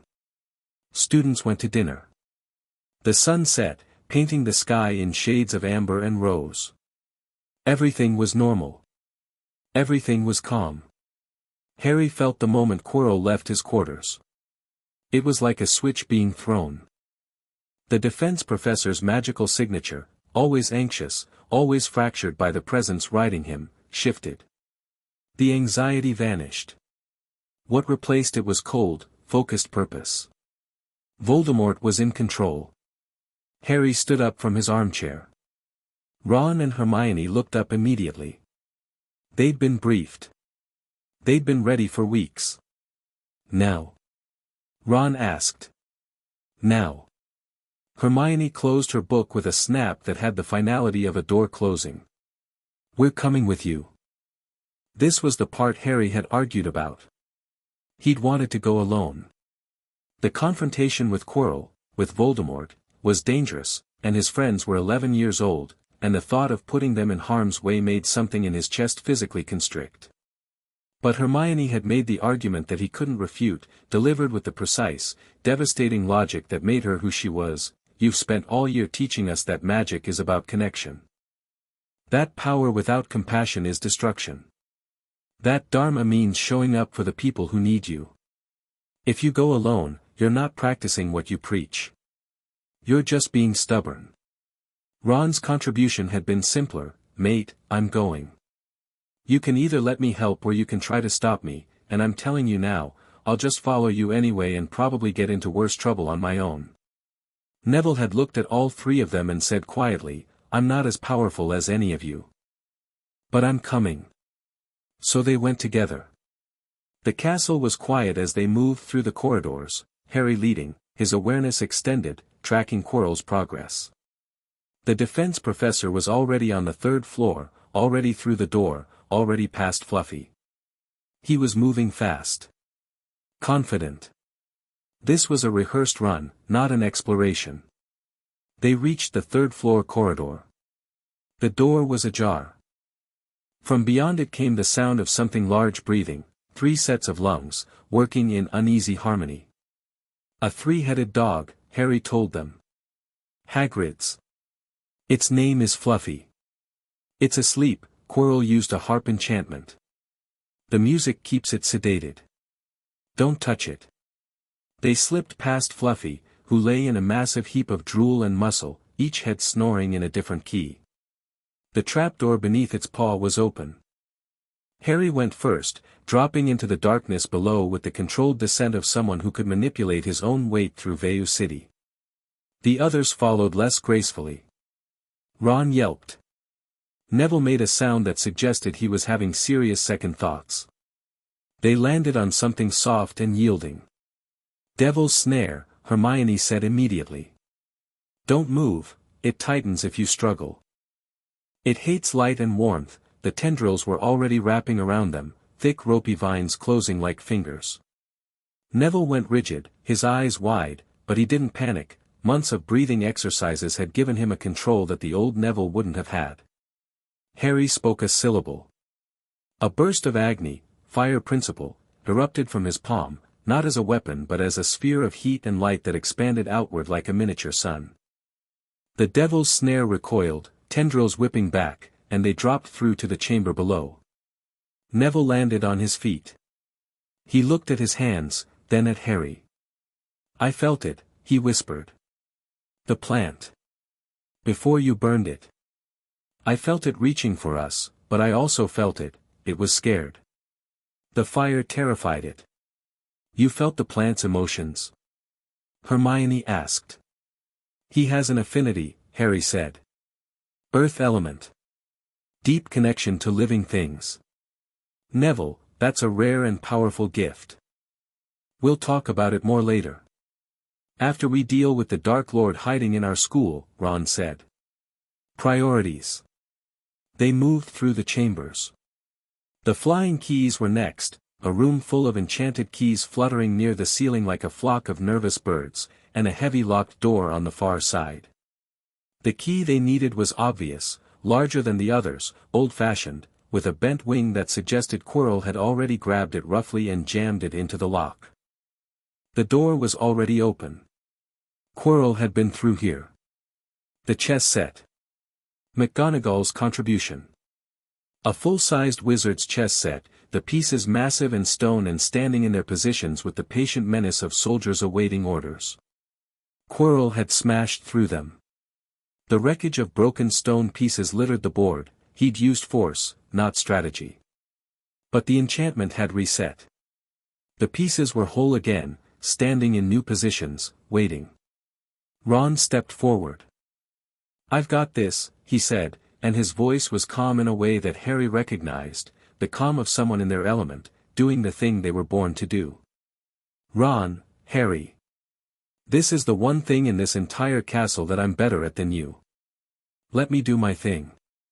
Harry looked at him, red-haired, freckled, hand-me-down robes, and saw, not for the first time, the extraordinary person that Ron Weasley was becoming.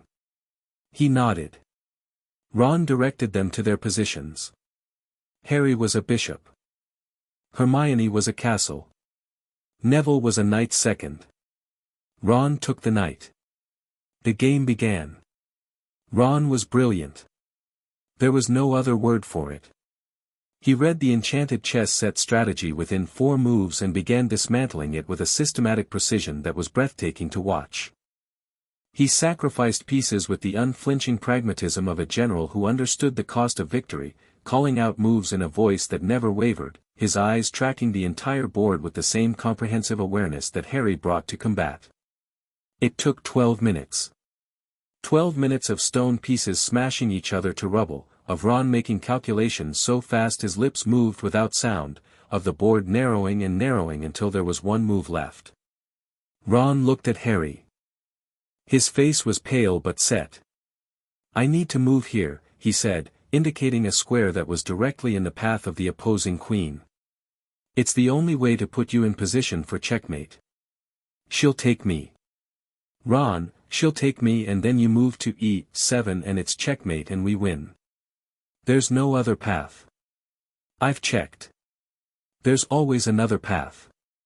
"Not this time. This is the move, Harry. Trust me." Harry looked at the board. He ran the calculations himself. He wasn't Ron's equal at chess, but he could see the logic. Ron was right. The sacrifice was necessary. The queen would take his piece, and then Harry would have a clear line to the king. But the pieces were full-sized and made of stone, and when they took a piece, they took it with force. "I'll shield you," Harry said. "The moment she hits, I'll have a barrier around you. You won't feel a thing." Ron grinned. It was a shaky grin, but it was real. "Knew there was a reason I kept you around." He moved. The White Queen struck.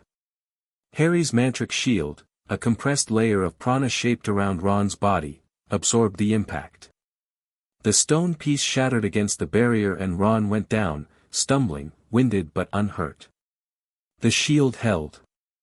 Ron lay on the board, gasping, and then raised his head and shouted, "Now, Harry." Harry moved to E7. "Checkmate," he said. The White King threw down his sword. The remaining pieces parted, clearing the path to the door. Harry pulled Ron to his feet.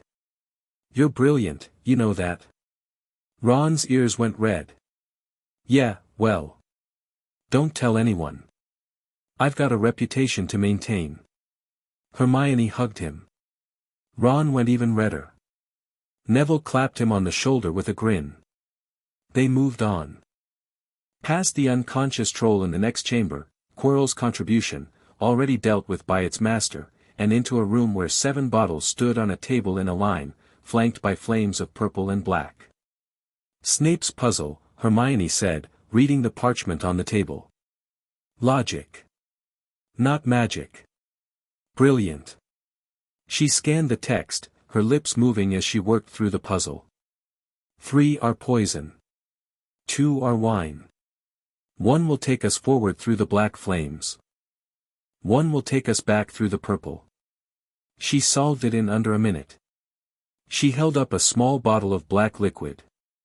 "This goes forward. But there's only enough for 1 person." Harry looked at her.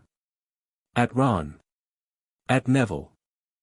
His friends, who had come with him into danger because they believed in what he stood for and because they loved him, and in this moment, all his power, all his training, all the cosmic forces he could invoke, were less important than the simple fact that these three people were willing to stand beside him.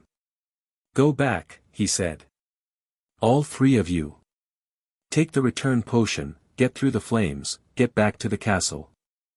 Find a way to contact Dumbledore, the fastest owl you can find, or McGonagall if she's available." "Harry," Hermione started. "Hermione. What's behind that door is the shade of the most dangerous dark wizard in modern history. I can handle him. I need you safe. All of you. You said power without connection is just destruction with good aim. Yes, I remember my own lessons, thank you." He smiled. It was a real smile, warm and steady. "You've already connected me. You've already given me everything I need. Now let me do what I was trained to do." Hermione's eyes were bright.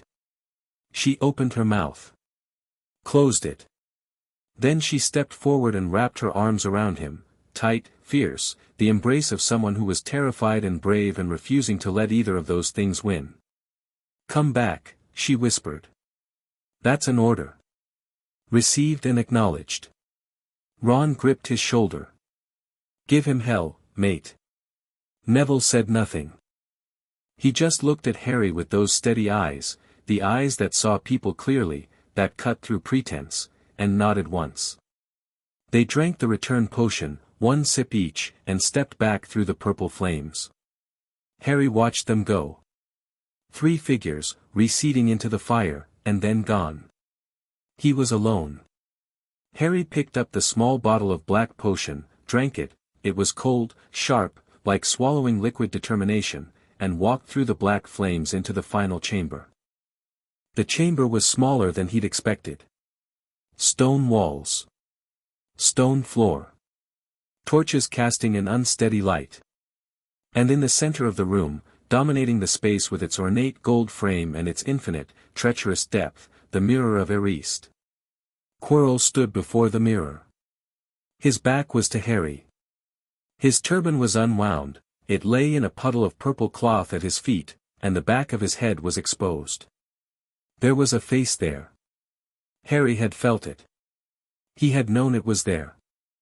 But seeing it, the physical reality of a human face embedded in the back of another human skull, was something else entirely.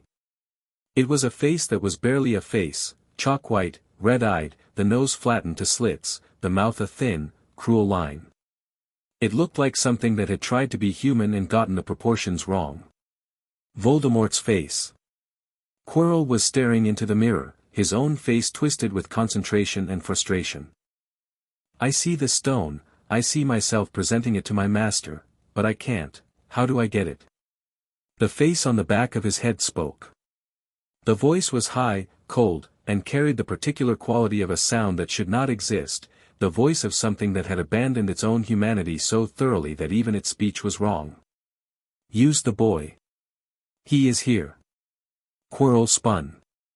His eyes found Harry. The fear that usually occupied his expression was gone, burned away by the presence riding him. What remained was a hollow determination, the face of a man who had been emptied of everything except obedience. "Potter," he said. "Professor Quirrell." Harry stepped forward into the torchlight. "Or should I address the one who's actually in charge?" The face on the back of Quirrell's head spoke again. "Turn around. Let me speak to him face to face."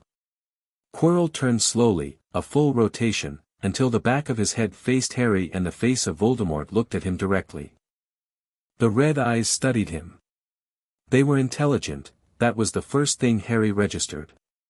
Whatever else Voldemort had become, whatever he had sacrificed, the intelligence was intact. Those eyes assessed Harry with the focused precision of a predator evaluating prey, cataloging threat level, calculating approach. "Harry Potter," Voldemort said. "The boy who lived. I have been curious about you. I know. You are not what I expected. The scar, the connection between us, I have felt it all year. But it is, muted. Contained. Someone has done something to the fragment in your head. Someone has. Who? That's not your concern. The thin mouth smiled. It was the worst smile Harry had ever seen, cold, amused, predatory. Such confidence. Such composure. You are not afraid of me. No. You should be. Should I? You're a shade. A fragment of a fragment, clinging to a dying man's body because you're too afraid to move on. You don't have a wand. You don't have a body. You don't have enough soul left to power a lumos. What exactly should I be afraid of? The red eyes narrowed. The temperature in the chamber dropped several degrees. You know about the Horcruxes, Voldemort said, and the curiosity in his voice was real. Not offended. Not threatened. Curious. This was a mind that prized knowledge above all things, even in its degraded state. How? Dumbledore doesn't know. He suspects, but he doesn't know. I know a great deal more than Dumbledore. Yes. I can feel it. You carry magic that I do not recognize. It is old. Older than anything I have encountered, and I have explored magic further than any living wizard. The red eyes were fixed on Harry with an intensity that was almost physical. Where did you learn it? Who taught you? This is not European magic. This is not Chinese, not African, not any tradition I have studied. What is it? It's the thing that's going to destroy you. Ah. So it is a weapon. Everything is a weapon, to you. That's your limitation, Tom. The name hit. Harry saw it, a flash of rage in the red eyes, instantly controlled but real. Nobody called him Tom. That name belonged to the boy he'd been, the orphan, the unwanted child. That name was the wound at the center of everything Voldemort had become. Do not call me that, Voldemort said, and the cold in his voice would have made most people flinch. Harry didn't move. It's your name. The one your mother gave you. Riddle. Tom Marvolo Riddle. Born in a Muggle orphanage, raised without love, sorted into Slytherin, brilliant and broken and so terrified of death that you tore your own soul apart rather than face it. I know you. I know what you are. And I am not afraid of you because I understand what you are, and what you are, Tom, is a man who ran from the one thing that no one can escape. The chamber was very quiet. The torches flickered. The mirror of Eriste reflected them both, Harry, small and steady, and the terrible face on the back of Quirrell's head. Fascinating, Voldemort whispered. You are fascinating, Harry Potter. You could be great, you know. There is power in you, extraordinary power. I can feel it. Come. Work with me. Together, we could, no. I have not finished my offer. You don't need to. The answer is no. It will always be no. Not because I'm noble or brave or any of the things they put on chocolate frog cards. Because your path leads to dissolution. You've already proven it, every Horcrux you made diminished you. Every murder fragmented you further. You're less human now than you were at 17, and you were barely human then. You're running from death and the running is killing you, and I won't join that race. Voldemort was silent. The red eyes burned. Then you will die, he said. Everyone dies. That's not the threat you think it is. Quirrell, Voldemort commanded. Take the boy. The stone is secondary. Take the boy. Quirrell turned, drawing his wand, and Harry saw the moment the man's own will surfaced, a flicker of hesitation, of horror, of the person Quirrell had been before the shade consumed him, and then it was crushed, and the wand came up, and a bolt of sickly green light shot toward Harry. Not the killing curse. Quirrell didn't have the soul left for a killing curse. Something else, a dark curse, painful, potentially lethal. It screamed through the air with a sound like tearing cloth. Harry moved. Not to the side. Not backward. Forward. He stepped into the curse's path and raised his right hand, palm outward, and spoke a mantra. The Kavacha, the divine armor. A protection mantra older than civilization, calling upon the combined power of all the Devatas to shield the practitioner. It was not a spell. It was a prayer made manifest. A golden light erupted from Harry's skin, not around him, from him, blazing from every pore, coating his body in a layer of radiance that was warm and solid and absolute.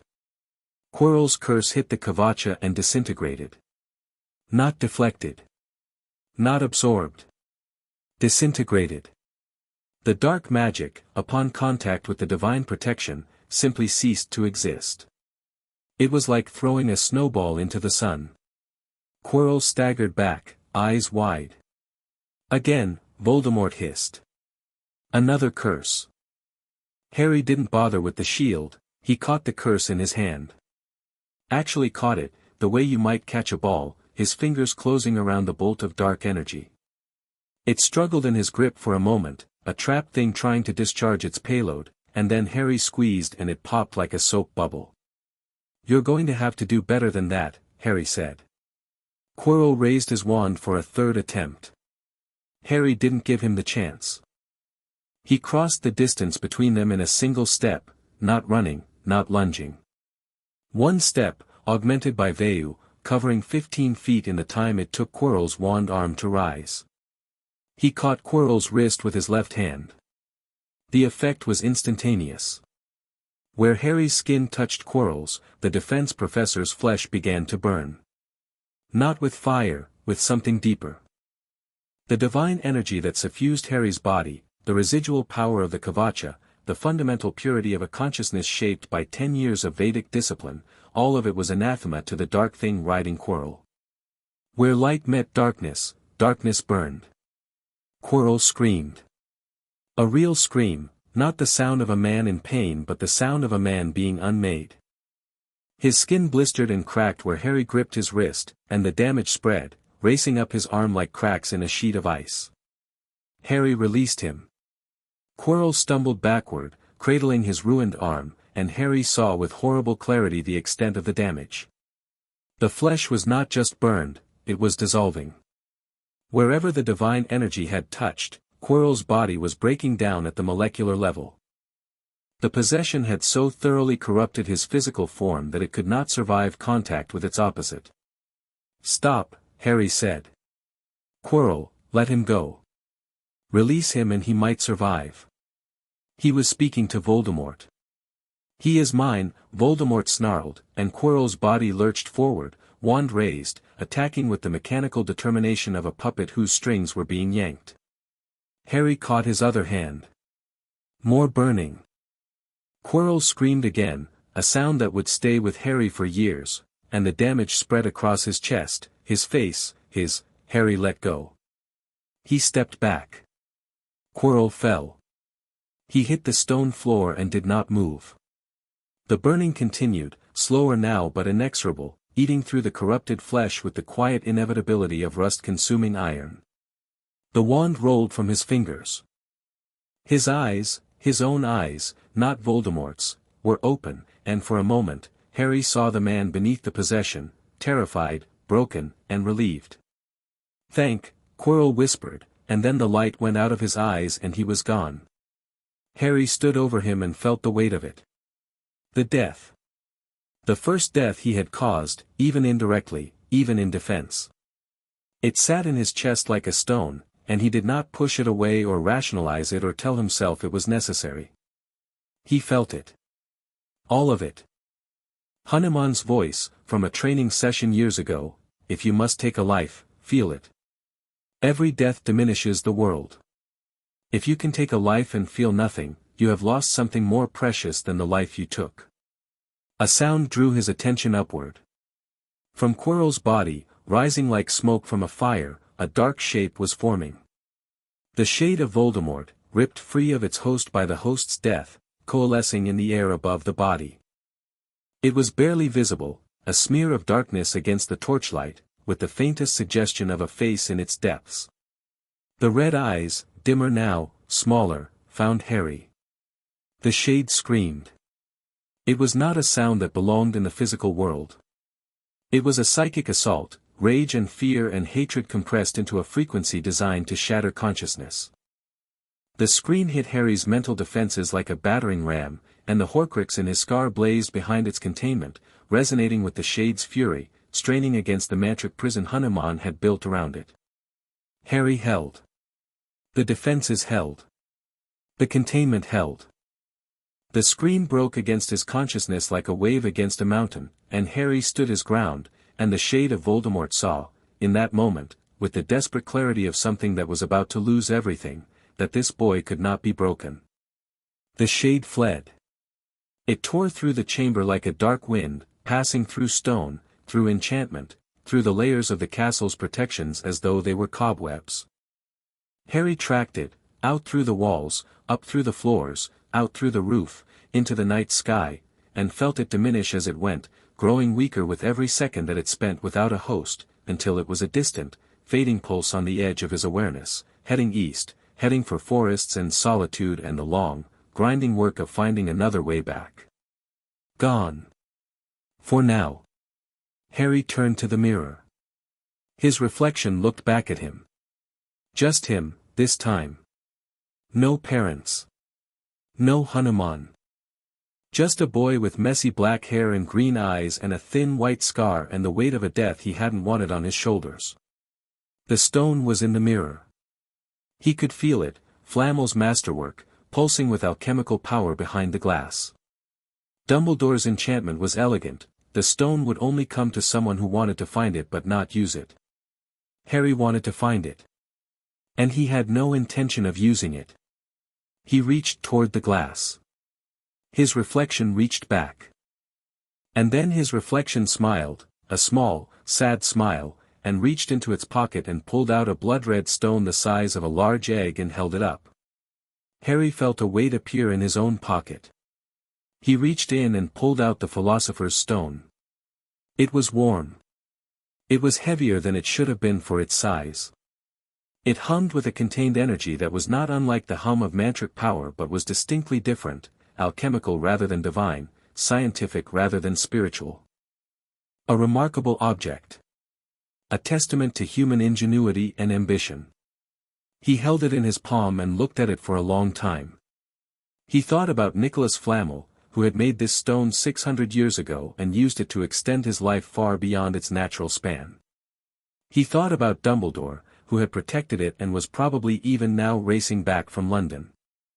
He thought about Voldemort, who had wanted it so badly that he had possessed a man and infiltrated a school and been willing to kill a child for it. He thought about what Hanuman had taught him about attachment. About clinging. About the difference between life and living. He closed his hand around the stone and made his decision. Dumbledore arrived 20 minutes later.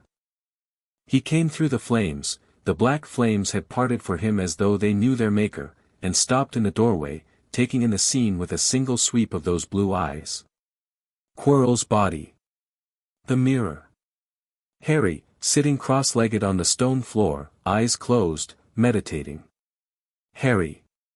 Harry opened his eyes. Professor. What happened? Harry told him. All of it. The confrontation with Quirrell, the curse, the Kavacha, the burning, Quirrell's death, the shade's flight. He told it simply, without embellishment, the way you report events that have happened and cannot be changed. Dumbledore listened.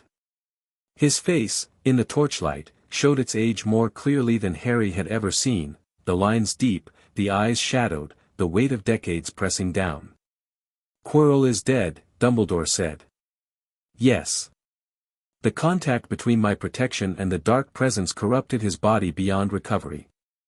I tried to stop it. I released him as quickly as I could. But the shade, gone. It fled when Quirrell died. East. I lost track of it around the Albanian border. Dumbledore nodded slowly. He walked to Quirrell's body and looked down at it, and Harry saw grief on his face, genuine grief, for a teacher he had failed to save, for a man he had watched walk into darkness and had been unable or unwilling to pull back. And the stone? Dumbledore asked. Harry opened his hand. The philosopher's stone sat on his palm, glowing faintly in the dim light. I need to tell you something, Harry said. And you're not going to like it. I rarely like the things you tell me, Harry. Please continue. The stone needs to be destroyed. Dumbledore went very still. Not the stillness of surprise, the stillness of a man who has just heard the thing he feared most. The stone is Nicholas Flamel's life work, Dumbledore said carefully. It is the source of the elixir of life. Without it, Nicholas and Perenelle will die. Yes. They will. As everyone does. They have been alive for 665 years. And that is 665 years of clinging to physical existence at the expense of spiritual liberation. I don't say that to judge them, they are adults who made their own choices. But the stone is a target. As long as it exists, Voldemort will hunt for it. And Voldemort is not the only dark wizard who would kill to possess it. The stone is a lever that can be used to move the world, and levers attract the hands that want to move the world in the wrong direction. Dumbledore's face was a war zone. Harry could see the conflict playing out behind his eyes, the intellectual recognition that Harry was right, warring with the emotional loyalty to his oldest friend, warring with the instinctive resistance to destroying something unique and irreplaceable. Have you spoken with Nicholas? Dumbledore asked. No. That's your conversation to have. He deserves to make this choice himself, or at least to be part of it. Something in Dumbledore's expression shifted. He looked at Harry with an intensity that was different from any previous look, not the calculating gaze of the strategist, not the grandfatherly twinkle, not the wary respect he'd been developing all year. This was something simpler. Something that Harry, in his training, would have recognized as darshan, the look of someone seeing something divine in another person and being changed by the seeing. You are asking me to let my friends die, Dumbledore said. I'm asking you to let them choose. There's a difference. The chamber was quiet. The torches burned. Quirrell's body lay between them, a reminder of the cost of power pursued without wisdom. I will speak with Nicholas, Dumbledore said. The decision will be his. Harry handed him the stone. Dumbledore took it, and their hands touched briefly, and for a moment, the two of them were connected by more than the stone, connected by the weight of what had happened in this room and what it meant and where it led. Harry, Dumbledore said. You fought Voldemort tonight. At 11 years old. And you won. I survived. There's a difference. He'll be back. The shade is gone, but the Horcruxes anchor him. As long as they exist, he exists. Then we will find them. We will. Dumbledore looked at him for a long moment. Then he did something that Harry had not expected. He bowed. Not deeply, a small inclination of the head, the gesture of one equal acknowledging another. Thank you, Harry. For protecting this school. For protecting these students. For being who you are. Harry stood. His legs were stiff from the meditation. His body ached from the kavacha and the contact burn and the psychic assault. He was tired in a way that went deeper than physical fatigue, tired in the soul, the particular exhaustion that came from touching death and pulling back. I need to see my friends, he said. They'll be worried.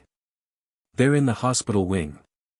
Madame Pomfrey is having strong opinions about children in dangerous situations. That's fair. Harry walked out of the chamber, through the flames, past the empty bottle, through the wreckage of the chessboard, past the silent keys, up through the trapdoor, past the sleeping Fluffy, out into the third-floor corridor, and into the castle. The corridors were empty. It was the small hours of the morning. The torches burned low. The portrait slept. The castle was quiet in a way that felt earned, the quiet of something that had survived a threat and knew it. Harry walked to the hospital wing. The doors were open. Inside, 3 beds were occupied. Ron, asleep, his chest-battered body sprawled at angles that defied anatomy. Hermione, pretending to sleep, her eyes opening the instant Harry's footstep reached her. Neville, genuinely asleep, with Trevor on the pillow beside him. Hermione sat up. Her eyes scanned him, head to toe, looking for damage, cataloging every detail with that fierce, comprehensive attention. "You're okay," she said. "I'm okay." Quirrell. Dead. She absorbed this. Her face tightened, and Harry saw the moment she decided to be sad about it later and focused about it now. And Voldemort? Gone. The shade fled.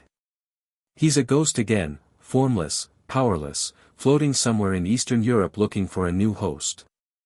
The stone. Dumbledore has it. I've recommended destruction. He's going to discuss it with Flamel. Hermione nodded. Then the composure cracked, just for a second. Her eyes filled. I heard you, you know. Through the flames. I heard the screaming. I didn't know if, I'm here. I know. But I didn't know. Harry sat on the edge of her bed. He was too tired for propriety. Hermione leaned against his shoulder and he let her, and they sat like that for a while, two 11-year-olds carrying weights that no child should have to carry, holding each other up in a hospital wing at 3 a.m. Harry? Hermione's voice was muffled against his shoulder. Yes. What does it feel like? The Vedic magic. When you use it against something dark. What does it actually feel like? Harry thought about it. Like singing a note that's so pure it shatters glass. Like standing in the sun after being underground. Like being exactly yourself, completely yourself, with nothing hidden and nothing held back, and the truth of who you are is enough to burn through anything false. Hermione was quiet for a long time. Then she said, I want to learn that. I want to feel that. You will. I'll teach you. Promise? Promise. Ron stirred in the next bed. Stop talking, he mumbled. Some of us got hit by a chess queen tonight. Harry laughed. It was the first time he'd laughed since the chamber, and it came out rough and slightly cracked and absolutely genuine. He stood up. Sleep. All of you. I'll be back in the morning. Where are you going? The grounds. I need to, he paused. I need to talk to someone. He left the hospital wing and walked through the silent castle, down the stairs, out through the oak doors, and onto the grounds. The night was cool and clear. The stars were brilliant. The lake was a sheet of dark glass. Harry walked to the edge of the water, sat down on the grass, and closed his eyes. Baba. The response came instantly. Not words, a wave of presence, warm and vast and immediate. Hanuman was there. Was always there. Was never further away than a breath and a thought. It's done. Quirrell is dead. The shade has fled. The stone is safe. I know. I watched. You watched? I always watch, child. I told you this. He died, Baba. Quirrell. He died because I touched him. My hands burned him alive. Your hands carried divine protection. The corruption in his body could not withstand it. The death was not your doing, it was the consequence of the Dark One's possession. That doesn't make it feel better. No. It shouldn't. The day death feels better is the day you have lost your way. Grieve him, Harry. He was a man who made terrible choices and paid the ultimate price, and he deserved better than what was done to him. But do not carry guilt that is not yours. The guilt belongs to the one who possessed him. Harry breathed. The night air filled his lungs. The lake reflected the stars. I destroyed the diadem. A few weeks ago. I didn't tell you immediately because I wanted to confirm it worked. I know. I felt it. The resonance in the subtle realm when a Horcrux is destroyed is distinctive. Like a wrong note suddenly corrected in a very long song. How many are left? The one in your scar. The shade itself, though that is a different kind of problem. And others, objects, hidden, protected. I have been searching for my end. There is one associated with a locket. Another with a cup. Possibly more. The Dark One was methodical in his madness. After this year, I'll start hunting them. After this year. For now, you have done enough. More than enough. You have done what no one else could have done, and you have done it with integrity. I am proud of you, Harry. The warmth of those words settled into Harry's bones.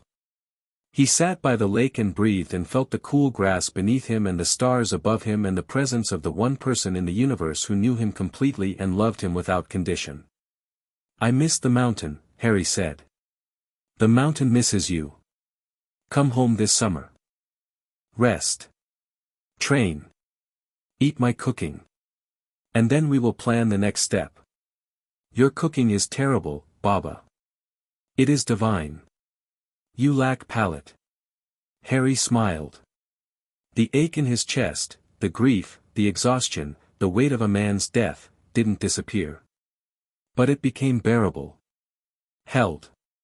Shared.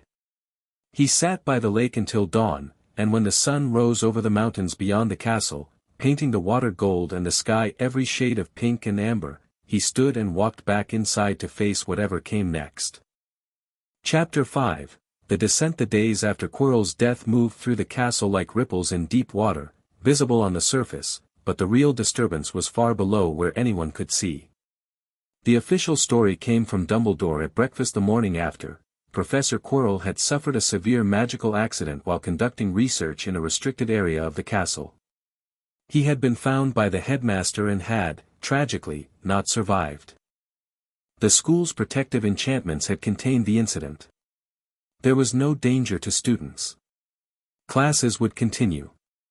A replacement defense against the dark arts teacher would be arranged. Harry sat at the Gryffindor table and watched the school absorb the news. Some students were shocked. Some were indifferent. Quirrell had been a poor teacher and few had formed attachments.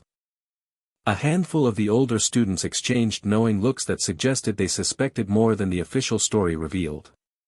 The Weasley twins, who had the informational network of a small intelligence agency, shot Harry a glance across the table that said, very clearly, "We know you were involved and we respect you enough not to ask about it in public." Hermione ate her toast with the focused precision of someone who was processing several layers of information simultaneously and did not intend to discuss any of them in a room with 300 people. Ron ate everything within reach, which was his default response to stress and worked remarkably well. Neville was quiet, but his quietness had a different quality than it used to, not the silence of someone trying to be invisible, but the silence of someone who had been through something real and was still integrating it. Snape was watching Harry from the staff table. Not with the usual hostility. Not with the grudging respect of recent months. This was something new, an assessment so intense that it bordered on the clinical, as though Snape were trying to solve an equation and Harry was the variable he couldn't account for. Their eyes met across the hall. Harry held the gaze. Snape held it back. And something passed between them that was not warmth and not understanding but was perhaps the beginning of a mutual recognition that they were both, in their different ways, soldiers in the same war. The week continued. Harry went to classes. He sat through Bin's lectures on goblin rebellions. He transfigured mice into snuff boxes with a casual perfection that made McGonagall purse her lips to suppress a smile. He brewed a forgetfulness potion in Snape's dungeon and did not, for once, receive a single derisive comment. Snape swept past his cauldron, paused, and moved on without a word, which from Snape was practically an embrace. But underneath the routine, Harry was processing. He'd killed someone. Indirectly, yes. In defense, yes. Against a man who was already more dead than alive, consumed by the parasite that had taken up residence in his body, yes. All of these qualifications were true and none of them changed the fundamental fact: Harry had put his hands on Quirinus Quirrell and Quirinus Quirrell had died. He didn't talk about it. Not to Ron, who would have offered blunt reassurance that would have been well-meant but insufficient. Not to Hermione, who would have offered analysis that would have been brilliant but beside the point. Not even to Neville, who would have said something quiet and devastating that Harry wasn't ready to hear. He talked about it with Hanuman, in the pre-dawn hours, sitting cross-legged on his bed with the curtains drawn and his consciousness extended across oceans and continents to the ashram that was always there, always waiting. "I keep seeing his face," Harry said, 3 days after. Not Voldemort's face. Quirrell's. The moment before he died. He was relieved, Baba. The possession had been so terrible that death was a mercy. What kind of world produces that? This one, Hanuman said, and his voice carried the weight of someone who had watched civilizations rise and fall for millennia. This world produces monsters and saints and everything between, and the same soil that grows the lotus grows the weed. Quirrell made choices that opened the door to possession. The Dark One walked through it. And you closed it the only way it could be closed. The grief you feel is appropriate. The guilt is not. How do I know the difference? Grief says, "This is terrible, and I wish it hadn't happened." Guilt says, "This is my fault, and I should have prevented it." One is true. The other is not. Feel the grief. Release the guilt. This is not easy. It is necessary. What if I can't? Then carry it until you can. That is also Dharma. The warrior does not choose which burdens to bear. He bears them all and keeps walking. Harry kept walking. The real fallout began on Monday, when the Morning Post brought the Daily Prophet. Harry had been ignoring the wizarding newspaper for most of the year. Its coverage of actual events was spotty at best, and its editorial stance seemed to be whatever generated the most public anxiety. But Monday's edition was impossible to ignore, because the headline took up half the front page: "Boy Who Lived Found, Harry Potter Attends Hogwarts in Secret." The article, written by a reporter named Rita Skeeter whose prose style suggested she'd been bitten by an adjective as a child and never recovered, was a masterwork of speculation masquerading as journalism. It confirmed that Harry Potter had been enrolled at Hogwarts since September, that he had been missing for 10 years, that nobody knew where he'd been, and that sources close to the investigation suggested he possessed unusual and potentially dangerous magical abilities that defy classification. The article quoted anonymous ministry officials expressing concern about a child raised outside the traditional wizarding framework. It quoted parents expressing alarm about the boy who lived attending school alongside their children. It quoted Lucius Malfoy, not anonymously, because Lucius Malfoy did everything publicly and with maximum impact, calling for a full inquiry into Dumbledore's negligent oversight of our children's safety. "Brilliant," Ron said, tossing the paper onto the table. "Now you're famous and controversial. That's the worst combination." "I was already famous," Harry said. "The controversial part is new." Hermione had read the article 3 times and was vibrating with indignation. "This is irresponsible. She's implying you're dangerous without any evidence. She's using unnamed sources, which is journalistic malpractice. And Lucius Malfoy calling for an inquiry is rich, given his history with Hermione." She stopped. "Let it play out," Harry said. "The article changes nothing about what we're actually doing. It changes the public conversation, which is annoying but manageable. People will form opinions based on incomplete information. That's what people do. Doesn't it bother you?" "The inaccuracy bothers me. The attention doesn't." This was not entirely true. The attention did bother him, not because he was afraid of scrutiny, but because scrutiny meant distraction, and distraction meant reduced operational freedom. But showing that it bothered him would give the scrutiny power, and Harry had been trained by someone who understood the relationship between perception and control. The ministry response came 3 days later. A delegation arrived at Hogwarts, 2 officials from the Department of Magical Law Enforcement, one from the Department of Mysteries, and an undersecretary named Dolores Umbridge who wore pink and smiled constantly and radiated a particular sweetness that Harry's trained sensitivity identified immediately as a thin lacquer over something deeply unpleasant. They met in Dumbledore's office. Harry was there. Dumbledore was there. McGonagall was there, at her own insistence, in her capacity as Harry's head of house. The ministry officials arranged themselves on one side of the desk. Harry sat on the other. Umbridge spoke first. She had a voice like honey that had gone slightly off, too sweet, with a faint undertone of something rancid. "Mr. Potter, on behalf of the ministry, we are delighted to confirm your safe return to the wizarding world." Her smile was wide and fixed. "However, given the unusual circumstances of your absence and your subsequent reappearance, the ministry has some questions that we hope you'll be happy to answer." "I'll answer what I can," Harry said. "Wonderful. Where have you been for the past 10 years? Abroad. Could you be more specific?" "No." The smile didn't waver, but something behind it hardened. "Mr. Potter, the ministry has a responsibility to ensure the welfare of all magical children. Your absence raised significant concerns that went uninvestigated for 10 years. The ministry knew I was missing and did nothing. Professor Dumbledore searched independently.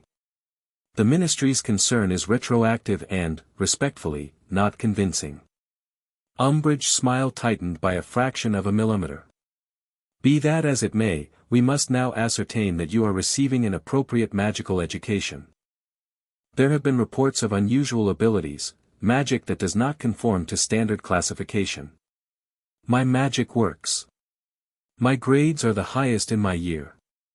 I'm not sure what classification has to do with education." One of the Department of Magical Law Enforcement officials, a tall, dark-skinned man named Kingsley Shacklebolt whose magical signature was powerful and clean and whose eyes held the steady intelligence of a career aura, spoke up. "Mr. Potter, nobody is questioning your academic performance. The concern is about the nature of the magic you practice. There are reports of wandless spellcasting, abilities that appear to exceed the normal developmental range, and techniques that our unspeakables cannot identify. I practice a form of magic that originates from a different cultural tradition than the one taught at Hogwarts. It's not dark. It's not illegal. It's simply different." "What tradition?" Umbridge asked.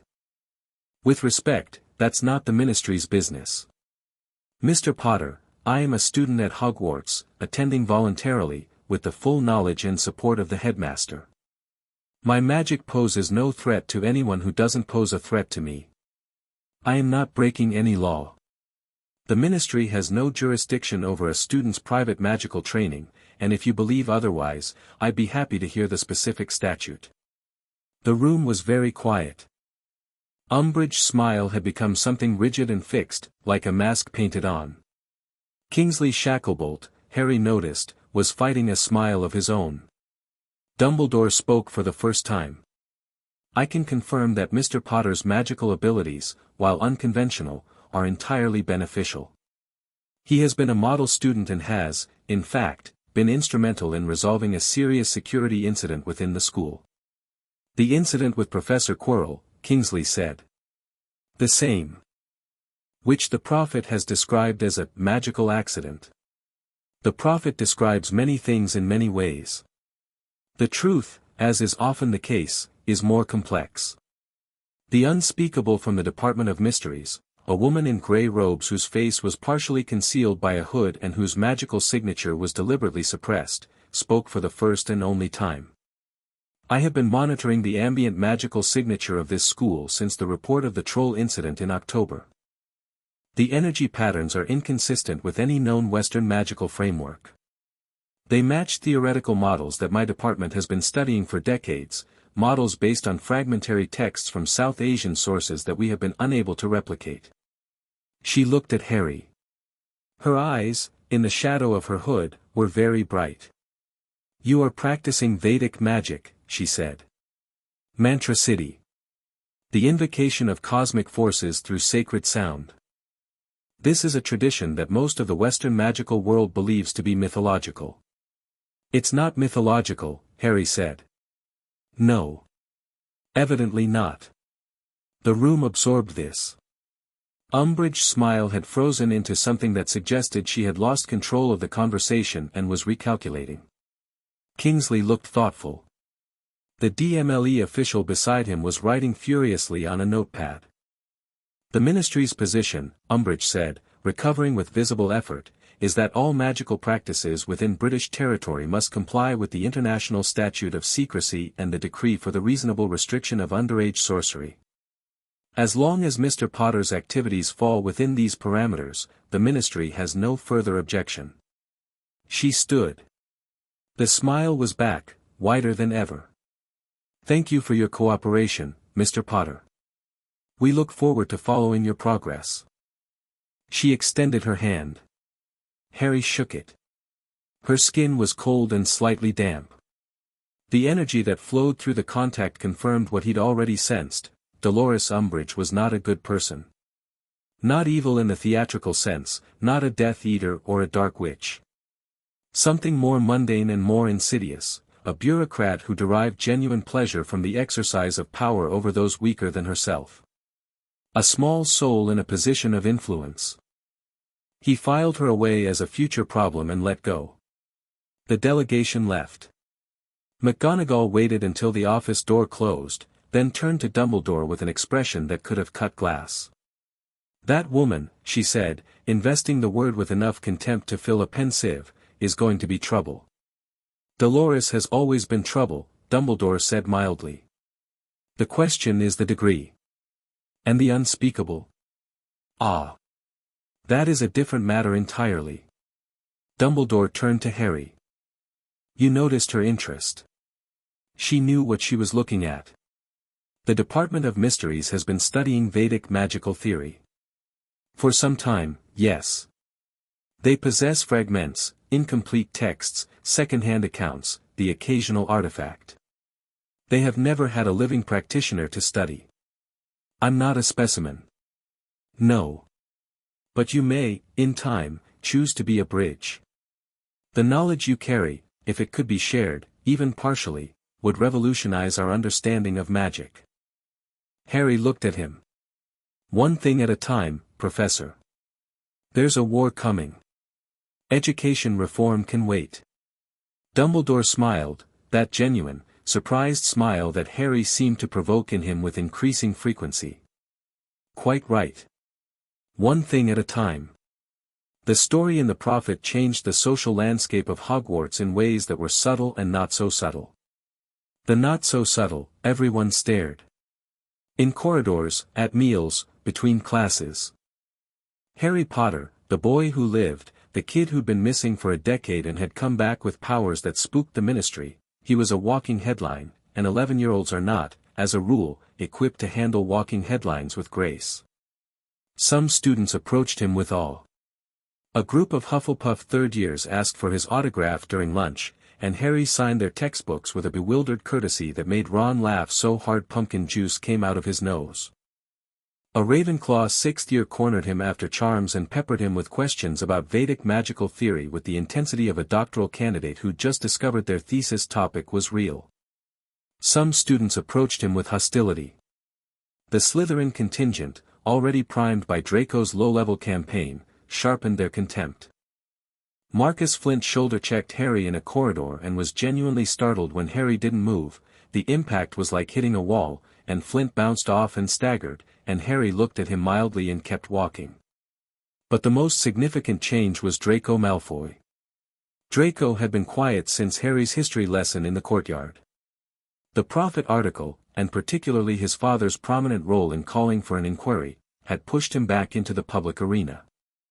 He arrived at breakfast the morning after the article with a new energy, louder, sharper, his father's words echoing in his mouth like a ventriloquist's performance. Potter's a freak, he declared at the Slytherin table, loudly enough for the Gryffindors to hear. Raised by some foreign wizard doing God knows what dark rituals. No wonder he can do things no normal wizard can, he's been tampered with. My father says the ministry should be investigating Dumbledore for allowing it. Harry, 3 tables away, heard every word. He continued eating his porridge. Aren't you going to say something? Ron demanded, his ears crimson. No. He just called you a freak. He called me a freak because his father told him to, and his father told him to because his father is afraid. Lucius Malfoy knows what Voldemort is. He served him. And now there's a child in Hogwarts who defeated what's left of Voldemort, using magic that Lucius can't understand or counter, and that terrifies him. Draco is just the delivery mechanism. Ron stared at him. How do you do that? Do what? See through everything. It's unsettling, mate. I was trained to see. The seeing is the easy part. The hard part is deciding what to do about it. Hermione, who had been reading a library book throughout this exchange, looked up. What are you going to do about it? About Draco? Nothing. He's performing for an audience. If I engage, I give the performance validity. If I don't, the audience gets bored. And about Lucius? Harry's expression shifted. The calm remained, but something harder appeared beneath it. Lucius Malfoy is a Death Eater who escaped justice by claiming the Imperious Defense. He still carries the dark mark. He still serves Voldemort's ideology, even if Voldemort himself is currently indisposed.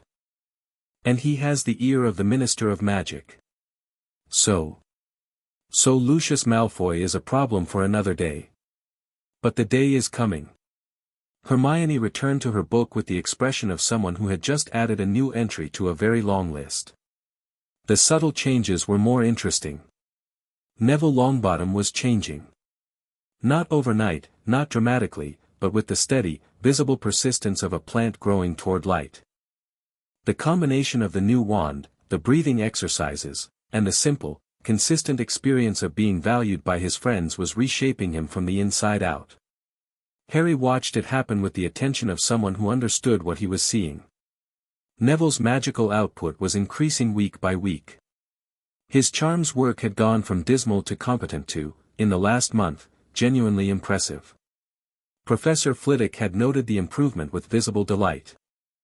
Even Snape, whose standards for praise existed in a realm adjacent to theoretical physics, had stopped singling Neville out for derision in potions, not because Neville had become a potions prodigy, but because the boy's confidence had grown to the point where Snape's tactics simply bounced off. More significantly, Neville's earth affinity was developing. Harry had been working with him twice a week, not Vedic training, which required a physical and spiritual preparation that took years, but targeted exercises designed to strengthen the connection Neville already had with plant and earth energy. The results were startling. In herbology one afternoon, Neville was repotting a screaming snapdragon, a nasty little plant that shrieked when touched and bit anyone who held on too long. Every other student in the class was wearing thick dragon hide gloves and flinching. Neville put his bare hands on the plant, and it stopped screaming. It went quiet. It leaned into his palms like a cat being stroked, and Professor Sprout's mouth dropped open. "Mr. Longbottom," she said, "that plant has drawn blood from every student who's handled it this term. Including 2 seventh years." Neville was red-faced but grinning. "I just sort of asked it to be calm. In my head. And it listened. That is not a standard herbology technique." "No, ma'am." Sprout looked at Harry, who was watching from the next bench. Harry met her gaze blandly. Sprout pursed her lips, nodded slowly, and moved on. After class, Harry pulled Neville aside. "That thing you did. Describe it." "I don't know how to describe it. It's like, I can feel what the plants feel. Not thoughts, exactly. More like, states. The snapdragon was scared. It screams because it's scared. So I just sort of sent it the feeling of being safe. And it believed me.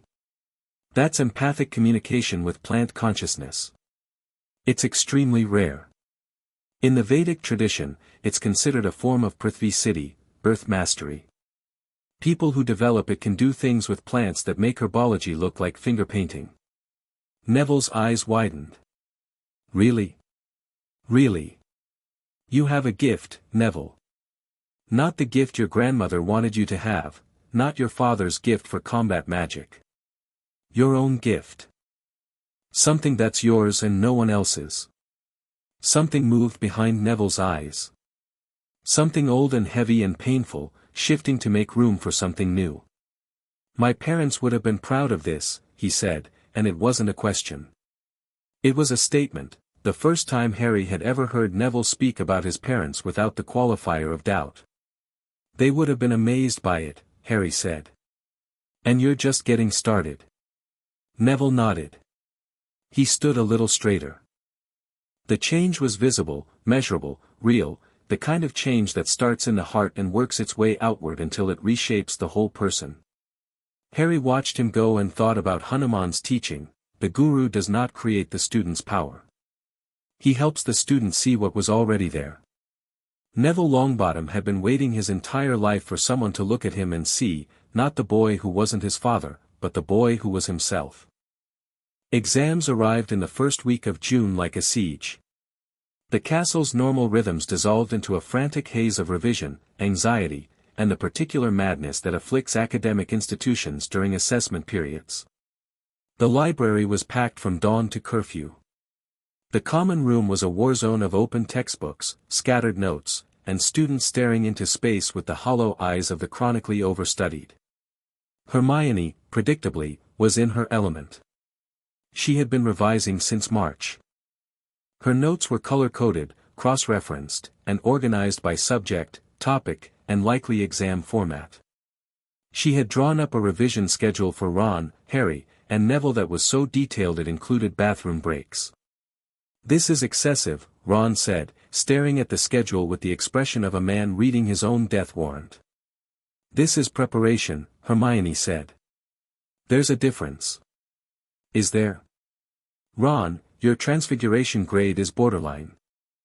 If you don't review the theory behind partial object transformation, you're going to fail the practical."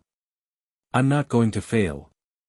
I'm going to scrape by with the minimum acceptable grade, as is my right and tradition." "That is not something to be proud of." "It's absolutely something to be proud of. It takes skill to aim for mediocrity that precisely." Harry laughed. He laughed more these days, a development that Hermione had noted and Ron had taken credit for. The year had been heavy. The death, the confrontation, the ministry scrutiny, the slow grinding awareness of a war that was coming whether anyone was ready or not. But in the spaces between the wait, there was this, his friends, arguing about study schedules, being 11, being normal. He'd take it. He'd take all of it. The exams themselves were, for Harry, straightforward. He moved through them with the calm efficiency of someone for whom the material was a few steps below his actual level but who respected the process enough to engage with it fully. Charms, perfect. He performed every required spell with his wand, channeling his prana through the holly and phoenix feather with a precision that Flitwick described as exemplary, truly exemplary. "I've never seen such control in a first year." Transfiguration, perfect. McGonagall's practical exam involved turning a mouse into a snuff box, and Harry produced a snuff box that was not only perfectly formed but subtly enchanted, the lid open to reveal a tiny interior that was larger than the exterior should have allowed, a piece of spontaneous space expansion that made McGonagall raise both eyebrows simultaneously, which was the McGonagall equivalent of a standing ovation. Herbology, perfect. Sprout gave him an extra credit question about the properties of fang geraniums, and he answered it with a cross-reference to an Ayurvedic application that made her blink 3 times and write, "See me after class," on his paper. Potions, nearly perfect. Snape's exam was deliberately challenging, a draft of forgetfulness that required precise timing and temperature control. Harry brewed it flawlessly, adding a stabilizing agent from Ayurvedic pharmacology that extended the potion's shelf life from 2 weeks to 6 months. Snape examined the potion in silence for a full minute, wrote, "Exceeds expectations," on the grading sheet, which was the highest mark he had given a first year in living memory, and then swept away with an expression that suggested he was deeply annoyed about being impressed. History of Magic, the only written exam, and the only subject where Harry had to actively resist the urge to correct the questions. Bin's exam was based on his lectures, which were based on a textbook that was based on a historical framework that Harry could have dismantled with a single well-placed citation. He answered the questions as asked, scored full marks, and made a mental note to one day write a comprehensive magical history that actually included the other 70% of the world. Astronomy, perfect. Defense against the dark arts, perfunctory. The substitute teacher, a nervous young wizard named Galbraith who had been pulled in from the ministry at short notice, spent most of the exam apologizing for not being very prepared. Ron scraped through everything with the targeted mediocrity he promised, except for charms, where he accidentally exceeded expectations and was so surprised that he checked his results twice. Hermione achieved the highest marks in every subject except potions, where Snape's grading criteria were apparently designed by someone who believed that perfection was the minimum acceptable standard. Neville, buoyed by his new wand and months of confidence building, passed everything, including potions, which made him so happy he nearly cried. The exams ended on a Friday. The weekend that followed was warm and golden and felt like the first real breath the castle had taken since September. Students sprawled on the lawns by the lake. The giant squid basked near the surface, its tentacles trailing lazily. The Weasley twins had acquired a supply of filibuster fireworks and were staging an unauthorized display above the Quidditch pitch that nobody in authority seemed inclined to stop. Harry sat under a beech tree with Ron, Hermione, and Neville, and the four of them existed in that particular liminal space between the end of exams and the end of term, a space where the pressure lifts and the future is briefly, blessedly undefined. Ron was lying on his back with his eyes closed and a blade of grass in his mouth. Hermione was reading, because Hermione was always reading, but her posture was relaxed, her legs stretched out in the sun. Neville was examining a wildflower with the focused attention of someone seeing a miracle. So what happens now? Ron asked, to nobody in particular. End-of-year feast, Hermione said. House cup. Train home. I mean after that. This summer. Next year. You know. He gestured vaguely upward, which was apparently his shorthand for the entire Voldemort situation. This summer, I go home, Harry said. I train. I start looking for the remaining Horcruxes. And us? You go home. You rest. You enjoy being 12. Ron propped himself up on one elbow. That's not what I meant and you know it. Harry looked at him. Ron's face was set in the expression that Harry had come to recognize as his serious face, the one that appeared when Ron dropped the jokes and the self-deprecation and revealed the person underneath, who was loyal and brave and absolutely unwilling to be sidelined.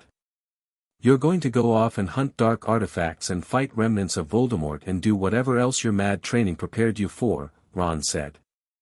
And you're going to try to leave us behind because you think it's safer. And I'm telling you now, it's not going to work. Ron, I'm not done. I'm rubbish at Sanskrit and I can't fly without a broom and I don't have cosmic forces at my command. But I beat that chess set and I ran toward a troll and I went through those flames because you're my friend and that's what you do for friends. If you think I'm going to spend the summer playing Quidditch in the garden while you're out there fighting a war alone, you're the smartest idiot I've ever met. The tree was quiet. A bird sang somewhere. The giant squid rolled lazily in the lake. Hermione lowered her book. What he said. With the additional note that I've been studying Vedic magical theory for 8 months and I intend to continue, and if you try to protect me by excluding me, I will find you, and I will be very annoyed, and you know what I'm like when I'm annoyed. Terrifying, Ron confirmed. Neville didn't say anything. He just looked at Harry with his steady, seeing eyes, and the look said everything. Harry felt something in his chest that he was learning to identify as a specifically human form of love, not the cosmic, all-encompassing devotion he felt for Hanuman, not the grief-tinged ache of his connection to his parents. Something Messier. Something that came with arguments and bad jokes and chess games and study schedules. Something that was, in its own way, just as powerful as any mantra. Okay, he said. Together, then. Ron grinned. Hermione smiled. Neville nodded. The sun moved across the sky, and the afternoon stretched out before them, warm and golden and uncomplicated, and for a few hours, they were just 4 kids under a tree at the end of their first year of school, and the war was somewhere else, and the future was a story they would write together. The end-of-year feast was a Gryffindor triumph.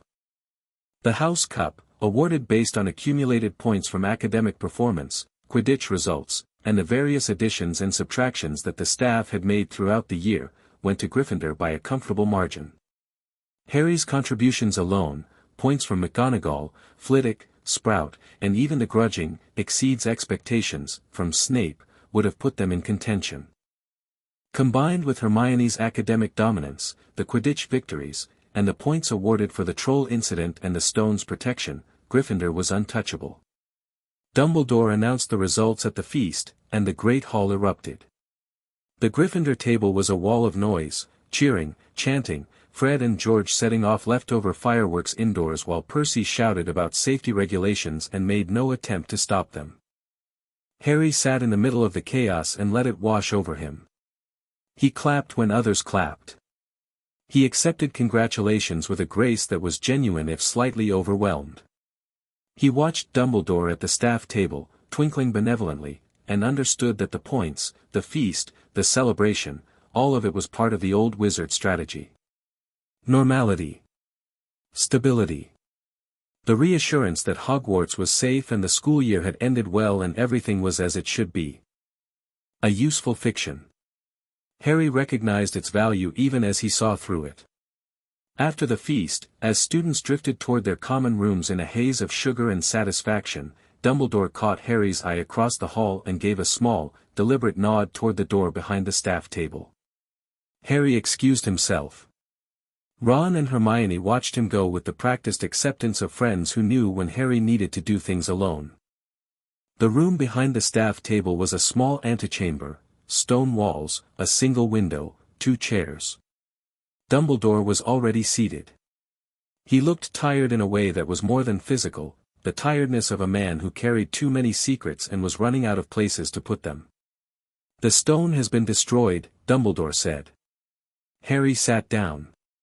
Flamel agreed. Nicholas and Perenelle have enough elixir to set their affairs in order. They will die within the year.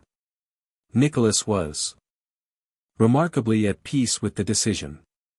He said, Dumbledore paused, and something moved behind his eyes. He said he had been expecting this conversation for a very long time. That 600 years was rather a lot, when you thought about it, and he was looking forward to the next adventure. That's a good way to face death. It is. I am not certain I could face it as well. This admission, Harry suspected, cost Dumbledore more than the old wizard would ever acknowledge. Dumbledore's own complicated relationship with death, with the Hallows, with the sister he'd lost, with the fear that drove his need for control, was the wound at the center of his character. He could not face death as Nicholas Flamel did, because he carried guilt that made the prospect of what came next something to dread rather than welcome. You could, Harry said. When the time comes. I think you might surprise yourself. Dumbledore looked at him. The twinkle was absent. What remained was just a very old, very tired man, looking at a very young person and seeing something that gave him hope. There is something else, Dumbledore said. I have been corresponding with certain contacts about the matter we discussed. The fragments. The Horcruxes. Yes. I believe I have identified one. A locket belonging to Salazar Slytherin. It was in the possession of a witch named Hepzibah Smith, who was murdered by Tom Riddle in the late 1940s. The locket was taken and has not been seen since. Hanuman mentioned a locket. And a cup. Hufflepuff's cup.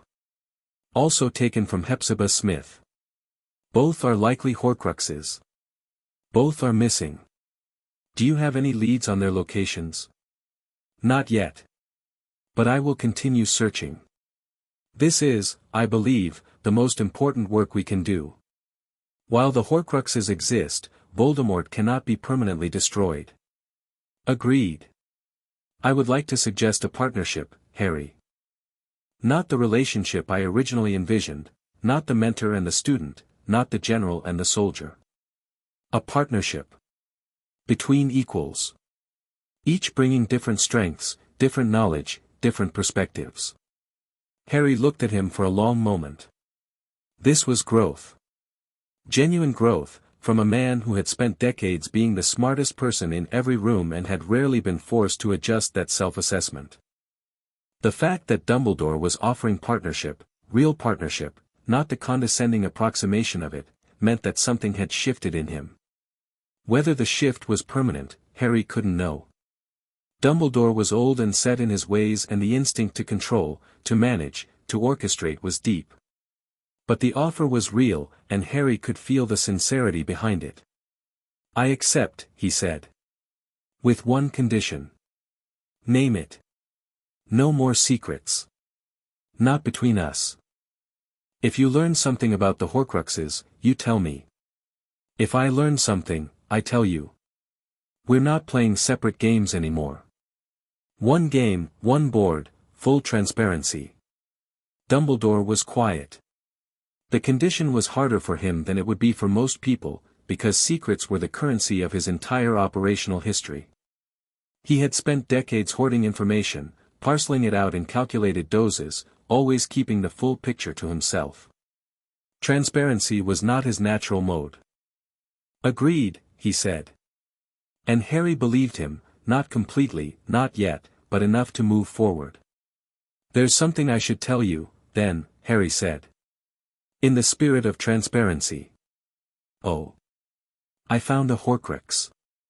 In the castle. The diadem of Rowena Ravenclaw. It was hidden in a room on the 7th floor, a room that appears when you need it. The diadem contained a fragment of Voldemort's soul. I destroyed it in February. Dumbledore's composure did not crack, exactly. But it shifted. His eyes widened fractionally.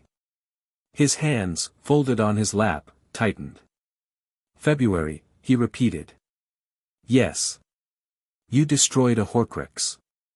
In February. And you are telling me now. I wanted to confirm the method worked before I shared it. And I didn't fully trust you yet. And now? Now I'm telling you. That's the answer. Dumbledore absorbed this. Harry watched him process, the surprise, the professional interest, the slight sting of having been kept in the dark, the grudging acknowledgement that Harry's reasoning was sound. How did you destroy it?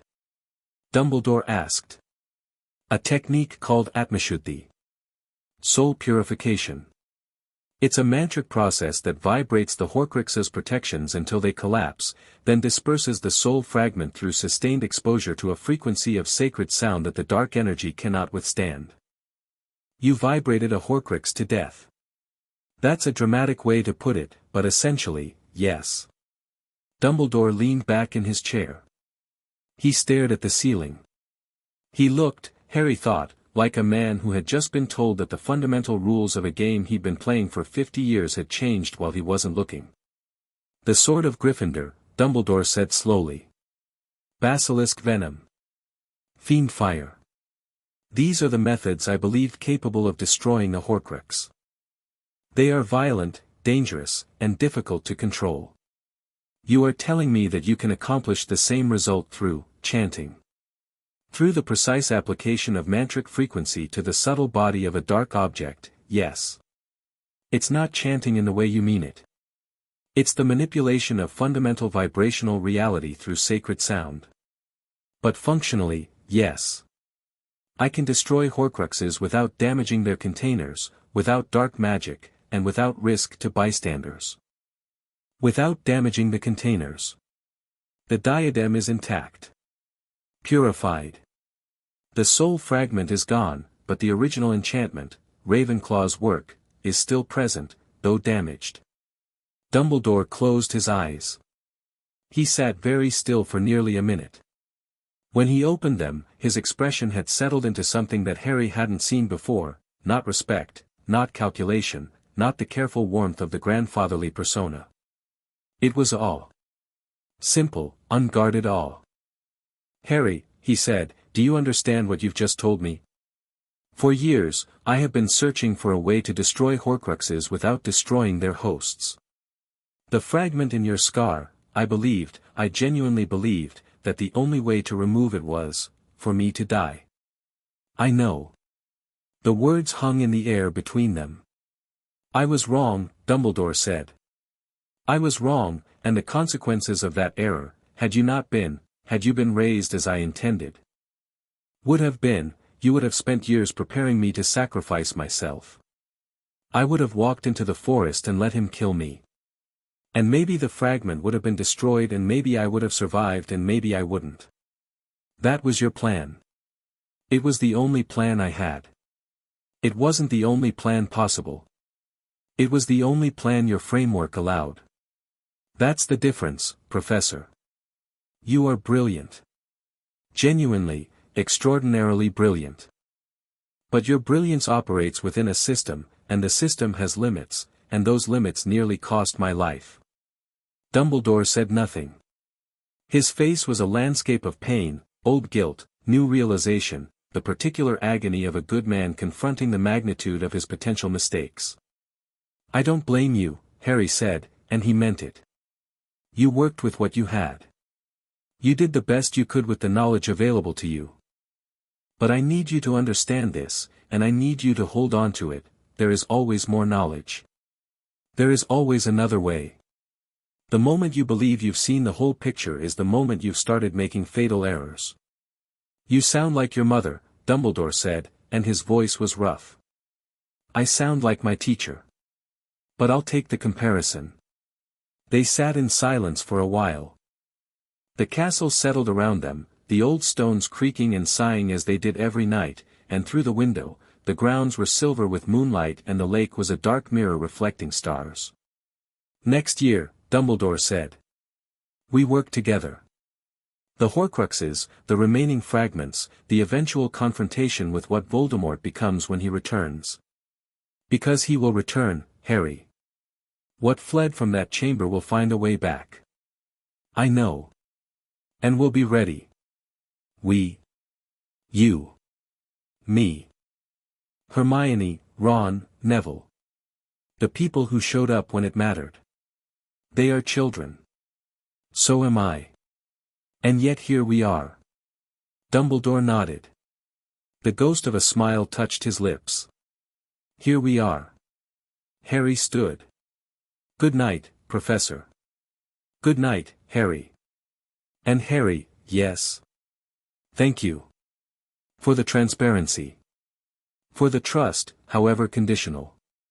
And for being the person you are." Harry looked at him, this strange, brilliant, flawed, weary old man who had spent a decade making plans for a child he'd never met and was now trying, genuinely trying, to treat that child as a partner, and felt something that was not quite forgiveness and not quite friendship but was somewhere in the vicinity of both. "Get some rest," Harry said. "You look terrible." He left. Dumbledore sat alone in the antechamber and laughed, a real laugh, quiet but genuine, and then he put his face in his hands and sat there for a long time, and whether he was laughing or crying or both, only Fawkes would ever know. The last day of term dawned bright and warm. Trunks were packed. Farewells were exchanged. The castle, which had been a world unto itself for 9 months, began the annual process of emptying out, its corridors growing quieter with every hour as students filtered toward the entrance hall and the carriages and the train. Harry packed methodically. Clothes. Books. The diadem of Ravenclaw, wrapped in cloth, concealed by mantric wards. The invisibility cloak. The journal. The small bronze Hanuman. The holly wand. He looked around the dormitory one last time. The beds, the red curtains, the view of the lake through the window. This room had been his first experience of sharing space with people his own age, and the memory of Ron's snoring and Neville's mumbling and Seamus's occasional inadvertent explosions and Dean's West Ham poster was oddly precious.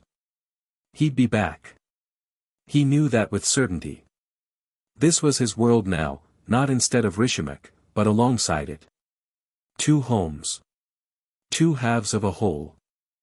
The Hogwarts Express was a controlled riot of students, trunks, owls, and emotion. Harry found a compartment with Ron, Hermione, and Neville, and the four of them settled in for the journey back to London with the particular energy of people who had survived something together and knew it. The countryside rolled past. Green fields, stone walls, the occasional Muggle village. Ron produced a deck of exploding snap cards. Hermione pretended to disapprove and then won 3 games in a row. Neville fed Trevor a dead fly with a tenderness that suggested their relationship had evolved from pet and owner to something more like partners. Summer plans, Ron said, shuffling the cards.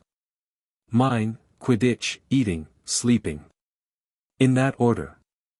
Mine, reading, Hermione said. Everything I can find on comparative magical traditions. Harry gave me a list. The list is 40 books long, Harry noted. I don't actually expect you to finish it. I'll finish it by August. That's terrifying. Mine, Neville said quietly, is the greenhouses at home. Gran has a magical garden. I've never really paid attention to it before. I'm going to now. Good, Harry said. Work with the plants. Listen to them. Trust what they tell you. Neville nodded. The shy, stammering boy who had chased a toad down a train platform 9 months ago was still visible in his face, but he was sharing space now with someone steadier, someone with roots. The train slowed. London appeared. King's Cross materialized around them, brick and steel and noise, and the platform 9 3/4 barrier shimmered as students began pouring through. They gathered their trunks. They stood on the platform.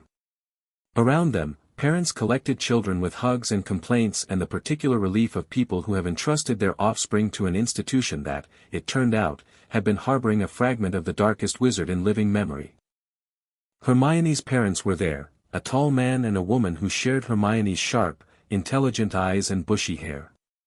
They hugged their daughter with a warmth that made Harry smile and a slight bewilderment that suggested Hermione's letters home had not included the full truth about her year.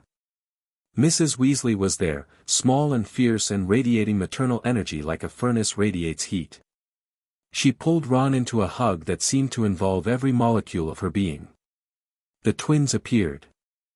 Percy appeared. Ginny, the youngest Weasley, was there too. She spotted Harry from across the platform and went so red that she was briefly indistinguishable from her hair. Neville's grandmother, a formidable woman with a vulture hat and an expression that could have disciplined a battalion, collected him with a brisk efficiency that did not quite mask the relief in her eyes. Harry watched his friends disappear into their families and felt the absence again, the shape of what should have been there and wasn't. His parents, meeting him at the station. His mother fussing. His father ruffling his hair. He breathed through it. Acknowledged it. Let it pass. Then he looked toward the end of the platform, past the thinning crowd, past the bustle and noise and steam, and saw him. A tall man in simple clothes. Saffron and white. Bare feet on the platform, impervious to the dirt and cold. Eyes the color of molten copper, ancient beyond measure, warm beyond description. Standing at the end of platform 9 3/4 as though he had always been there, as though the platform had been built around him and not the other way around. Hanuman. Harry walked toward him. Then he ran. He dropped his trunk and ran, the way 11-year-olds run when they see the person they love most in the world after a long absence, without dignity or restraint or the careful composure that he maintained for everyone else. He hit Hanuman at full speed and the god caught him and held him and Harry pressed his face against the saffron cloth and breathed in the smell of sandalwood and mountain air and home. Baba. I'm here, child. They stood like that for a long moment. The platform emptied around them. The steam from the train drifted. The normal world of muggles and magic continued on its axis, oblivious to the fact that an immortal being was standing in a London train station holding a boy who had just finished his first year at wizard school. "How was it?" Hanuman asked. "Hard. Good. Both. That is usually how it works." Hanuman released him, held him at arm's length, studied his face. "You've grown. Physically. In every way." Harry smiled. It was the most genuine, unguarded smile he'd produced all year, the smile of someone who was, for the first time in months, exactly where he belonged. "Take me home," he said. Hanuman picked up Harry's trunk with one hand, as though it weighed nothing, because to him it weighed nothing. He placed his other hand on Harry's shoulder. The weight was grounding. The warmth was absolute. They walked together toward the barrier. Just before they reached it, Harry looked back. Ron and Hermione were still on the platform, watching. They couldn't see Hanuman, the Antardhyana was in effect for everyone except Harry, but they could see Harry, stopped, looking at something they couldn't perceive, and the expression on his face told them everything they needed to know. Harry raised his hand. A wave. A promise. Ron waved back, grinning. Hermione raised her hand, and her smile was bright and fierce. Harry turned back to Hanuman. They walked through the barrier, and between one step and the next, King's Cross was gone. London was gone. England was gone. The mountain received them. The ashram was there, unchanged, eternal. The fire that had not gone out in 4,000 years burned in the central chamber. The carvings on the walls moved through their stories. The river flowed upward, catching the light. Harry stood in the entrance of Rishimak and breathed air that tasted like the beginning of the world. The year fell away from him, the stress, the vigilance, the constant assessment. Here, he was not the boy who lived, not the vessel of prophecy, not the weapon or the symbol. He was Hanuman's student. He was home. "Baba," he said. "Yes. I destroyed a Horcrux. The diadem of Ravenclaw. Atmashuddhi worked. And I told Dumbledore about the method. He didn't know it was possible to destroy a Horcrux without destroying the container." Hanuman nodded. He already knew this, of course. He knew everything Harry had done this year, had watched from across the distance with the patient, omniscient attention of a god who had chosen to invest his infinite love in one finite child. "And the fragment in your scar?" Harry touched his forehead. The thin white line. The imprisoned piece of Tom Riddle's soul, dormant, contained, waiting. "Next year?" Harry asked. "Not next year. But soon. You are growing toward it. When your channels are strong enough, when your meditation is deep enough, when the resonance between you and the fragment can be safely separated, then. Not before. I'm not afraid. I know you're not.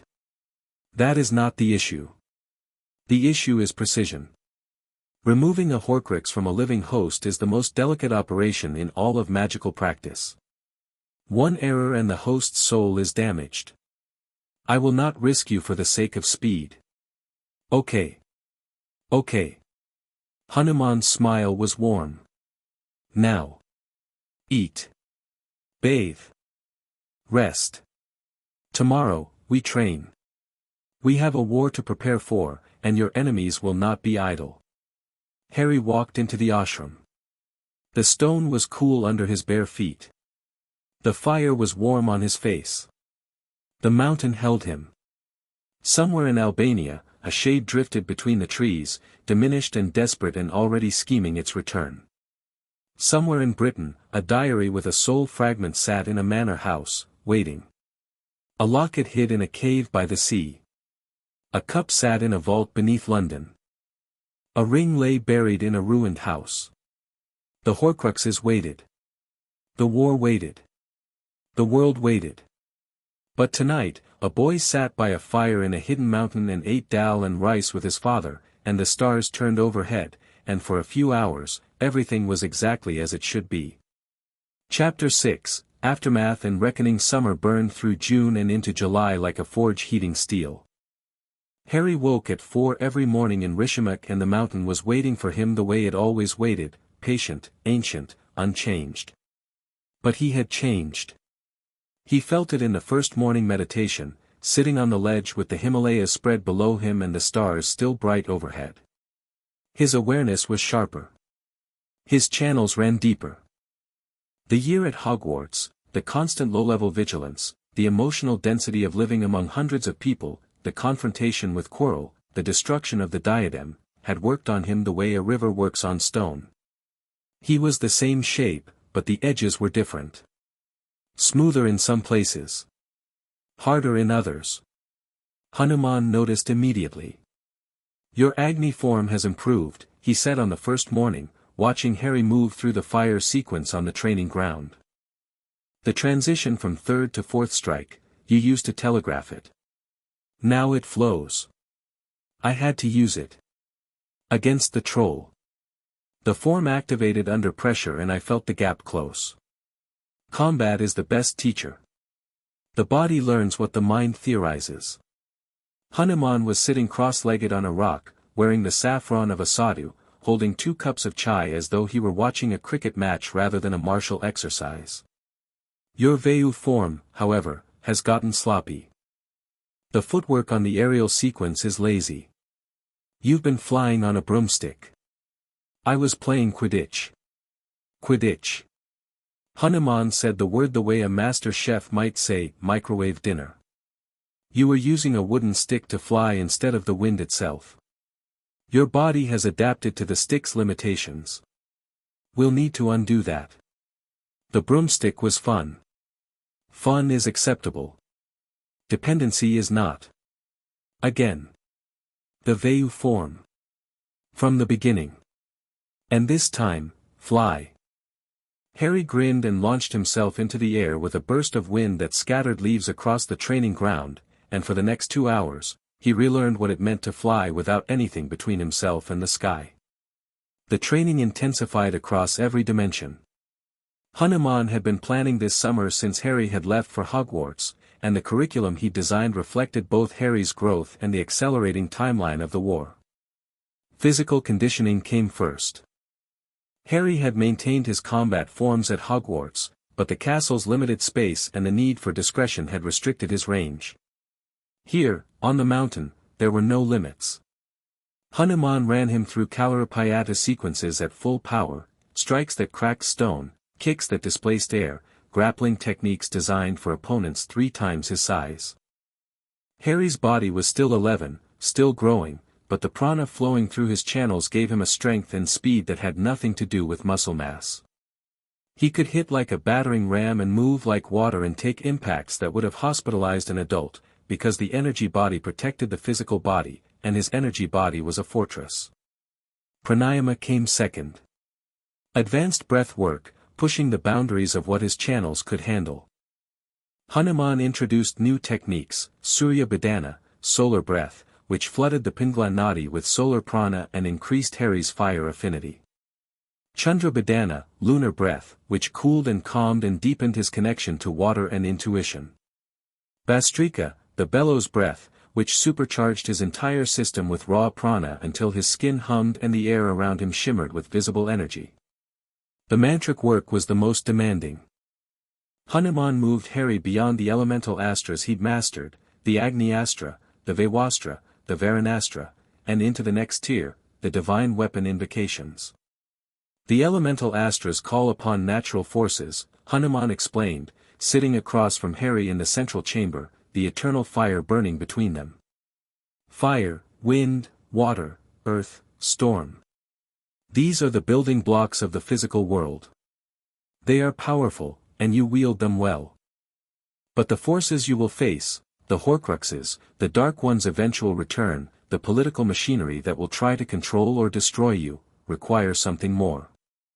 The divine astras. Yes. The Brahmastra. The Narayanastra. The Pashupatastra. These do not invoke natural forces. They invoke divine principles, creation, preservation, destruction. The cosmic functions themselves. They are weapons, but calling them weapons is like calling the ocean a puddle. They operate on the level of reality itself. You've told me about them. I've studied the theory. Theory is not practice. And practice, at this level, carries risk. The divine astras demand a payment from the practitioner. Not in blood or energy, but in intention. You must be absolutely clear about why you are invoking them.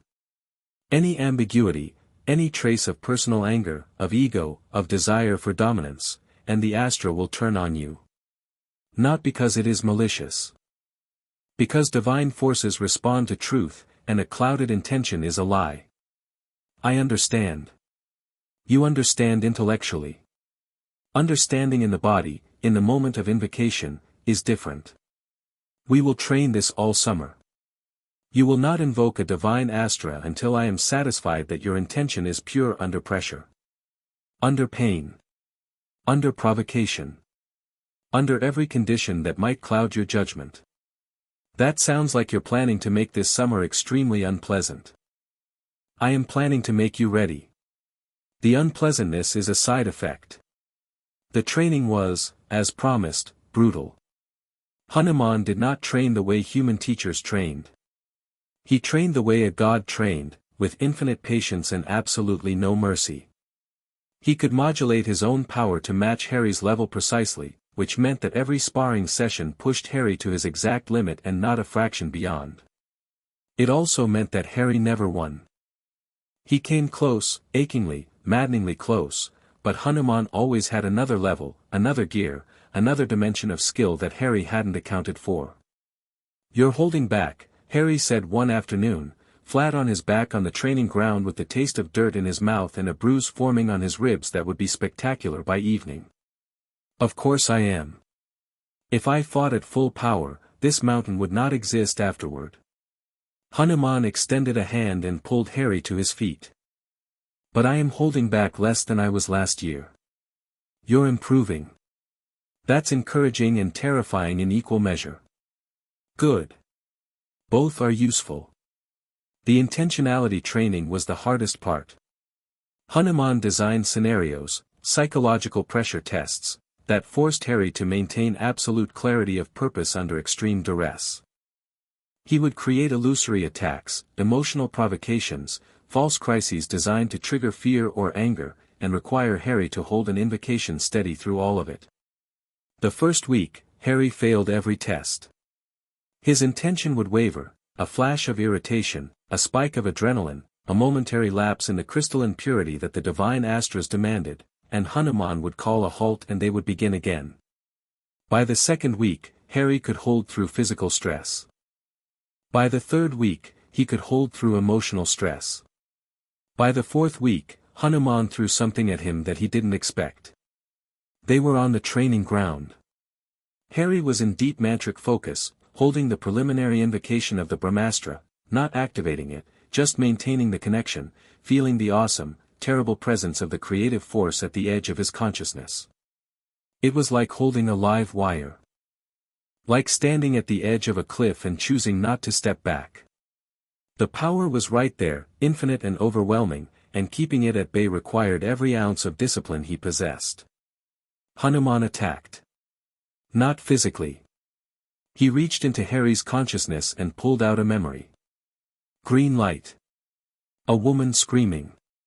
The smell of burning. A high, cold laugh. The night his parents died. Harry had never experienced the memory with this clarity. In meditation, the impressions from his pranamaya kosha were vague, fragmentary, sensations without images, feelings without context. But Hanuman had accessed something deeper, pulled the memory from the very foundation of Harry's consciousness, and presented it with divine clarity. He was there. In the cottage. The dark hallway. The sound of a door splintering. His father's voice, young, desperate, brave, shouting, "Lily, take Harry, and go. It's him. Go. I'll hold him off." The Brahmastra wavered. Harry's hands shook. The connection to the divine force flickered, the cosmic power surging against its restraints like an ocean against a dam. Anger. Pure, white-hot, righteous anger. His father falling. The green light taking him down. And then the footsteps on the stairs and his mother standing between the crib and the door and saying, with a voice that was shaking but did not break, "Not Harry. Please not Harry. Take me instead," the Brahmastra screamed. Harry could feel it trying to activate, the anger was feeding it, giving it a target, demanding release. It wanted to fire. It wanted to destroy. It wanted to answer the scream in Harry's memory with a scream of cosmic annihilation that would have leveled the mountain. Harry held. He held because Hanuman had taught him to hold. He held because the anger, however righteous, was not clarity. He held because the Brahmastra did not serve vengeance. It served Dharma, and Dharma was not the same as justice and justice was not the same as revenge, and the distinctions between those three things were the most important distinctions a warrior could make. He breathed. 3 breaths. The memory was still there, his parents, the green light, the laughter, and he did not push it away. He held it alongside the invocation. He acknowledged the anger and the grief and the love and he said to all of them, "I see you. I honor you. You are not my purpose right now." The Brahmastra settled. The connection stabilized. The cosmic force returned to its holding pattern, vast and patient, waiting for a purpose that was worthy of it. Harry opened his eyes. Hanuman was watching him. "That was cruel," Harry said. His voice was steady but his eyes were bright. "It was necessary. The Dark One will use your parents against you. He will use your love, your grief, your anger. He will find the precise emotional frequency that destabilizes you and he will hit it, over and over, because he is intelligent and observant and he has no conscience. You needed to feel that attack and survive it. I survived it. You did more than survive it. You held the Brahmastra stable through the most emotionally devastating memory you possess. That is mastery, Harry. That is readiness." Harry sat on the ground and breathed and felt the tremors moving through his body, aftershocks, the physical residue of intense emotional and mantric strain. His hands were still shaking. The memory was still vivid, playing on a loop behind his eyes. Baba. Yes. My father. He stood in front of the door without a wand. Voldemort told him to step aside and he didn't. He knew he couldn't win. He fought anyway. He did. And my mother. She could have run. She chose to stand. She chose me. She did. That's what I'm fighting for. Not the prophecy. Not the greater good. Not because Dumbledore needs a weapon or the wizarding world needs a hero. For them. For what they did. For the kind of love that makes you stand in front of a door you can't defend. Hanuman was quiet. The training ground was still. The Himalayan wind moved through the silence like a living thing.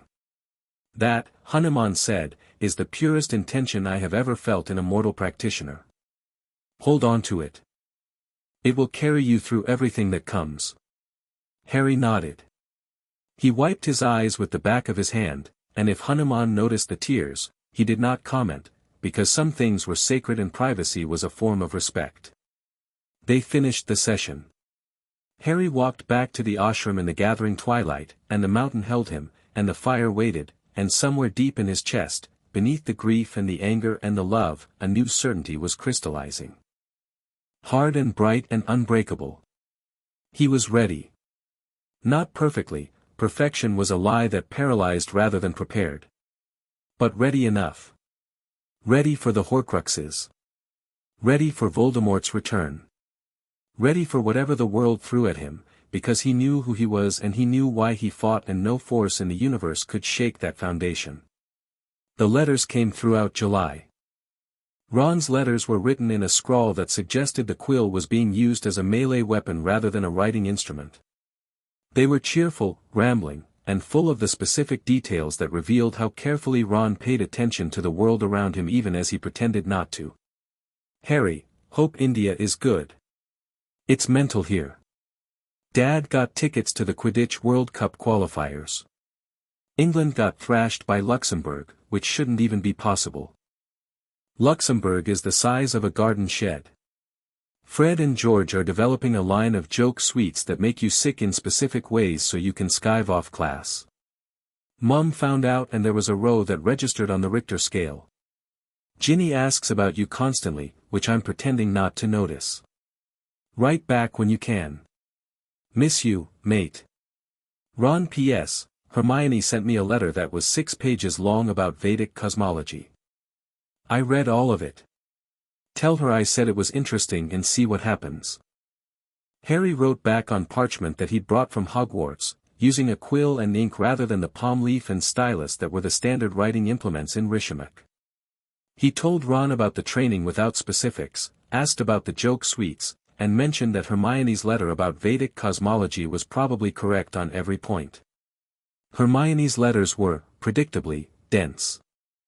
She had finished 12 of the 40 books on Harry's list by mid-July and had written detailed analyses of each, cross-referencing them with European magical theory, identifying points of convergence and divergence, and asking questions that demonstrated she had understood the material at a level that most graduate students would envy. Harry, the parallel between mantric resonance theory and Adalbert Waffling's fundamental laws of magic is extraordinary. Waffling's third law states that magical energy cannot be created or destroyed, only transformed. The Vedic concept of Shakti conservation says the same thing, but extends it to include consciousness as a form of energy. If consciousness is energy, then the Horcrux problem is fundamentally an energy state problem. A soul fragment forced into an object is energy in an unstable state. Your Atmashuddhi doesn't destroy the energy. It transforms its state from corrupted to dispersed. Am I right? Please tell me I'm right. Hermione P.S. I've started pranayama on my own. 20 minutes every morning. I feel different. Clearer. Is this normal? Harry wrote back confirming her analysis, correcting 2 minor points about Shakti theory, and telling her that yes, the clarity she was experiencing was normal and she should continue but not exceed 20 minutes until he could supervise directly. Neville's letters were short and gentle and arrived with small packages of dried herbs. Harry, the garden is amazing. I've been listening, like you said. The venomous tentacula told me it was thirsty, not in words, in a feeling, like you described. I gave it water and it stopped trying to bite me. Gran thinks I'm going mad. I think I'm going sane for the first time. These herbs are from the garden. The lavender is calming. The rosemary is for memory. The third one I don't know the name of but it grows near the boundary wall and it sings at dawn. Neville Harry held the third herb between his fingers and extended his awareness into it. Neville was right, the plant carried a faint, sweet vibration that was almost musical. A magical herb, wild-growing, self-propagating. Probably rare. Possibly unknown to herbological science. Neville had found it by listening. Harry wrote back telling Neville to cultivate it carefully and keep a detailed journal. The letters were a lifeline. Not because Harry was lonely, Rishimak was his home and Hanuman was his world, but because they kept the connections alive. They reminded him that the people he'd found at Hogwarts were real and growing and waiting for him, and that the life he was building was not just the mountain and the war but everything in between. August came, and with it, a visitor. Harry was in the central chamber, working through an advanced pranayama sequence, when the air shifted. Not an attack, nothing hostile.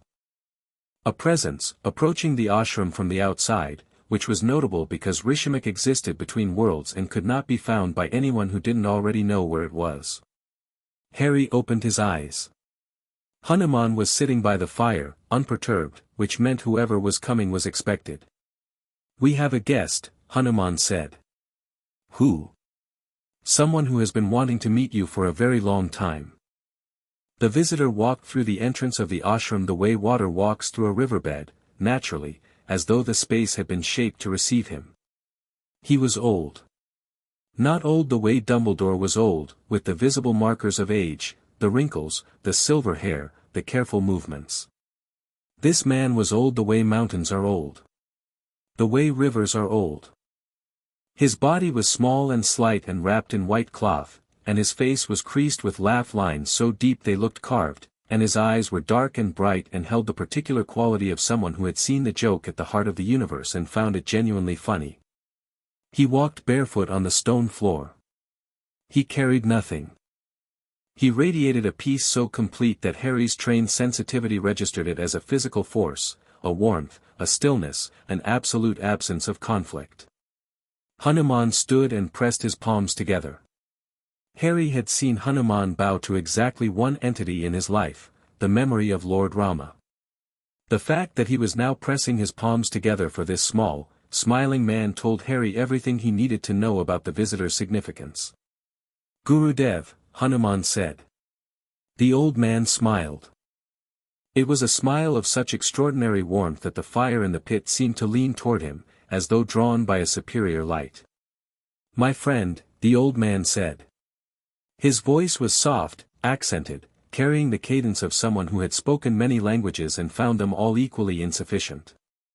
"And this must be Harry." Harry pressed his palms together and bowed. He didn't know who this man was, not specifically. But the energy signature was unmistakable. This was a being who had achieved what Vedic tradition called moksha, complete liberation from the cycle of birth and death. He was here by choice, not by necessity. He existed in a body by preference, the way someone might choose to sit in a particular chair. A Jivan Mukta. A living liberated soul. "Sit," the old man said, and it was not a command but an invitation that somehow made sitting seem like the most natural and desirable thing in the world. Harry sat. Hanuman sat. The old man settled cross-legged by the fire with the easy grace of someone for whom physical discomfort was a concept he'd moved past several lifetimes ago. "I have heard much about you," the old man said to Harry. "From our mutual friend here, who talks about you the way other fathers talk about their children, which is to say, constantly and with great pride and very little objectivity." Hanuman made a sound that might have been embarrassment, which was something Harry had never heard from him before and found deeply enjoyable. "I wanted to see you myself," the old man continued. "To look at what Hanuman has built. To see if the vessel matches the power." "And?" Harry asked. The old man studied him. The dark eyes moved across Harry's face, his posture, his energy body, with an attention that was gentle but total. Harry felt seen in a way that went beyond physical observation. The old man was reading him the way a musician reads a score, perceiving not just the notes but the silence between them. "You are remarkable," the old man said. "And you are burdened. The power is extraordinary, deeper and broader than anything I have seen in a mortal practitioner. The training is superb." He glanced at Hanuman. "As expected. But the burden, the death you carry, the war you are walking toward, the piece of darkness sealed in your head, these things weigh on you." "They do. And you carry them well. But carrying well is not the same as carrying lightly. There is a tension in you, child. Between the warrior and the boy. The warrior is ready. The boy is still growing. And the boy needs something the warrior cannot give him." "What?" "Permission to not be ready. Permission to be uncertain. Permission to be 11 years old and frightened and sad and confused, without those feelings being a betrayal of your training." Harry said nothing. The fire crackled. The old man's words landed in a place that Harry's defenses didn't cover, not because they were an attack, but because they were true, and truth was the one thing his defenses were not designed to resist. "Your teacher," the old man said, nodding at Hanuman, "has given you everything a guru can give. Discipline. Knowledge. Love. Purpose. But there is a danger in being raised by the extraordinary, and it is this: you come to believe that the ordinary is beneath you. That sadness is weakness. That fear is failure. That the messy, complicated, deeply human experience of being a child in the world is something to be transcended rather than embraced. I don't believe that, Harry said, but the words came out less certain than he intended. Not consciously. But the pattern is there. You protect your friends but you do not lean on them. You love Hanuman but you do not show him your fear. You grieve your parents but you process the grief through meditation rather than tears. These are not failures, Harry. They are the habits of a child who was trained to be strong and has not yet learned that strength and vulnerability are not opposites. The chamber was very still. Hanuman was watching Harry, and his expression was one that Harry had never seen before, a complex mixture of recognition and regret, the face of a teacher who has just been shown, by someone wiser, a gap in his teaching. I did my best, Hanuman said quietly. You did brilliantly, the old man said, and the warmth in his voice was total. You raised a warrior of extraordinary caliber and a human being of extraordinary character. The gap I am identifying is not your failure. It is the natural limitation of raising a human child outside of human community. Harry needed what you gave him. He also needed what you could not give him, the experience of being ordinary among ordinary people. He is beginning to find that at Hogwarts. I am here to help the process along. The old man turned back to Harry. I am going to do something. It will not hurt. It may be uncomfortable. I am going to look at the thing in your scar. Harry tensed. Not from fear, from protectiveness. The Horcrux was contained, sealed, dormant. He had lived with it for 11 years and Hanuman's containment had never wavered. The idea of someone else examining it, even someone of this caliber, triggered an instinctive resistance. Trust me, the old man said, and the two words carried a weight that dissolved the resistance like sunlight dissolving shadow. Harry nodded. The old man reached out and placed one fingertip, feather-light, on Harry's scar. Harry felt it immediately. The old man's awareness entered his energy body with a precision and gentleness that made Hanuman's examinations feel like surgery by comparison. This was not examination. This was communion. The old man's consciousness moved through Harry's nadis like light through fiber optic cable, swift, total, illuminating everything it touched. He reached the Horcrux. The containment Hanuman had built, layers of mantric energy, dense and pure, glowed in Harry's inner vision. The old man studied it, appreciating it, and Harry felt his approval. Then he went deeper, past the containment, into the thing itself. The Horcrux recoiled. The fragment of Voldemort's soul, dormant, imprisoned, but still aware on some level, sensed the intrusion and shrank from it the way an animal shrinks from fire. The old man did not pursue it. He simply observed, with the patient, comprehensive attention of a diagnostician who has seen every disease and is now examining a new one. He withdrew. His finger left Harry's forehead. Interesting, he said. Can you remove it? Harry asked. I can. So can Hanuman. So, eventually, can you. The technique is the same Atmashuddhi you used on the diadem, adapted for a living host. The key difference is timing. In an object, you can be aggressive. In a living person, you must be precise. The fragment has been sealed for 10 years. It has not grown, has not integrated, has not contaminated your core. Hanuman's containment was flawless. When the time comes, removal will be delicate but not dangerous. When? The old man looked at Hanuman. Something passed between them, a communication so fast and so subtle that Harry couldn't track it. Not today, the old man said. Your channels need more development. The Atmashuddhi for a living host requires the practitioner to simultaneously maintain the host's life energy while dissolving the fragment. You are not yet capable of that dual focus. One more year of training. Perhaps 2. And in the meantime? In the meantime, the containment holds. It will hold for decades if necessary. This is not urgent, Harry. It is important, but it is not urgent. The distinction matters. The old man stood. The movement was effortless, as though gravity were a suggestion he was politely declining.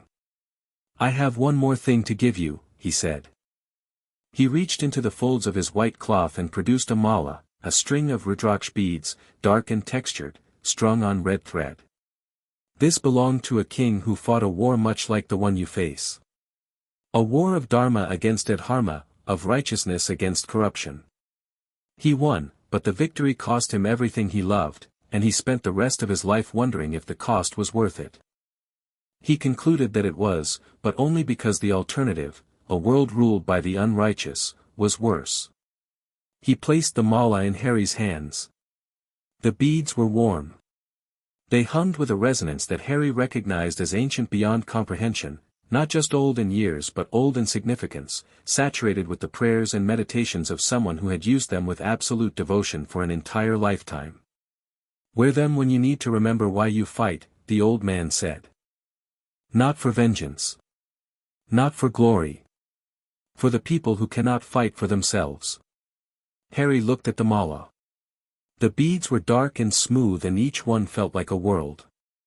"Thank you, Gurudev," he said. The old man smiled.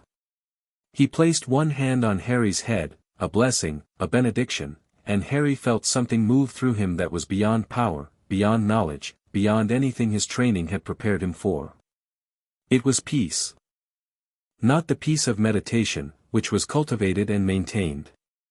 This was peace itself, the thing behind the thing, the ground of being, the silence that existed before sound. It lasted only a moment.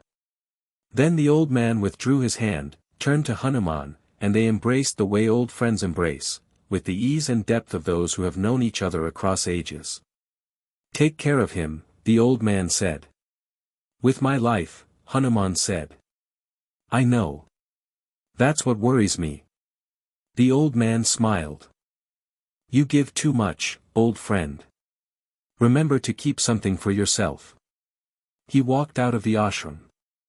Harry followed him to the entrance and watched him walk down the mountain path, his white clothes catching the afternoon light, his bare feet barely touching the stone. He did not vanish or teleport or fade. He simply walked, and the mountain received his footsteps the way it received the rain, as a natural thing, a part of its ancient rhythm. Harry stood at the entrance for a long time after the old man disappeared. "Who was that?" he asked. Hanuman came to stand beside him. "Someone who knew something about dharma and war and the cost of both. Someone who wanted to see you before the hard part begins." "The hard part hasn't started yet." Hanuman looked at him with an expression that was soft and sad and infinitely loving. "No, child. The hard part has not started yet." Harry wrapped the mala around his left wrist. The beads clicked gently against each other. They were warm and smooth and felt like they belonged there. He went back to training. The last week of August arrived with the inevitability of a tide. Harry's trunk was repacked. His summer training was complete, or as complete as training ever was, which was to say ongoing and infinite but at a natural stopping point. He had pushed his channels deeper, his forms sharper, his mantric precision to a level that Hanuman described as adequate, which from Hanuman was roughly equivalent to a PhD. The night before his departure, Harry sat with Hanuman by the fire in the central chamber. "Second year," Harry said. "What should I expect?" "Change. The world will respond to what happened at Hogwarts. Dumbledore will be under pressure from the ministry and from families who fear what they don't understand. Your friends will grow and change, as children do. And the Dark One, the Shade, is still out there. Diminished but not destroyed.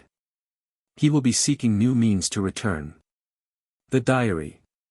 "Yes. I have been tracking what I can. One of the Horcruxes, a diary, I believe, is in the possession of a family close to the Dark One's inner circle." "Malfoy." "Almost certainly. Lucius Malfoy was entrusted with objects by his master before the fall. Whether he knows what the diary truly is, whether he understands it contains a soul fragment, I cannot say. But it is in his possession, and he is the kind of man who would use a weapon he doesn't fully understand if it served his immediate interests. What would the diary do? If activated? Hanuman was quiet for a moment. A Horcrux in a diary is not like a Horcrux in a diadem or a locket. The diadem stored the fragment passively. A diary is interactive. A diary invites the reader to write in it, to communicate, to form a relationship. The fragment in the diary would be capable of something the others are not. It could project itself. Influence the writer. Eventually, given enough energy, it could manifest as a shadow of the person it once was. Tom Riddle at 16. Approximately. Young, charming, brilliant, and absolutely without conscience.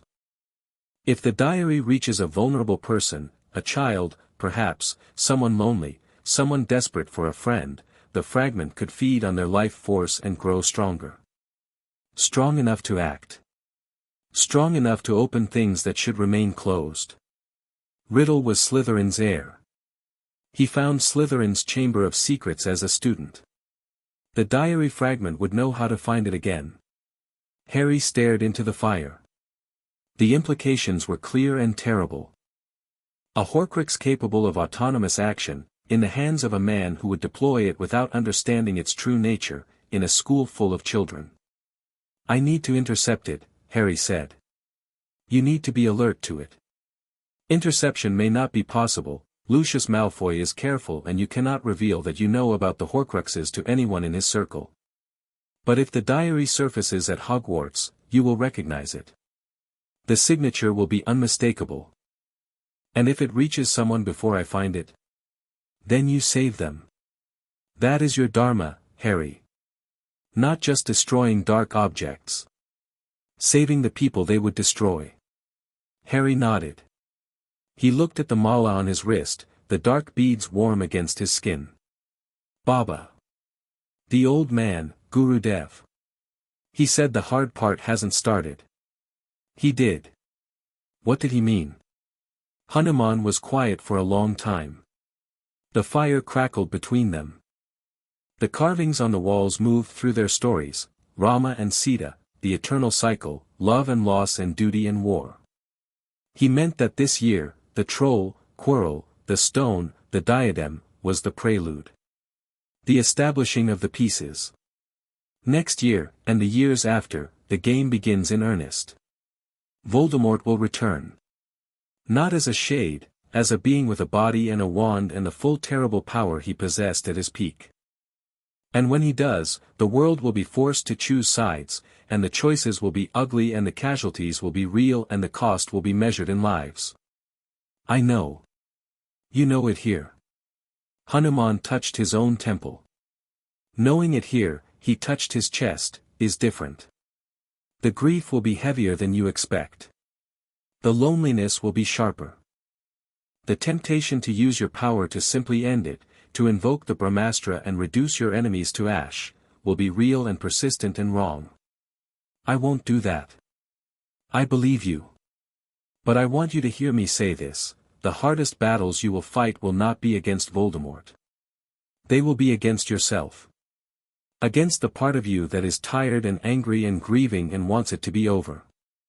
The part that whispers, you have the power, why not use it? That voice is not evil.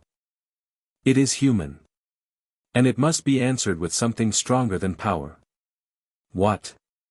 "Dharma. Purpose. Love. The things that power serves when power is wielded rightly. Never forget, Harry, you are not powerful because you can destroy. You are powerful because you can choose not to." Harry sat with this. The fire burned. The mountain breathed. "I love you, Baba," he said. He said it simply, the way he said true things, without decoration or qualification. Hanuman's eyes shone in the firelight. "And I love you, child.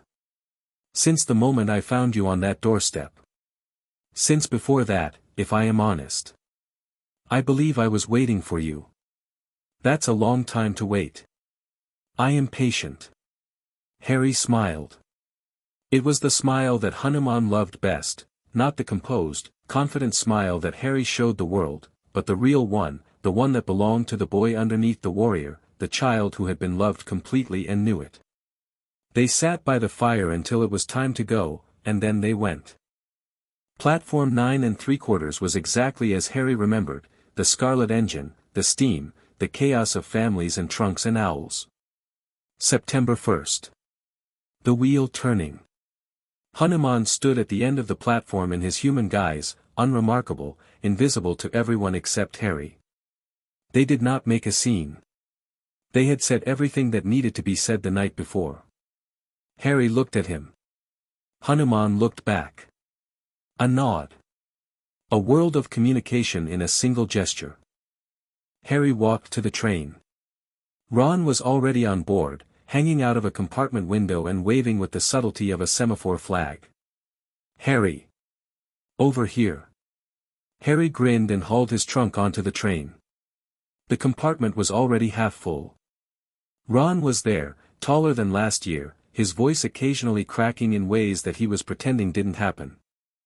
Hermione was there, her hair bigger, her eyes brighter, a stack of books on the seat beside her that would have given a librarian vertigo. And Neville was there, and the change in him was the most dramatic of all. Neville Longbottom had grown 3 inches over the summer. His face was thinner, his jaw more defined, and the nervous energy that had characterized him all through first year had been replaced by something steadier. He still carried the vulnerability, you could see it in the way he held his shoulders, the old habits of someone who expected to be dismissed, but it was layered now over a foundation that hadn't been there before. "You look different," Harry said, sitting down. "I feel different," Neville said. He held up his right hand. In his palm, a small seed was sitting, unremarkable, brown, the size of a marble. As Harry watched, Neville closed his eyes, concentrated, and the seed split. A tiny green shoot emerged, unfurling with a speed that was not natural, growing upward from Neville's palm, thickening, branching, producing leaves that were vivid and healthy and impossibly fast. In 5 seconds, Neville was holding a small but complete plant, a miniature tree, perhaps 6 inches tall, that had grown from nothing in his hand. Ron stared. "He's been doing that all summer. Drove his gran absolutely spare." "I've been practicing," Neville said, and the quiet pride in his voice was something Harry had been waiting a year to hear. "Not just the listening. Growing.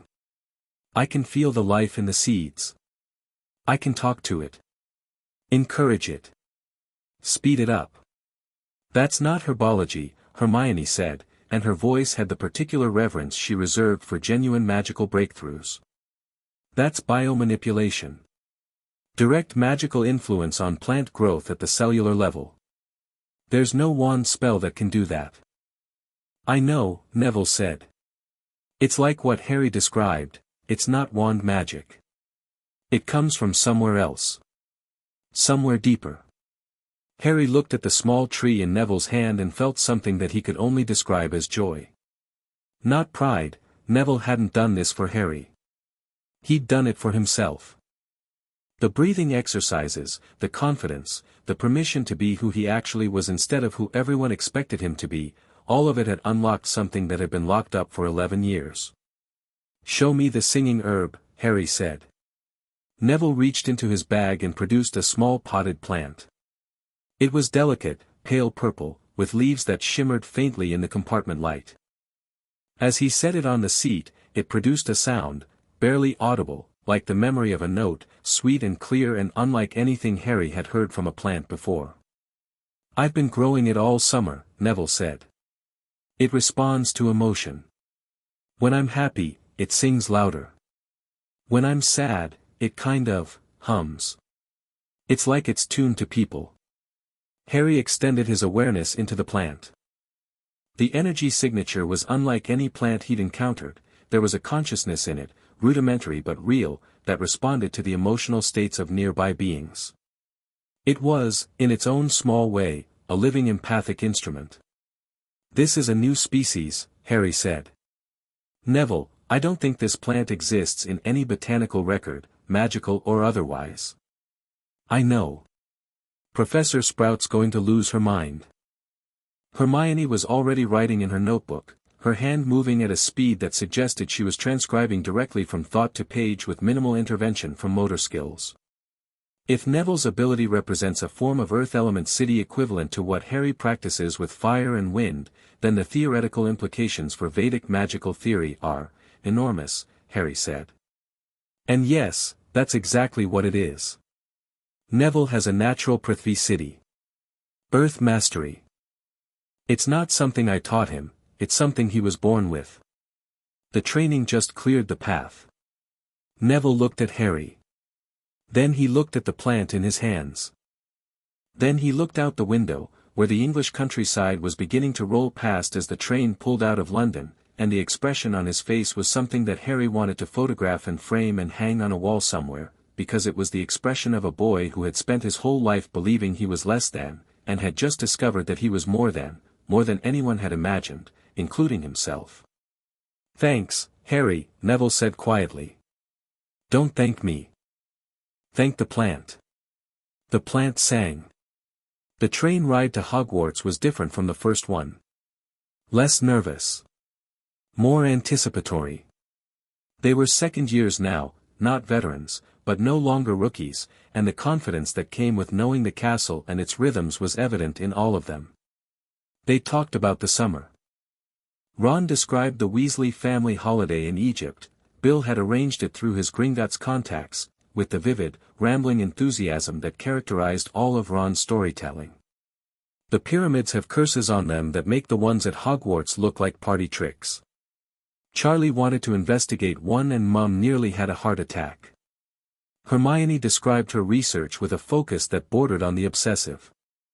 She had finished 32 of the 40 books on Harry's list, written 200 pages of comparative analysis, and developed a theoretical framework for what she called unified magical theory, the hypothesis that all magical traditions were manifestations of a single underlying reality, perceived and practiced differently by different cultures. "If I'm right," she said, and the fire in her eyes made it clear that she was fairly certain she was right, then the reason Vedic magic is more powerful than wand magic isn't that it's inherently superior. It's that it accesses deeper layers of the same system.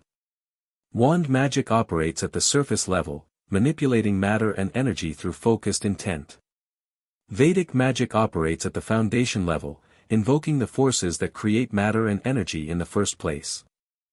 Same building, different floors. That's a good analogy, Harry said. I know. I spent 3 weeks on it. The train carried them north.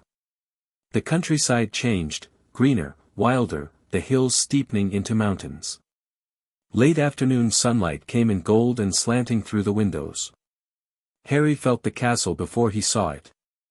The wards, old, deep, layered, reaching out as the train approached, recognizing students, welcoming them back. The ambient magic of 1,000 years, thick and warm, like stepping into a heated room after a long walk in the cold. Then the castle itself, rising above the lake, towers and turrets catching the last light, and Harry felt the same recognition he'd felt a year ago, the sense of arriving somewhere that mattered, somewhere his parents had been, somewhere that was woven into the fabric of who he was. Home, Ron said, and he meant it without irony or qualification. Yeah, Harry thought. Home. The sorting ceremony came and went. New first years stumbled through the process with the same wide-eyed terror that Harry remembered from his own sorting. Was that only a year ago? It felt like a decade. The hat sang a new song. The houses cheered. The feast appeared. Harry sat at the Gryffindor table and let the noise wash over him. He was scanning, as he always scanned, tracking signatures, noting presences, building his map. The staff table had a new face. The defense against the dark arts chair was occupied by a man Harry didn't recognize. Tall, blonde, wearing robes of a lavender so aggressive it bordered on assault. He was smiling with every tooth he possessed, and the smile had the particular quality of someone who was very impressed with himself and expected everyone else to share the sentiment. "Who is that?" Harry asked. Ron groaned. "Gilderoy Lockhart. He's written about 1 million books about how brilliant he is. Mum's obsessed. She made us buy his entire collection for the book list. He's a fraud, Hermione said, and the sharpness of this declaration, from a girl who a year ago would have taken any published author at face value, demonstrated how much her critical thinking had evolved. I read all 7 of his books. The magical feats he claims are inconsistent with his demonstrated ability. In Gaddying with Ghouls, he describes defeating a Bandon Banshee with a countercurse that doesn't exist. In Travels with Trolls, he claims to have, we get it, Ron said. He's rubbish. He's either lying about his adventures or he's using magic he doesn't understand. Neither option qualifies him to teach defense. Harry looked at Lockhart. The man's magical signature was middling, competent but not impressive, certainly not the signature of someone who'd done the things his books claimed. There was something else there, too. A particular signature in his memory patterns that Harry recognized from his studies. He's a memory charm specialist, Harry said quietly. Hermione turned to him. What? His magical signature. The strongest component isn't combat magic or defensive magic. It's memory charms. Obliviate, specifically. He's cast it hundreds of times. Maybe thousands. Hermione's expression went through a rapid transformation, confusion, realization, disgust. He's stealing other people's stories. He finds witches and wizards who've actually done remarkable things, obliviates them, and writes about their achievements as his own. That's the most likely explanation, yes. That's monstrous. It's pathetic, Harry said. Which is worse, in its own way. He filed Lockhart away as an irrelevance. The man wasn't dangerous. He wasn't dark. He was a small person inflated by stolen glory, and he would be exposed eventually by the simple passage of time. Harry had bigger concerns. He scanned the Great Hall one more time. Students, teachers, ghosts, enchantments, everything normal, everything as it should be. Except. At the Gryffindor table, 3 seats down from Harry, a first-year girl with vivid red hair was clutching a small black book against her chest with both hands. She was pale. Her eyes were bright with the particular glaze of someone who was simultaneously excited and overwhelmed by their first evening at Hogwarts. She was talking to another first year, her words tumbling over each other the way words do when you're 11 and nervous and everything is new. Ginny Weasley. Ron's sister. And the black book she was holding was radiating a magical signature that Harry recognized with the immediate, visceral certainty of someone who has encountered the same thing before. Horcrux. Harry's hand tightened on his fork. His breathing shifted, an automatic response, his body dropping into combat-ready pranayama without conscious direction. The ambient noise of the great hall receded. His vision narrowed to the book, the girl, and the dark pulse of a fragmented soul beating against its leather binding like a second heart. The diary. Tom Riddle's diary. In the hands of an 11-year-old girl on her first night at Hogwarts. Lucius Malfoy had moved faster than expected. Harry looked at the diary. He looked at Ginny, Ron's little sister, a child, her entire future balanced on the edge of something she didn't understand. He felt the Horcrux's awareness stirring, reaching toward its new host with the gentle, insidious patience of a predator that knew how to be charming, that knew how to be a friend, that knew exactly how to hollow out a child from the inside. Not this time. Harry released his fork, relaxed his grip on the table, and breathed. 3 breaths. The clarity came back, clean and total. He had the training. He had the technique. He had destroyed a Horcrux before. He would do it again. But not here, not now, not in a hall full of witnesses. He needed to be smart about this. He needed to separate the diary from Ginny without alarming her, without revealing what he knew to anyone who might carry the information to the wrong ears. He needed to be patient. Which was, as Hanuman had noted on many occasions, not his strongest quality. He caught Hermione's eye across the table.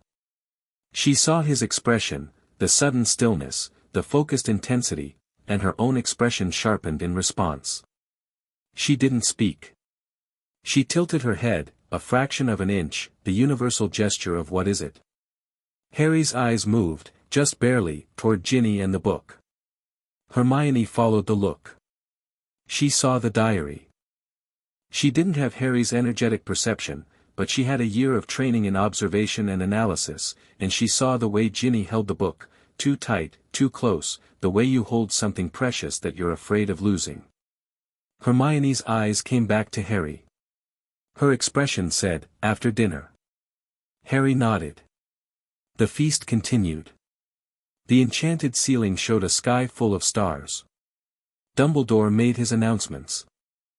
Lockhart stood up and waved, and the students applauded out of confused politeness.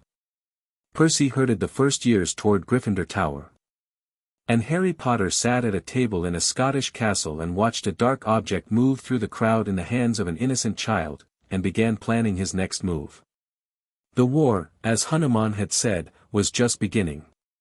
But Harry was not the boy who had arrived here a year ago, uncertain of his place, learning to navigate a world he'd never known. He was stronger now. Deeper. Connected to people who mattered, armed with knowledge that no one else possessed, and guided by a purpose that was as clear and fixed as the stars. The diary pulsed in Ginny's hands. The fragment inside it whispered. And Harry, sitting 3 seats away, heard the whisper the way a doctor hears a cough, as a symptom, a signal, a problem to be solved. Tomorrow. He would deal with it tomorrow. Tonight, he would let his friends settle in, let the castle welcome them back, let the normalcy of the school's rhythms reassert themselves. Tomorrow, the second Horcrux would fall.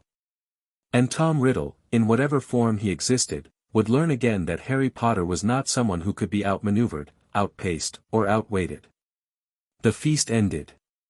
The candles dimmed. The castle breathed its ancient, endless breath.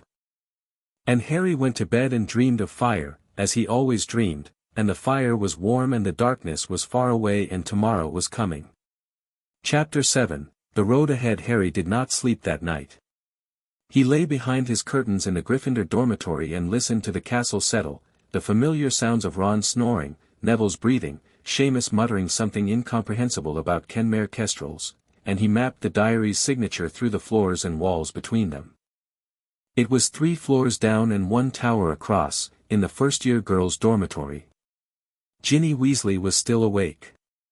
He could feel her energy, bright, nervous, the particular hum of an 11-year-old on her first night away from home.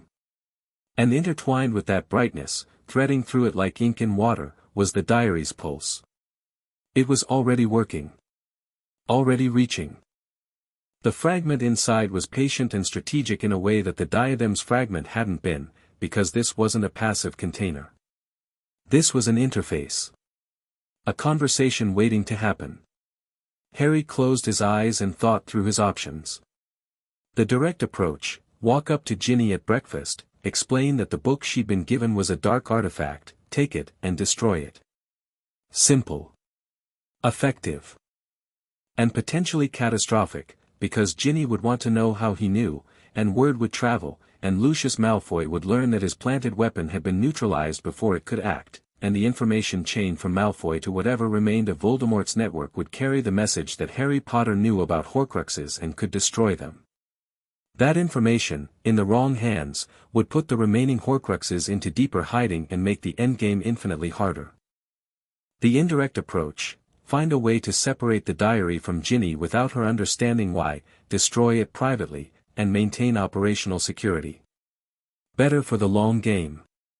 Harder to execute, because the diary was already bonding with its host, and separating a Horcrux from someone it had begun to influence required either the host's willing cooperation or a degree of subtlety that bordered on manipulation.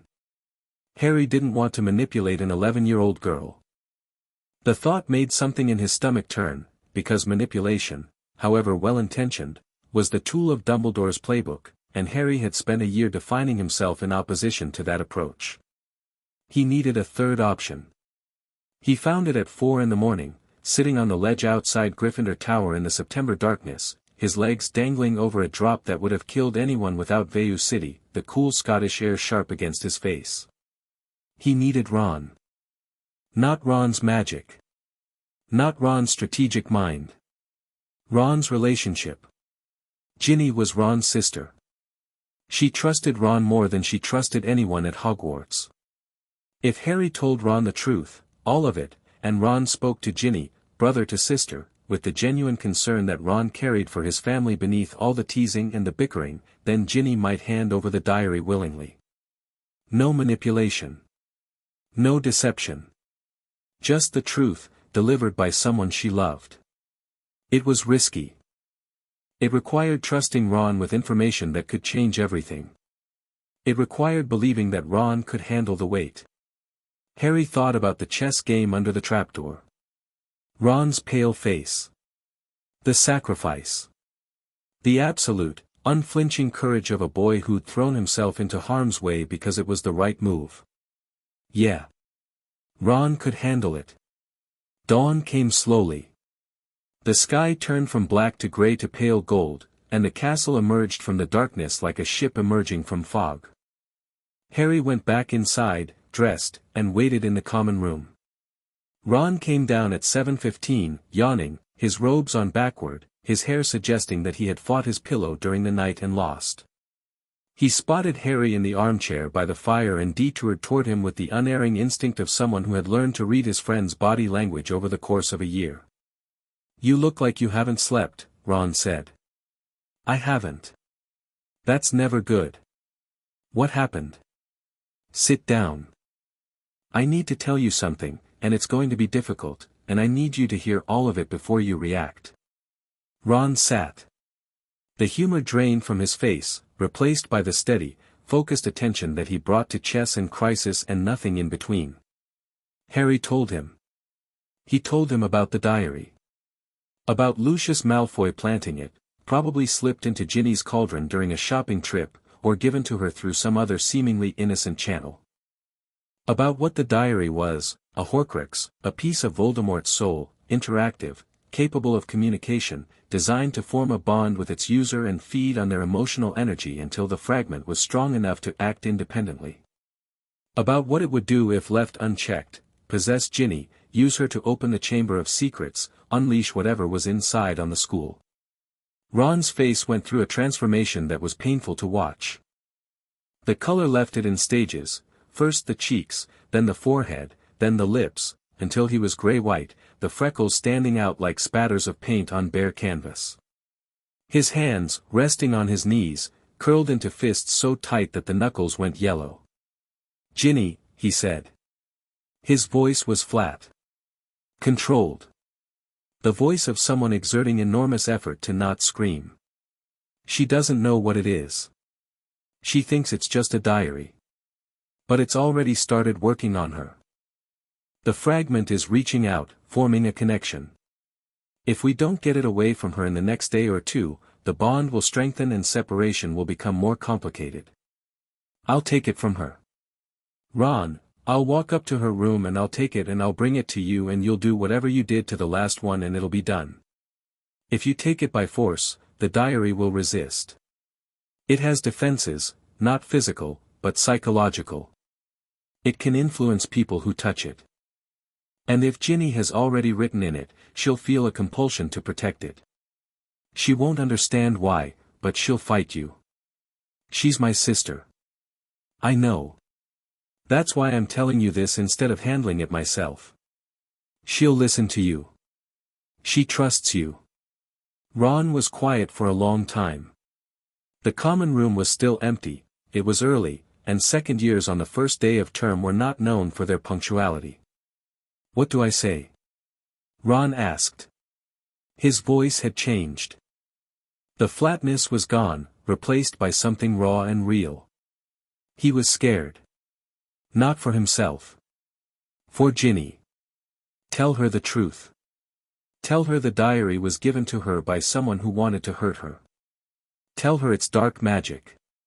Tell her that Harry Potter, her brother's friend, the boy who lived, whatever framework makes her feel safest, has seen what it is and can destroy it, but only if she gives it up willingly. What if she won't? She will. You're her brother, Ron.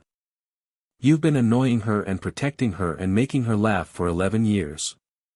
That matters more than anything the diary can offer. Ron looked at his hands. The fists unclenched slowly, finger by finger. He took a breath. Then another. Okay, he said. I'll do it now. Before breakfast. Before she has a chance to write in it again. He stood up. He looked at Harry, and the expression on his face was something Harry would remember for a long time, fear and love and determination fused into a single, combustible emotion. If this thing has hurt her, Ron said, if it's already done something to her, it's been one night. The influence is minimal. She might feel a bit confused, a bit foggy. Nothing permanent. We caught it early, Ron. Because of you. Because of you. You spotted it. I spotted it. You're going to fix it. That's how this works. Ron nodded. He turned toward the girls' staircase, hesitated. The staircase was enchanted to turn into a slide if boys tried to climb it, and then said, "Oi, I can't even get up there. Call her down." Ron walked to the base of the stairs and yelled "Ginny," with a volume that probably woke half the tower. There was a muffled commotion. A door opened. Footsteps. Ginny Weasley appeared at the top of the staircase in pajamas, her red hair in a tangle, her eyes puffy with interrupted sleep and the particular outrage of a younger sibling who has been woken by an older one. "Ron, what the, come down here. Now. It's important." Something in his voice cut through her irritation.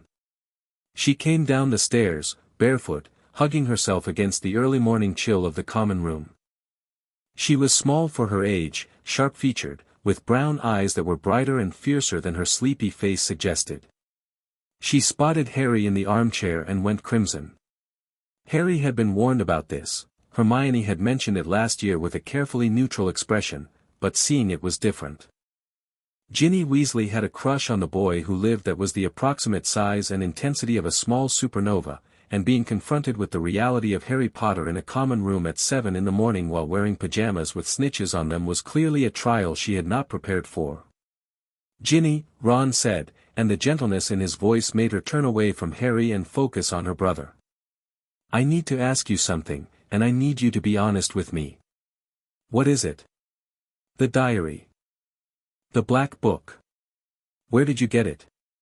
Ginny's face shifted. The blush retreated. Something else moved in, a flicker of uncertainty, a shadow of the diary's influence, barely there but visible to Harry's trained perception. "It was in my cauldron," she said. "When we got back from Diagon Alley. I thought Mum put it there." "Mum didn't put it there.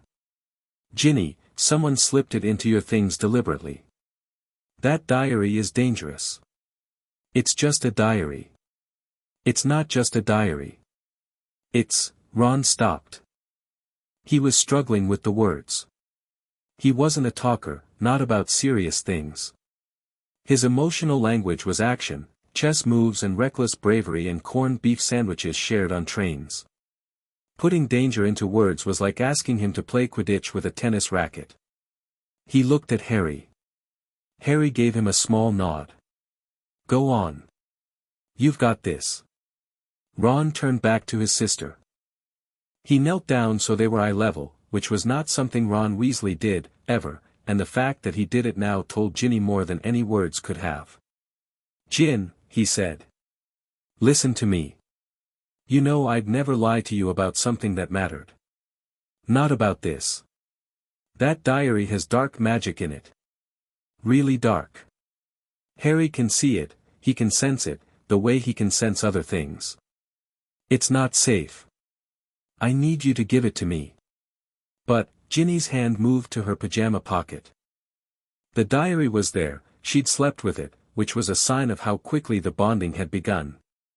Her fingers curled around it, and Harry saw the conflict play across her face, the diary's influence pulling one way, Ron's love pulling the other.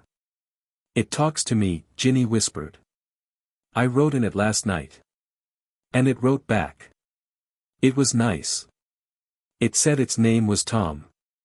It said it understood what it was like to be new somewhere. The common room was very quiet. Harry felt the temperature of the room change, not literally, but emotionally. The diary was active. The fragment inside was aware that it was being threatened, and it was pushing, gently, insidiously, against Ginny's will. Don't give me up. I'm your friend. They don't understand. Ron's face was a mask of controlled fury. Not at Ginny. At the thing that was whispering to his sister.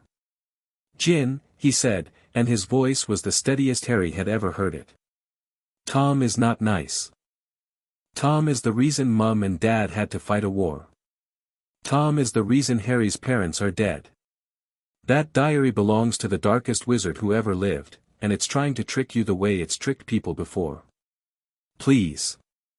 Give it to me. Ginny's eyes filled. The conflict was visible, the push and pull of the diary against the pull of her brother's love. Her hand tightened on the book in her pocket. Harry spoke. He spoke quietly, from the armchair, without standing, without moving. He spoke to Ginny, but he also spoke to the diary, because the fragment inside could hear through its host, and Harry wanted it to hear. Ginny. The thing inside that book is a piece of the man who killed my parents. I can feel it from here. It's cold and it's hungry and it's very, very clever. It will tell you everything you want to hear. It will make you feel special and understood, and it will do it so well that you won't notice when it starts taking things from you. Your energy. Your will. Eventually, your body. That's what it does. That's all it knows how to do. Ginny was staring at him. The tears were falling now, tracking down her cheeks, and behind them was something that was not fear but recognition, the recognition of truth, of something she had felt on some level even as the diary had worked to suppress that feeling. I felt it, she whispered. Last night. When it wrote back. I felt happy, but it was wrong happy. Like the happiness wasn't mine. It wasn't, Harry said. It was the diary's. It was feeding you its own emotions to create a bond. You caught it, Ginny. You felt the wrongness. Most people wouldn't have. That's not weakness. That's strength. Ginny's hand trembled. Then, with a visible effort that Harry could feel in her energy body, a wrenching, like tearing adhesive from skin, she pulled the diary from her pocket and held it out to Ron. Ron took it. The moment it left Ginny's hand, she gasped, a sharp intake of breath, like coming up from underwater, and the glazed quality that had been hovering at the edges of her expression cleared. Her eyes went wide. Her face went white. Oh God, she said. Oh God, Ron, it was in my head. It was in my head and I let it. Ron pulled her into a hug so fierce that her feet left the ground. She buried her face in his shoulder and sobbed, the wrenching, full-body sobs of a child who has been frightened and is finally safe enough to feel it. Harry watched them. Brother and sister, holding each other in the early morning light of the Gryffindor common room, and the diary, the small black book with its dark pulse and its patient hunger, sat in Ron's left hand, held at arm's length, as far from Ginny as his reach would allow. Ron looked at Harry over Ginny's shoulder. His eyes were bright and hard. Harry stood and crossed the room. He took the diary from Ron's hand. The moment his fingers closed on the leather, the fragment inside reacted. Not subtly, violently. Harry felt it surge against the binding, felt the consciousness of 16-year-old Tom Riddle push outward with a focused, desperate fury, trying to reach him, trying to find a crack, trying the same tricks it had used on Ginny. Charm. Understanding. Promises. You're powerful. More powerful than anyone I've ever touched. Together we could. Harry tightened his grip and the fragment's voice cut off. The Horcrux defenses were familiar now, the same layered dark enchantments he'd encountered in the diadem, different in arrangement but identical in principle. He'd broken through them before. He could break through them again. But not here. Not in the common room with Ginny sobbing 3 feet away and the first students beginning to stir in the dormitories above. Ron. Take Ginny to Madame Pomfrey. Tell her your sister is feeling unwell, first night nerves, something plausible. Pomfrey will check her over, and the residual dark magic will register on her diagnostic charms. She'll flag it to McGonagall, who'll flag it to Dumbledore. The chain will handle itself. And the diary? I'll take care of it. Ron nodded. He guided Ginny toward the portrait hole, one arm around her shoulders, murmuring to her in the low, steady voice that Harry recognized as a version of how Mrs. Weasley talked when her children were hurt. It was inherited comfort, passed down through a family that knew how to love, and it was doing more for Ginny than any spell could have. They left. The portrait swung shut. Harry was alone with the diary. He looked down at it. The black leather was warm in his hands, body warm, alive in a way that inanimate objects should not be. The fragment inside was still pushing, still testing, still looking for an angle. Tom Riddle at 16, brilliant and beautiful and rotten to the core, trying to find the words that would make Harry hesitate. You don't have anything I want, Harry said, aloud, to the book. And I'm done listening. He tucked the diary inside his robes and left the common room. The castle was waking. Students moved through corridors, bleary-eyed, heading for breakfast. Portraits yawned and stretched. The suits of armor creaked through their morning routines. Harry moved against the current, heading not down toward the great hall but up, toward the 7th floor. The room of requirement responded to his need instantly. The door appeared. Harry stepped through into a space that the room had configured for his purpose, bare stone, clean air, a single torch, and nothing else. A space stripped of everything except function. A space for destruction. Harry sat cross-legged on the stone floor. He placed the diary in front of him. He closed his eyes. The Atmashudi began. It was easier this time. Not because the Horcrux was weaker, if anything, the diary's defenses were more sophisticated than the diadems, layered with additional protections that spoke to the care Tom Riddle had taken with this particular fragment. But Harry was stronger. The summer's training had widened his channels, deepened his focus, sharpened his mantric precision to a level that Hanuman had called adequate and the old visitor had called remarkable. The attunement phase took 4 minutes. Harry matched the diary's frequency, locked onto its pulse, and began the systematic dismantling of its protections. The fragment fought. Not with curses or illusions, the diary was more subtle than the diadem. It fought with memory.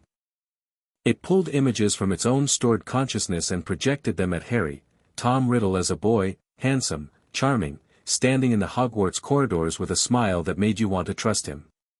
Tom Riddle opening the Chamber of Secrets, the rush of power, the exhilaration of commanding a basilisk, the intoxicating certainty of being special, of being chosen, of being more than human.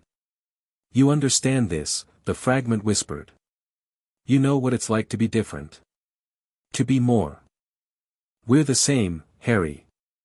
Both raised without parents. Both extraordinary. Both destined for greatness. Why destroy me? I could help you. I could show you things that no one else knows. Harry did not engage. He did not argue.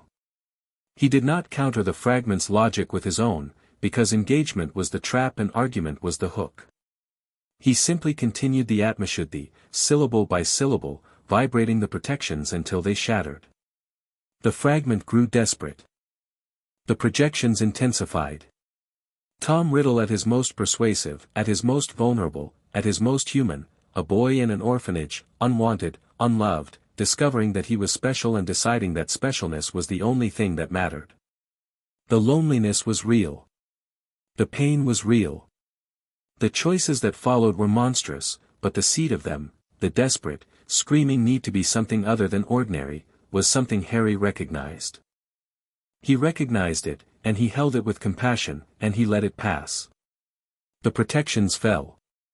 One by one, like walls in a besieged city.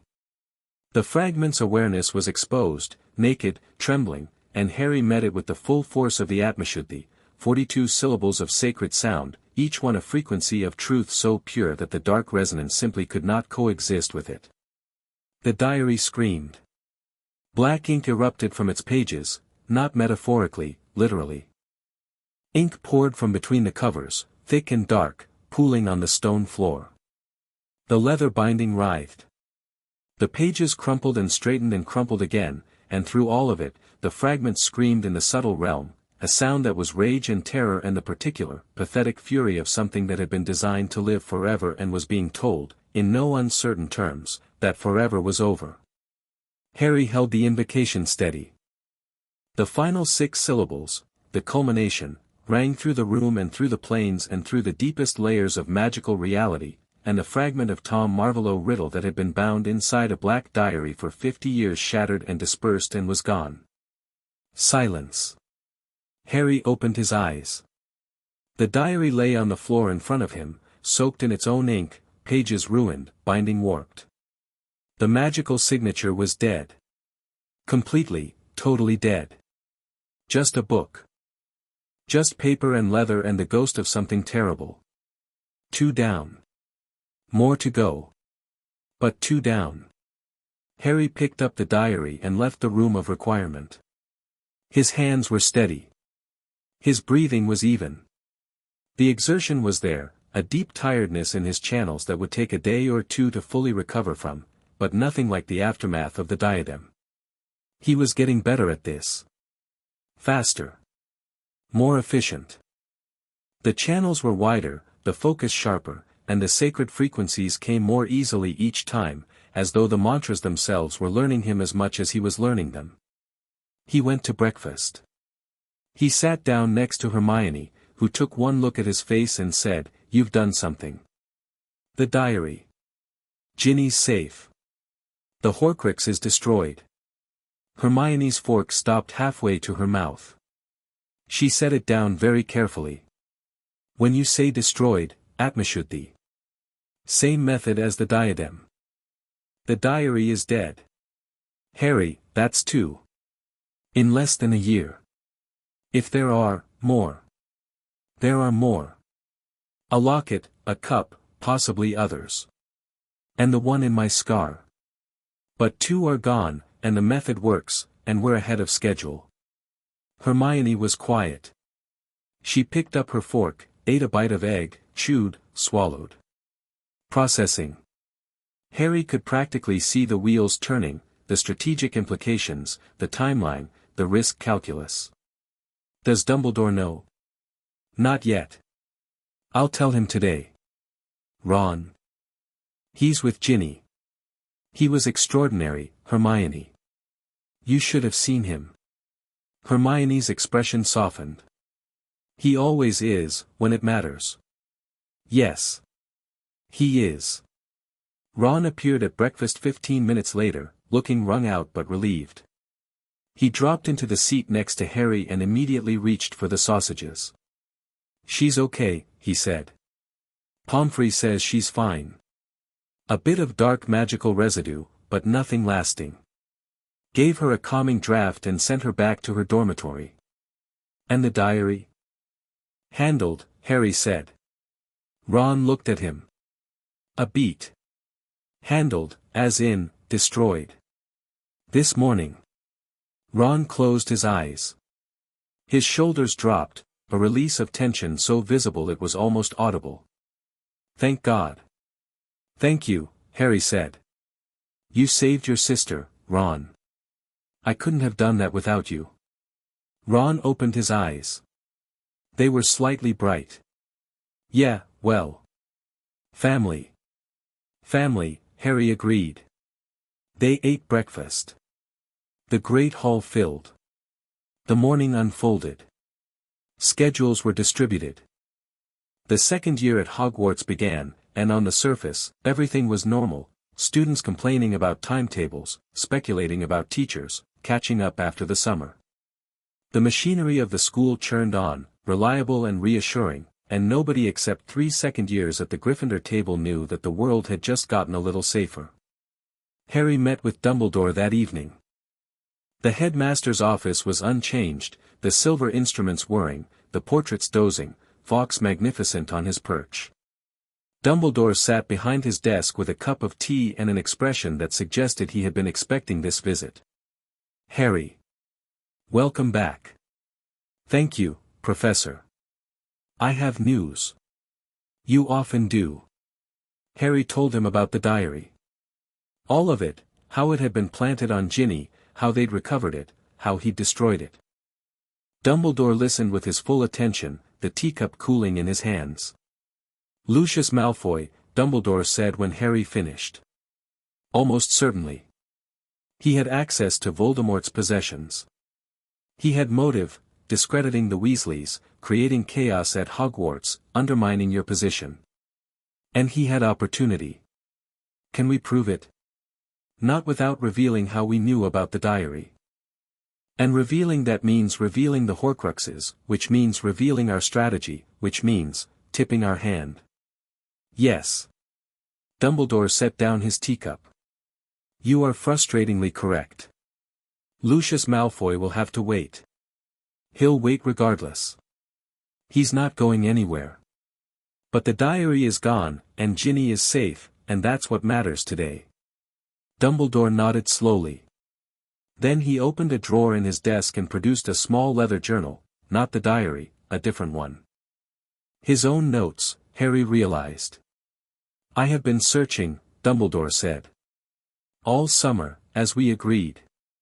The locket, Salazar Slytherin's locket, I believe I have found its trail. It was stolen from Voldemort's hiding place by a former Death Eater named Regulus Black, Sirius Black's brother. Regulus apparently had a change of heart before his death and attempted to destroy the locket. He failed, but he may have successfully relocated it. Where? That I don't yet know. The Black family home, number 12, Grimmauld Place, London, is the most likely repository. The house is heavily warded and has been unoccupied since Sirius Black's imprisonment." "Sirius Black. My godfather." Dumbledore's eyebrows rose. "You know about Sirius?" "Hanuman told me. Sirius Black was my parents' best friend. He was framed for their betrayal by Peter Pettigrew, who was the real secret keeper. Sirius has been in Azkaban for 11 years for a crime he didn't commit." The office went very quiet. Fawkes shifted on his perch. The portraits, who had been pretending to sleep, were suddenly and conspicuously still. "You know about Pettigrew," Dumbledore said. "I know he's alive. I know he faked his death and framed Sirius. I know he's an unregistered animagus, a rat. And I know that you suspected something was wrong with the official story but never pursued it." Dumbledore's face showed its age. The lines deepened. The light behind his eyes dimmed. "I failed Sirius," he said, and the admission had the weight of something carried for a decade. "I had doubts. I knew James and Sirius were close, too close for betrayal. But the evidence was overwhelming, and the war was ending, and I was tired. I chose to let the system handle it, and the system was broken. The system convicted an innocent man without a trial. Yes. We need to fix that. Freeing Sirius Black requires evidence. Pettigrew is presumed dead. Pettigrew is a rat. Literally. He's been living as a pet rat for 11 years. If he's following the pattern Hanuman described, he's hiding with a wizarding family. Staying close to the magical world. Waiting for his master to return. Do you know which family?" Harry had thought about this all summer. Hanuman's intelligence was vast but not omniscient. He could track magical signatures across enormous distances, but individual animagus transformations were small enough to slip through. Harry had another lead, though. A piece of information that had been sitting in front of him for a year, unrecognized until the summer's meditation had shaken it loose. "Ron has a pet rat," Harry said. "His name is Scabbers. He's been in the Weasley family for 12 years. He's missing a toe." Dumbledore went very still. "Peter Pettigrew," Harry continued, reportedly left nothing behind but a finger when Sirius supposedly killed him. One finger. If you're an animagus who needs to fake your death and frame someone, cutting off a finger and leaving it behind is exactly the kind of theatrical evidence that would sell the story. You're suggesting that Peter Pettigrew has been living as Ron Weasley's pet rat for over a decade. I'm suggesting it's worth checking. Dumbledore stared at him. Then he stood up, moved to one of his silver instruments, and tapped it with his wand. The instrument whirred, spun, and produced a thin stream of silver smoke that formed into letters. Animagus Revelio, Dumbledore murmured. Keyed to the Hogwarts wards. If there is an unregistered animagus within the castle grounds. The smoke reformed.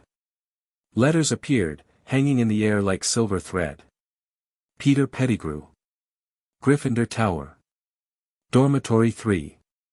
Dumbledore sat down heavily. His face had gone pale. Merlin's beard. We need to be careful, Harry said. If Pettigrew realizes he's been found, he'll run. We need to capture him before he can escape, and we need witnesses, credible witnesses, who can confirm his identity. The Minister of Magic. Fudge would be ideal. A public confirmation from the minister himself, with Pettigrew alive and confessing, would be impossible to suppress. It would free Sirius immediately. Dumbledore looked at Harry with an expression that Harry was learning to read, the expression of a man who was accustomed to being the strategist in the room and was increasingly finding that role shared. There was respect in it. There was also, Harry suspected, the faintest trace of something that might have been wounded pride, though Dumbledore would never have admitted it. I will contact Cornelius, Dumbledore said. And Amelia Bones, the head of the DMLE. She is honest and competent, which is a rare combination at the Ministry. If we present Pettigrew in front of both of them, with Veritaserum and one verified identity confirmation, the case will be airtight. How soon? Tomorrow evening. Any sooner and I risk alerting the wrong people. The rat will need to be secured first. I'll handle that. Harry, Professor. The rat is in my dormitory. In Ron's bed. I can immobilize it with a mantric binding that Pettigrew won't be able to break regardless of his form. It'll be painless, invisible, and undetectable by anyone who doesn't know what to look for. Pettigrew will go to sleep tonight as a rat and wake up tomorrow unable to transform. Dumbledore looked at him for a long moment. Then he nodded. Do it. Harry stood to leave. At the door, he paused. Professor. When Sirius is free, I want to meet him. He is your godfather. You have every right. I know. But I'm asking because I want you to understand something. Sirius Black spent 11 years in Azkaban for a crime he didn't commit because the system failed him. Because the people who should have protected him, including you, didn't do their jobs. I don't say that to hurt you.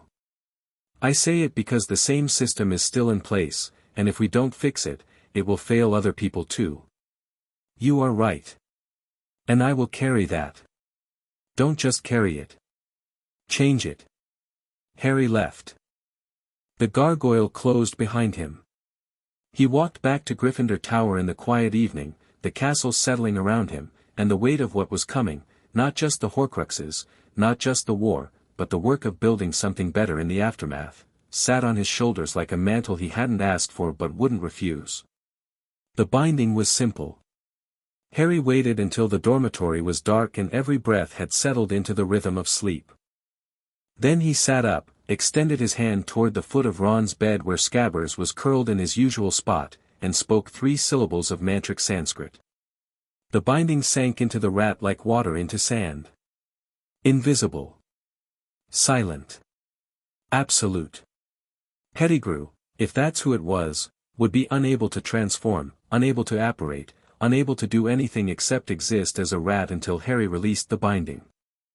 The syllables were keyed to Harry's intent and could not be broken by any magic that Pettigrew possessed, because mantric bindings didn't operate on the same plane as Western spellwork and there was nothing in Pettigrew's experience that would tell him how to counter them. Scabbers twitched in his sleep. A small, involuntary shudder ran through the rat's body, the binding settling into place, interfacing with the animagus magic that sustained his rodent form. Then the rat went still. Harry lay back down. Tomorrow, the truth would come out. An innocent man would be freed. A guilty man would face justice. And one more piece of the broken world would be set right. He closed his eyes and slept. The next evening was controlled chaos. Dumbledore had arranged it with the precision of a stage director. Minister Fudge arrived at 6 o'clock, accompanied by Amelia Bones and 2 Aurors. They were told that Dumbledore had information about a matter of extreme sensitivity related to the Black case. Fudge came because Dumbledore asked and because refusing Dumbledore publicly was politically costly. Bones came because she was genuinely interested in justice, which made her an anomaly at the ministry. Harry brought Scabbers to Dumbledore's office in a conjured cage. Ron came with him, white-faced and silent, because Harry had told him the truth about his rat that morning and Ron had processed the information with a sequence of emotions that went, disbelief, horror, nausea, fury, and finally a cold, focused resolve that reminded Harry of the chess match under the trapdoor. 12 years, Ron had said, his voice barely above a whisper. That thing slept in my bed for 12 years. It slept in Percy's bed before that. In our house. Near Ginny. I know. I'm going to be there when they take him. I need to see it. You'll be there. They were there. In Dumbledore's office, with Fudge looking bewildered and Bones looking sharp and the 2 Aurors looking professional and everyone looking at the rat in the cage, which was looking at all of them with an expression that, even on a rat's face, was recognizably terrified. Albus, Fudge said, adjusting his bowler hat. I must say this is highly irregular. You've summoned the Minister of Magic to look at a rat. I've summoned the Minister of Magic to witness the exoneration of an innocent man, Dumbledore said. Madam Bones, if you would. Bones drew her wand. She cast a diagnostic charm on the rat. The charm's light shifted from blue to gold, the specific color that indicated the presence of animagus magic. This animal is an unregistered animagus, Bones said. Her voice was flat and professional but her eyes were very bright. Minister, with your permission. Fudge, who had gone slightly green, nodded. Bones cast the animagus reversal spell. Harry released his mantric binding simultaneously, a synchronization that was invisible to everyone in the room but necessary to allow the transformation. Scabbers changed. The rat swelled, stretched, twisted. Fur receded. Limbs elongated.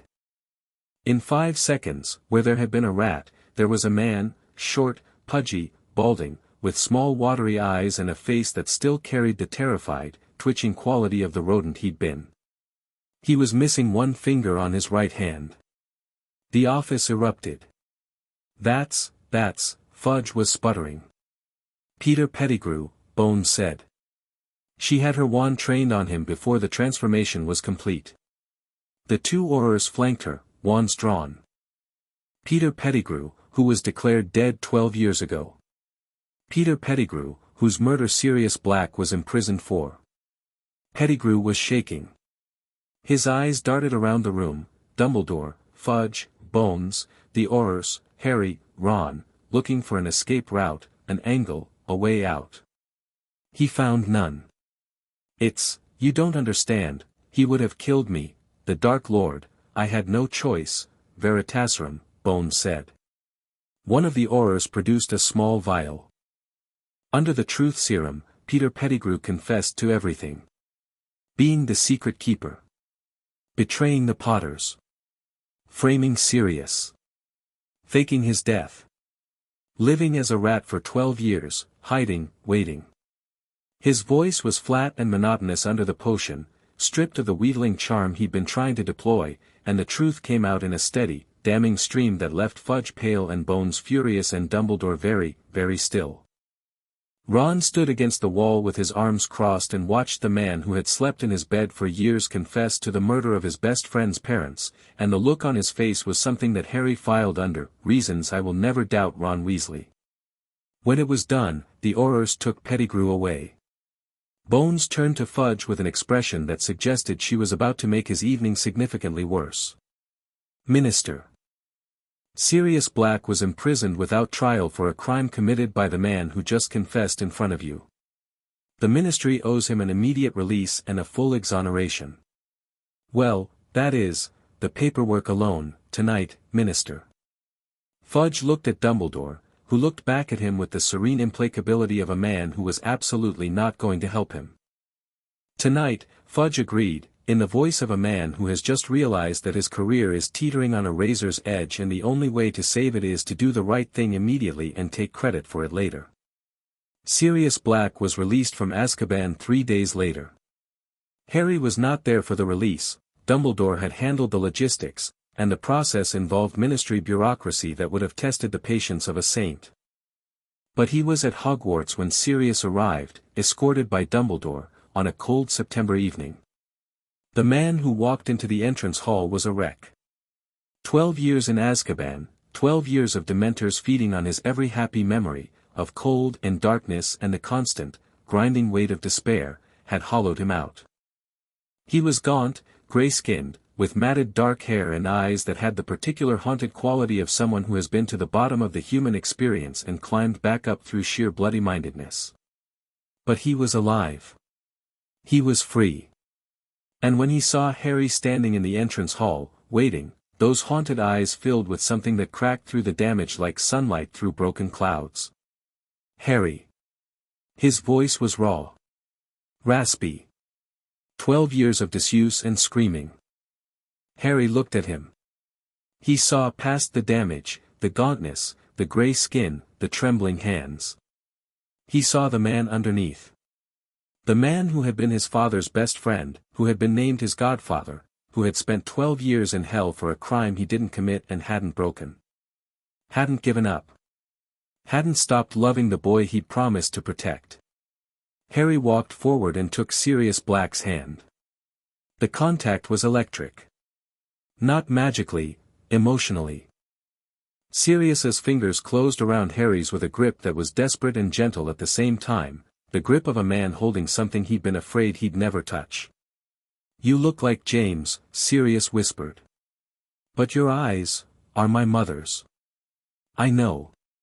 She'd be so proud of you. Both of them would be so proud. I know that too." Sirius laughed. It was a cracked, broken sound that contained more pain than humor, but it was a laugh. "You're not what I expected. James was always," he stopped. Swallowed. James was chaos. Pure, joyful chaos. You're, still. I've been trained by someone who values stillness. Dumbledore told me. Some of it. That you were raised somewhere else. That you're different. I am different. But I'm still James and Lily's son. And I'd like to know you, Sirius. If you'll let me.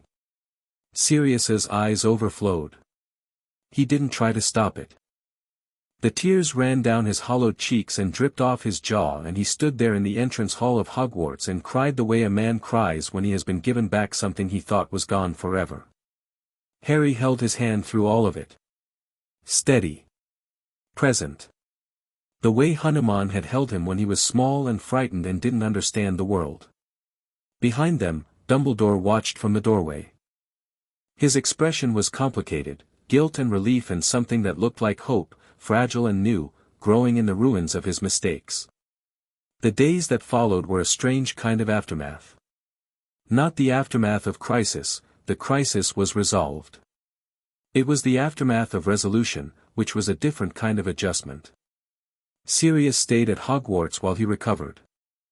Dumbledore had arranged quarters for him, and Madame Pomfrey had descended on the man with the particular ferocity of a healer confronted with 12 years of medical neglect. Sirius submitted to her care with the bemused compliance of someone who had forgotten what it felt like to be looked after. Harry visited him every day. Not for long, Sirius tired easily, his body and mind still recovering from the Dementor exposure, but consistently. They talked. About James, mostly. Sirius's memories of Harry's father were vivid, loving, and frequently hilarious. "Your dad," Sirius said one afternoon, lying on a couch in his temporary quarters with a blanket over his legs and a cup of tea in his shaking hands, was the most arrogant 14-year-old in the history of this school. Insufferable. Walked around like he owned the place.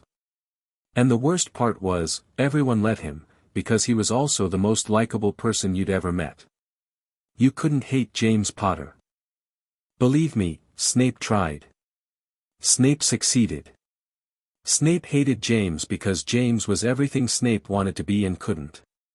Popular, confident, gifted, careless with his gifts. James was cruel to Snape, and Sirius's face darkened. I was worse. We were bullies, Harry. Not always. Not to everyone. But to Snape, specifically, we were terrible. I'm not going to lie about it. Thank you for not lying. Your mother was the one who called us on it. Lily. She was the only person who could make James feel ashamed of himself, and she did it by just looking at him. This look. Like she could see exactly who he was and who he could be, and the gap between them was personally offensive to her. They fell in love. Eventually. After James grew up. After he stopped being a prat and started being the man she knew he could be. She changed him, Harry. Not by asking him to change. By being someone worth changing for. Harry listened. He absorbed these stories the way he absorbed everything, completely, without judgment, filing them in the space where his parents lived inside his head.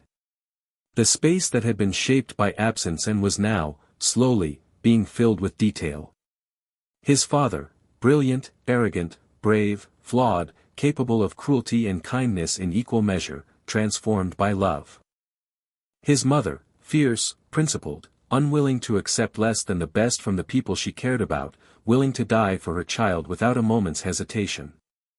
They were not perfect. They were not the saints that the wizarding world had made them.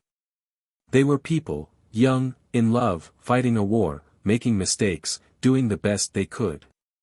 And they were his. His parents. His blood. His history. Sirius watched him absorb all of it with an expression that mixed love and sorrow. Whoever raised you, Sirius said, did a hell of a job. He did. Will I get to meet him? Harry smiled. Someday. When you're stronger. He's a lot. I survived 12 years of Dementors. I can handle a lot. You say that now. Sirius laughed. It was stronger this time, closer to the laugh he must have had before Azkaban, wild and warm and full of a defiance that prison had bent but not broken. The school year settled into its rhythms. Classes resumed. Lockhart proved to be exactly as useless as Harry had predicted. His lessons were essentially dramatic readings from his own books, punctuated by disastrous practical demonstrations that usually resulted in property damage. Harry sat through them with the patience of a monk enduring a test, and channeled his defense education through independent study and the occasional session with Dumbledore, who had quietly begun teaching Harry advanced defensive theory in their evening meetings. Hermione continued her Vedic studies with an intensity that was frankly alarming. Her pranayama practice had progressed to the point where Harry could feel the beginnings of nadi development, faint, fragile, but real. Her energy channels were opening. Slowly, cautiously, under Harry's careful supervision, she was becoming something that the European magical tradition had no word for, a practitioner of two systems simultaneously. The wand magic doesn't interfere with the pranayama, she reported one evening, her voice carrying the particular excitement of a scientist confirming a hypothesis. They're operating on different layers. The wand accesses the surface level. The breath work accesses something deeper. It's like, I've been playing an instrument with one hand my whole life, and now I'm learning to use both. That's exactly what it is. The two systems are complementary, not competitive. A wand-wielding practitioner with developed nadis would have access to a range of magic that neither tradition could produce alone. A hybrid approach. Yes. Has anyone ever done this before? Not to my knowledge. You might be the first. Hermione's eyes went wide. Then they narrowed. Then they took on the particular gleam that Harry had learned to associate with Hermione deciding to do something unprecedented and refusing to stop until it was done. Neville's earth affinity continued to develop. By October, he could grow a full-sized plant from seed in under 30 seconds and communicate empathically with every botanical specimen in the Hogwarts greenhouses. Professor Sprout had stopped being surprised and had started being collaborative. She and Neville spent hours in the greenhouses together, exploring the boundaries of his ability, cataloging responses, pushing the limits of what was possible.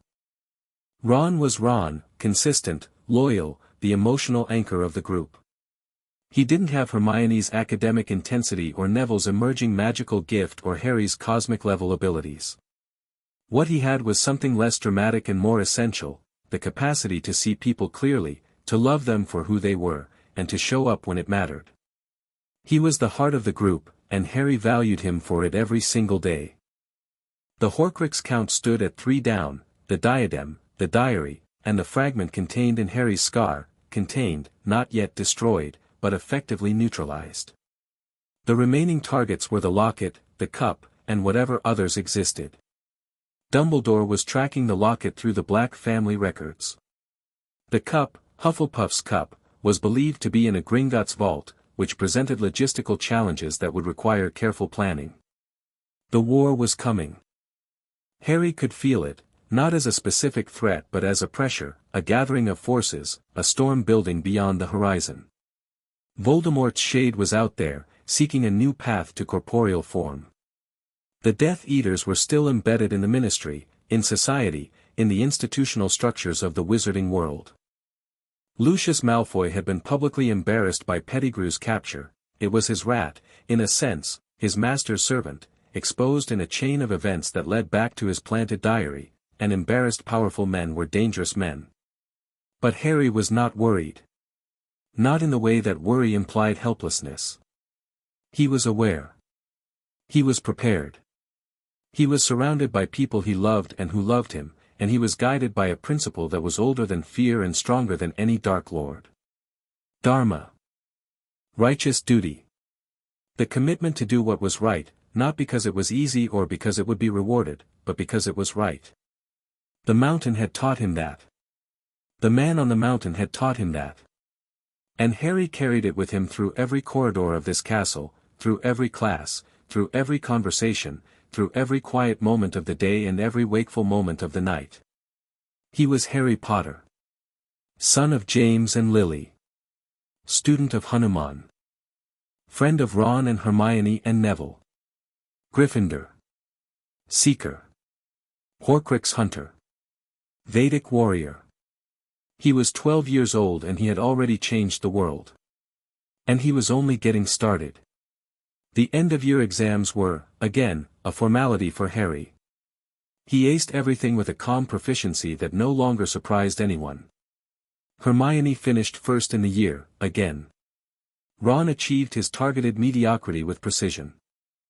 Neville passed everything comfortably and topped herbology by such a wide margin that Sprout submitted his exam paper to the Herbological Society's academic journal. The leaving feast was Gryffindor's again. The house cup gleamed on the table. Dumbledore twinkled. Fred and George set off fireworks. Percy looked dignified. The enchanted ceiling showed a warm June evening, the last light lingering. Harry sat at the center of the Gryffindor table and looked around at the faces of people who had become his world. Ron, arguing with the twins about Quidditch statistics. Hermione, reading a book at the dinner table because she simply could not stop. Neville, feeding Trevor under the table while his singing plant hummed on his shoulder. Ginny, 3 seats down, still pale sometimes but laughing now, recovering. Her brother beside her like a guard dog in hand-me-down robes. He looked at the staff table. McGonagall, severe and warm and unbreakable. Snape, dark and complicated and fighting a war that nobody thanked him for. Dumbledore, old and tired and trying, genuinely trying, to be better than the man he'd been. He looked at the castle. The stone walls, the enchanted ceiling, the 1,000 years of magic soaked into every surface. His parents' school. His school. The place where he was learning to be human. After the feast, he went to the grounds one last time. The lake was silver in the twilight. The forest was dark and full of secrets. The air smelled like cut grass and magic and the particular sweetness of a Scottish summer evening. He sat by the lake and closed his eyes. Baba. I'm here. Second year is done. The diary is destroyed. Pettigrew is captured. Sirius is free. 2 Horcruxes down. The locket and the cup are next. And the fragment in your scar? Still contained. Still waiting. The old man said 1 more year, maybe 2. Then 1 more year, maybe 2. There is no rush, Harry. The Dark One is diminished. The Horcruxes are falling. The war is tilting in our favor, slowly but surely. It doesn't feel slow from here. It never does, from inside the story. It is only in the telling, afterward, that the shape becomes clear. Baba, I'm happy. Is that strange? With everything that's happening, with everything that's coming, I'm happy. That is not strange. That is Dharma. You are doing what you were made to do, surrounded by people who love you, guided by purpose. Happiness is the natural state of a person in alignment with their truth. Do not question it. Enjoy it. It is yours. Harry smiled. The lake reflected the first stars. Somewhere in the castle, his friends were packing their trunks and arguing about who had borrowed whose quill and making plans for the summer. Somewhere in the mountains, a fire burned in a chamber that had held it for 4,000 years. He opened his eyes. He stood. He brushed the grass from his robes. On the Hogwarts Express the next morning, he sat with Ron and Hermione and Neville and watched the countryside roll south. They talked about summer plans. Ron was going to work on his chess game, but also, secretly, he'd started reading one of Hermione's Vedic theory books and was grudgingly finding it interesting.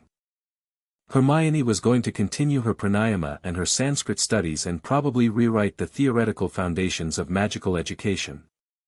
Neville was going to spend the summer in his grandmother's garden, listening to plants and growing miracles. And you? Hermione asked Harry. Back to India. Back to India. More training. The Horcrux in my scar needs to come out eventually, and the preparation for that is the most advanced work I've ever attempted. Will you write? Every week. Will you actually write every week, or will you write twice and then forget? Hermione. I was raised by a god. I am capable of maintaining a correspondence. That's not a yes. Fine. Yes. Every week. The train pulled into King's Cross. The platform was crowded. Families collected their children. The noise was immense. Harry stepped off the train with his trunk and his owl cage. He'd acquired an owl during the year, a beautiful snowy named Hedwig, who had become his one concession to wizarding normality, and scanned the platform. The Weasleys were there in force. Mrs. Weasley pulled Harry into a hug that was roughly equivalent to being embraced by a small, warm hurricane. Thank you, she whispered in his ear. For Ginny. Ron told me. Thank you, Harry. He hugged her back. It felt natural now, the physical affection of a family that had adopted him without being asked and without conditions. He hugged Mr. Weasley, who clapped him on the back with the slightly awkward enthusiasm of a man who was much better at tinkering with Muggle electronics than at expressing emotion. He endured the twins' ritual mockery. He suffered Ginny's red-faced gratitude with grace. Then he said goodbye to Hermione, who hugged him fiercely and whispered every week, in a tone that suggested consequences for failure. He said goodbye to Neville, who shook his hand with a grip that was stronger than it had been a year ago. He said goodbye to Ron, who punched his shoulder in the way that boys who love each other communicate through physical impact. He walked to the end of the platform. Hanuman was there. Same spot. Sane guys. Same copper eyes burning with an ancient, infinite love. He was holding 2 cups of chai, because some things were sacred and routine was one of them. Harry took the chai. He drank. It was perfect, sweet, spiced, warm. The taste of home. Ready? Hanuman asked. Ready. They walked through the barrier together. London dissolved. The world folded. The mountain appeared, peaks and snow and thin bright air and the eternal fire burning in the chamber at the heart of Rishimek.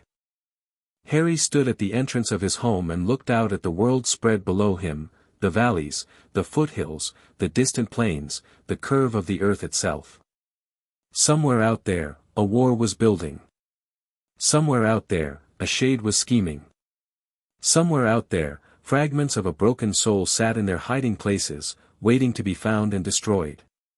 He turned to Hanuman. The Brahmastra training. Can we continue where we left off? Tomorrow. Tonight, you rest. I'm not tired. You are always not tired. This is not a virtue.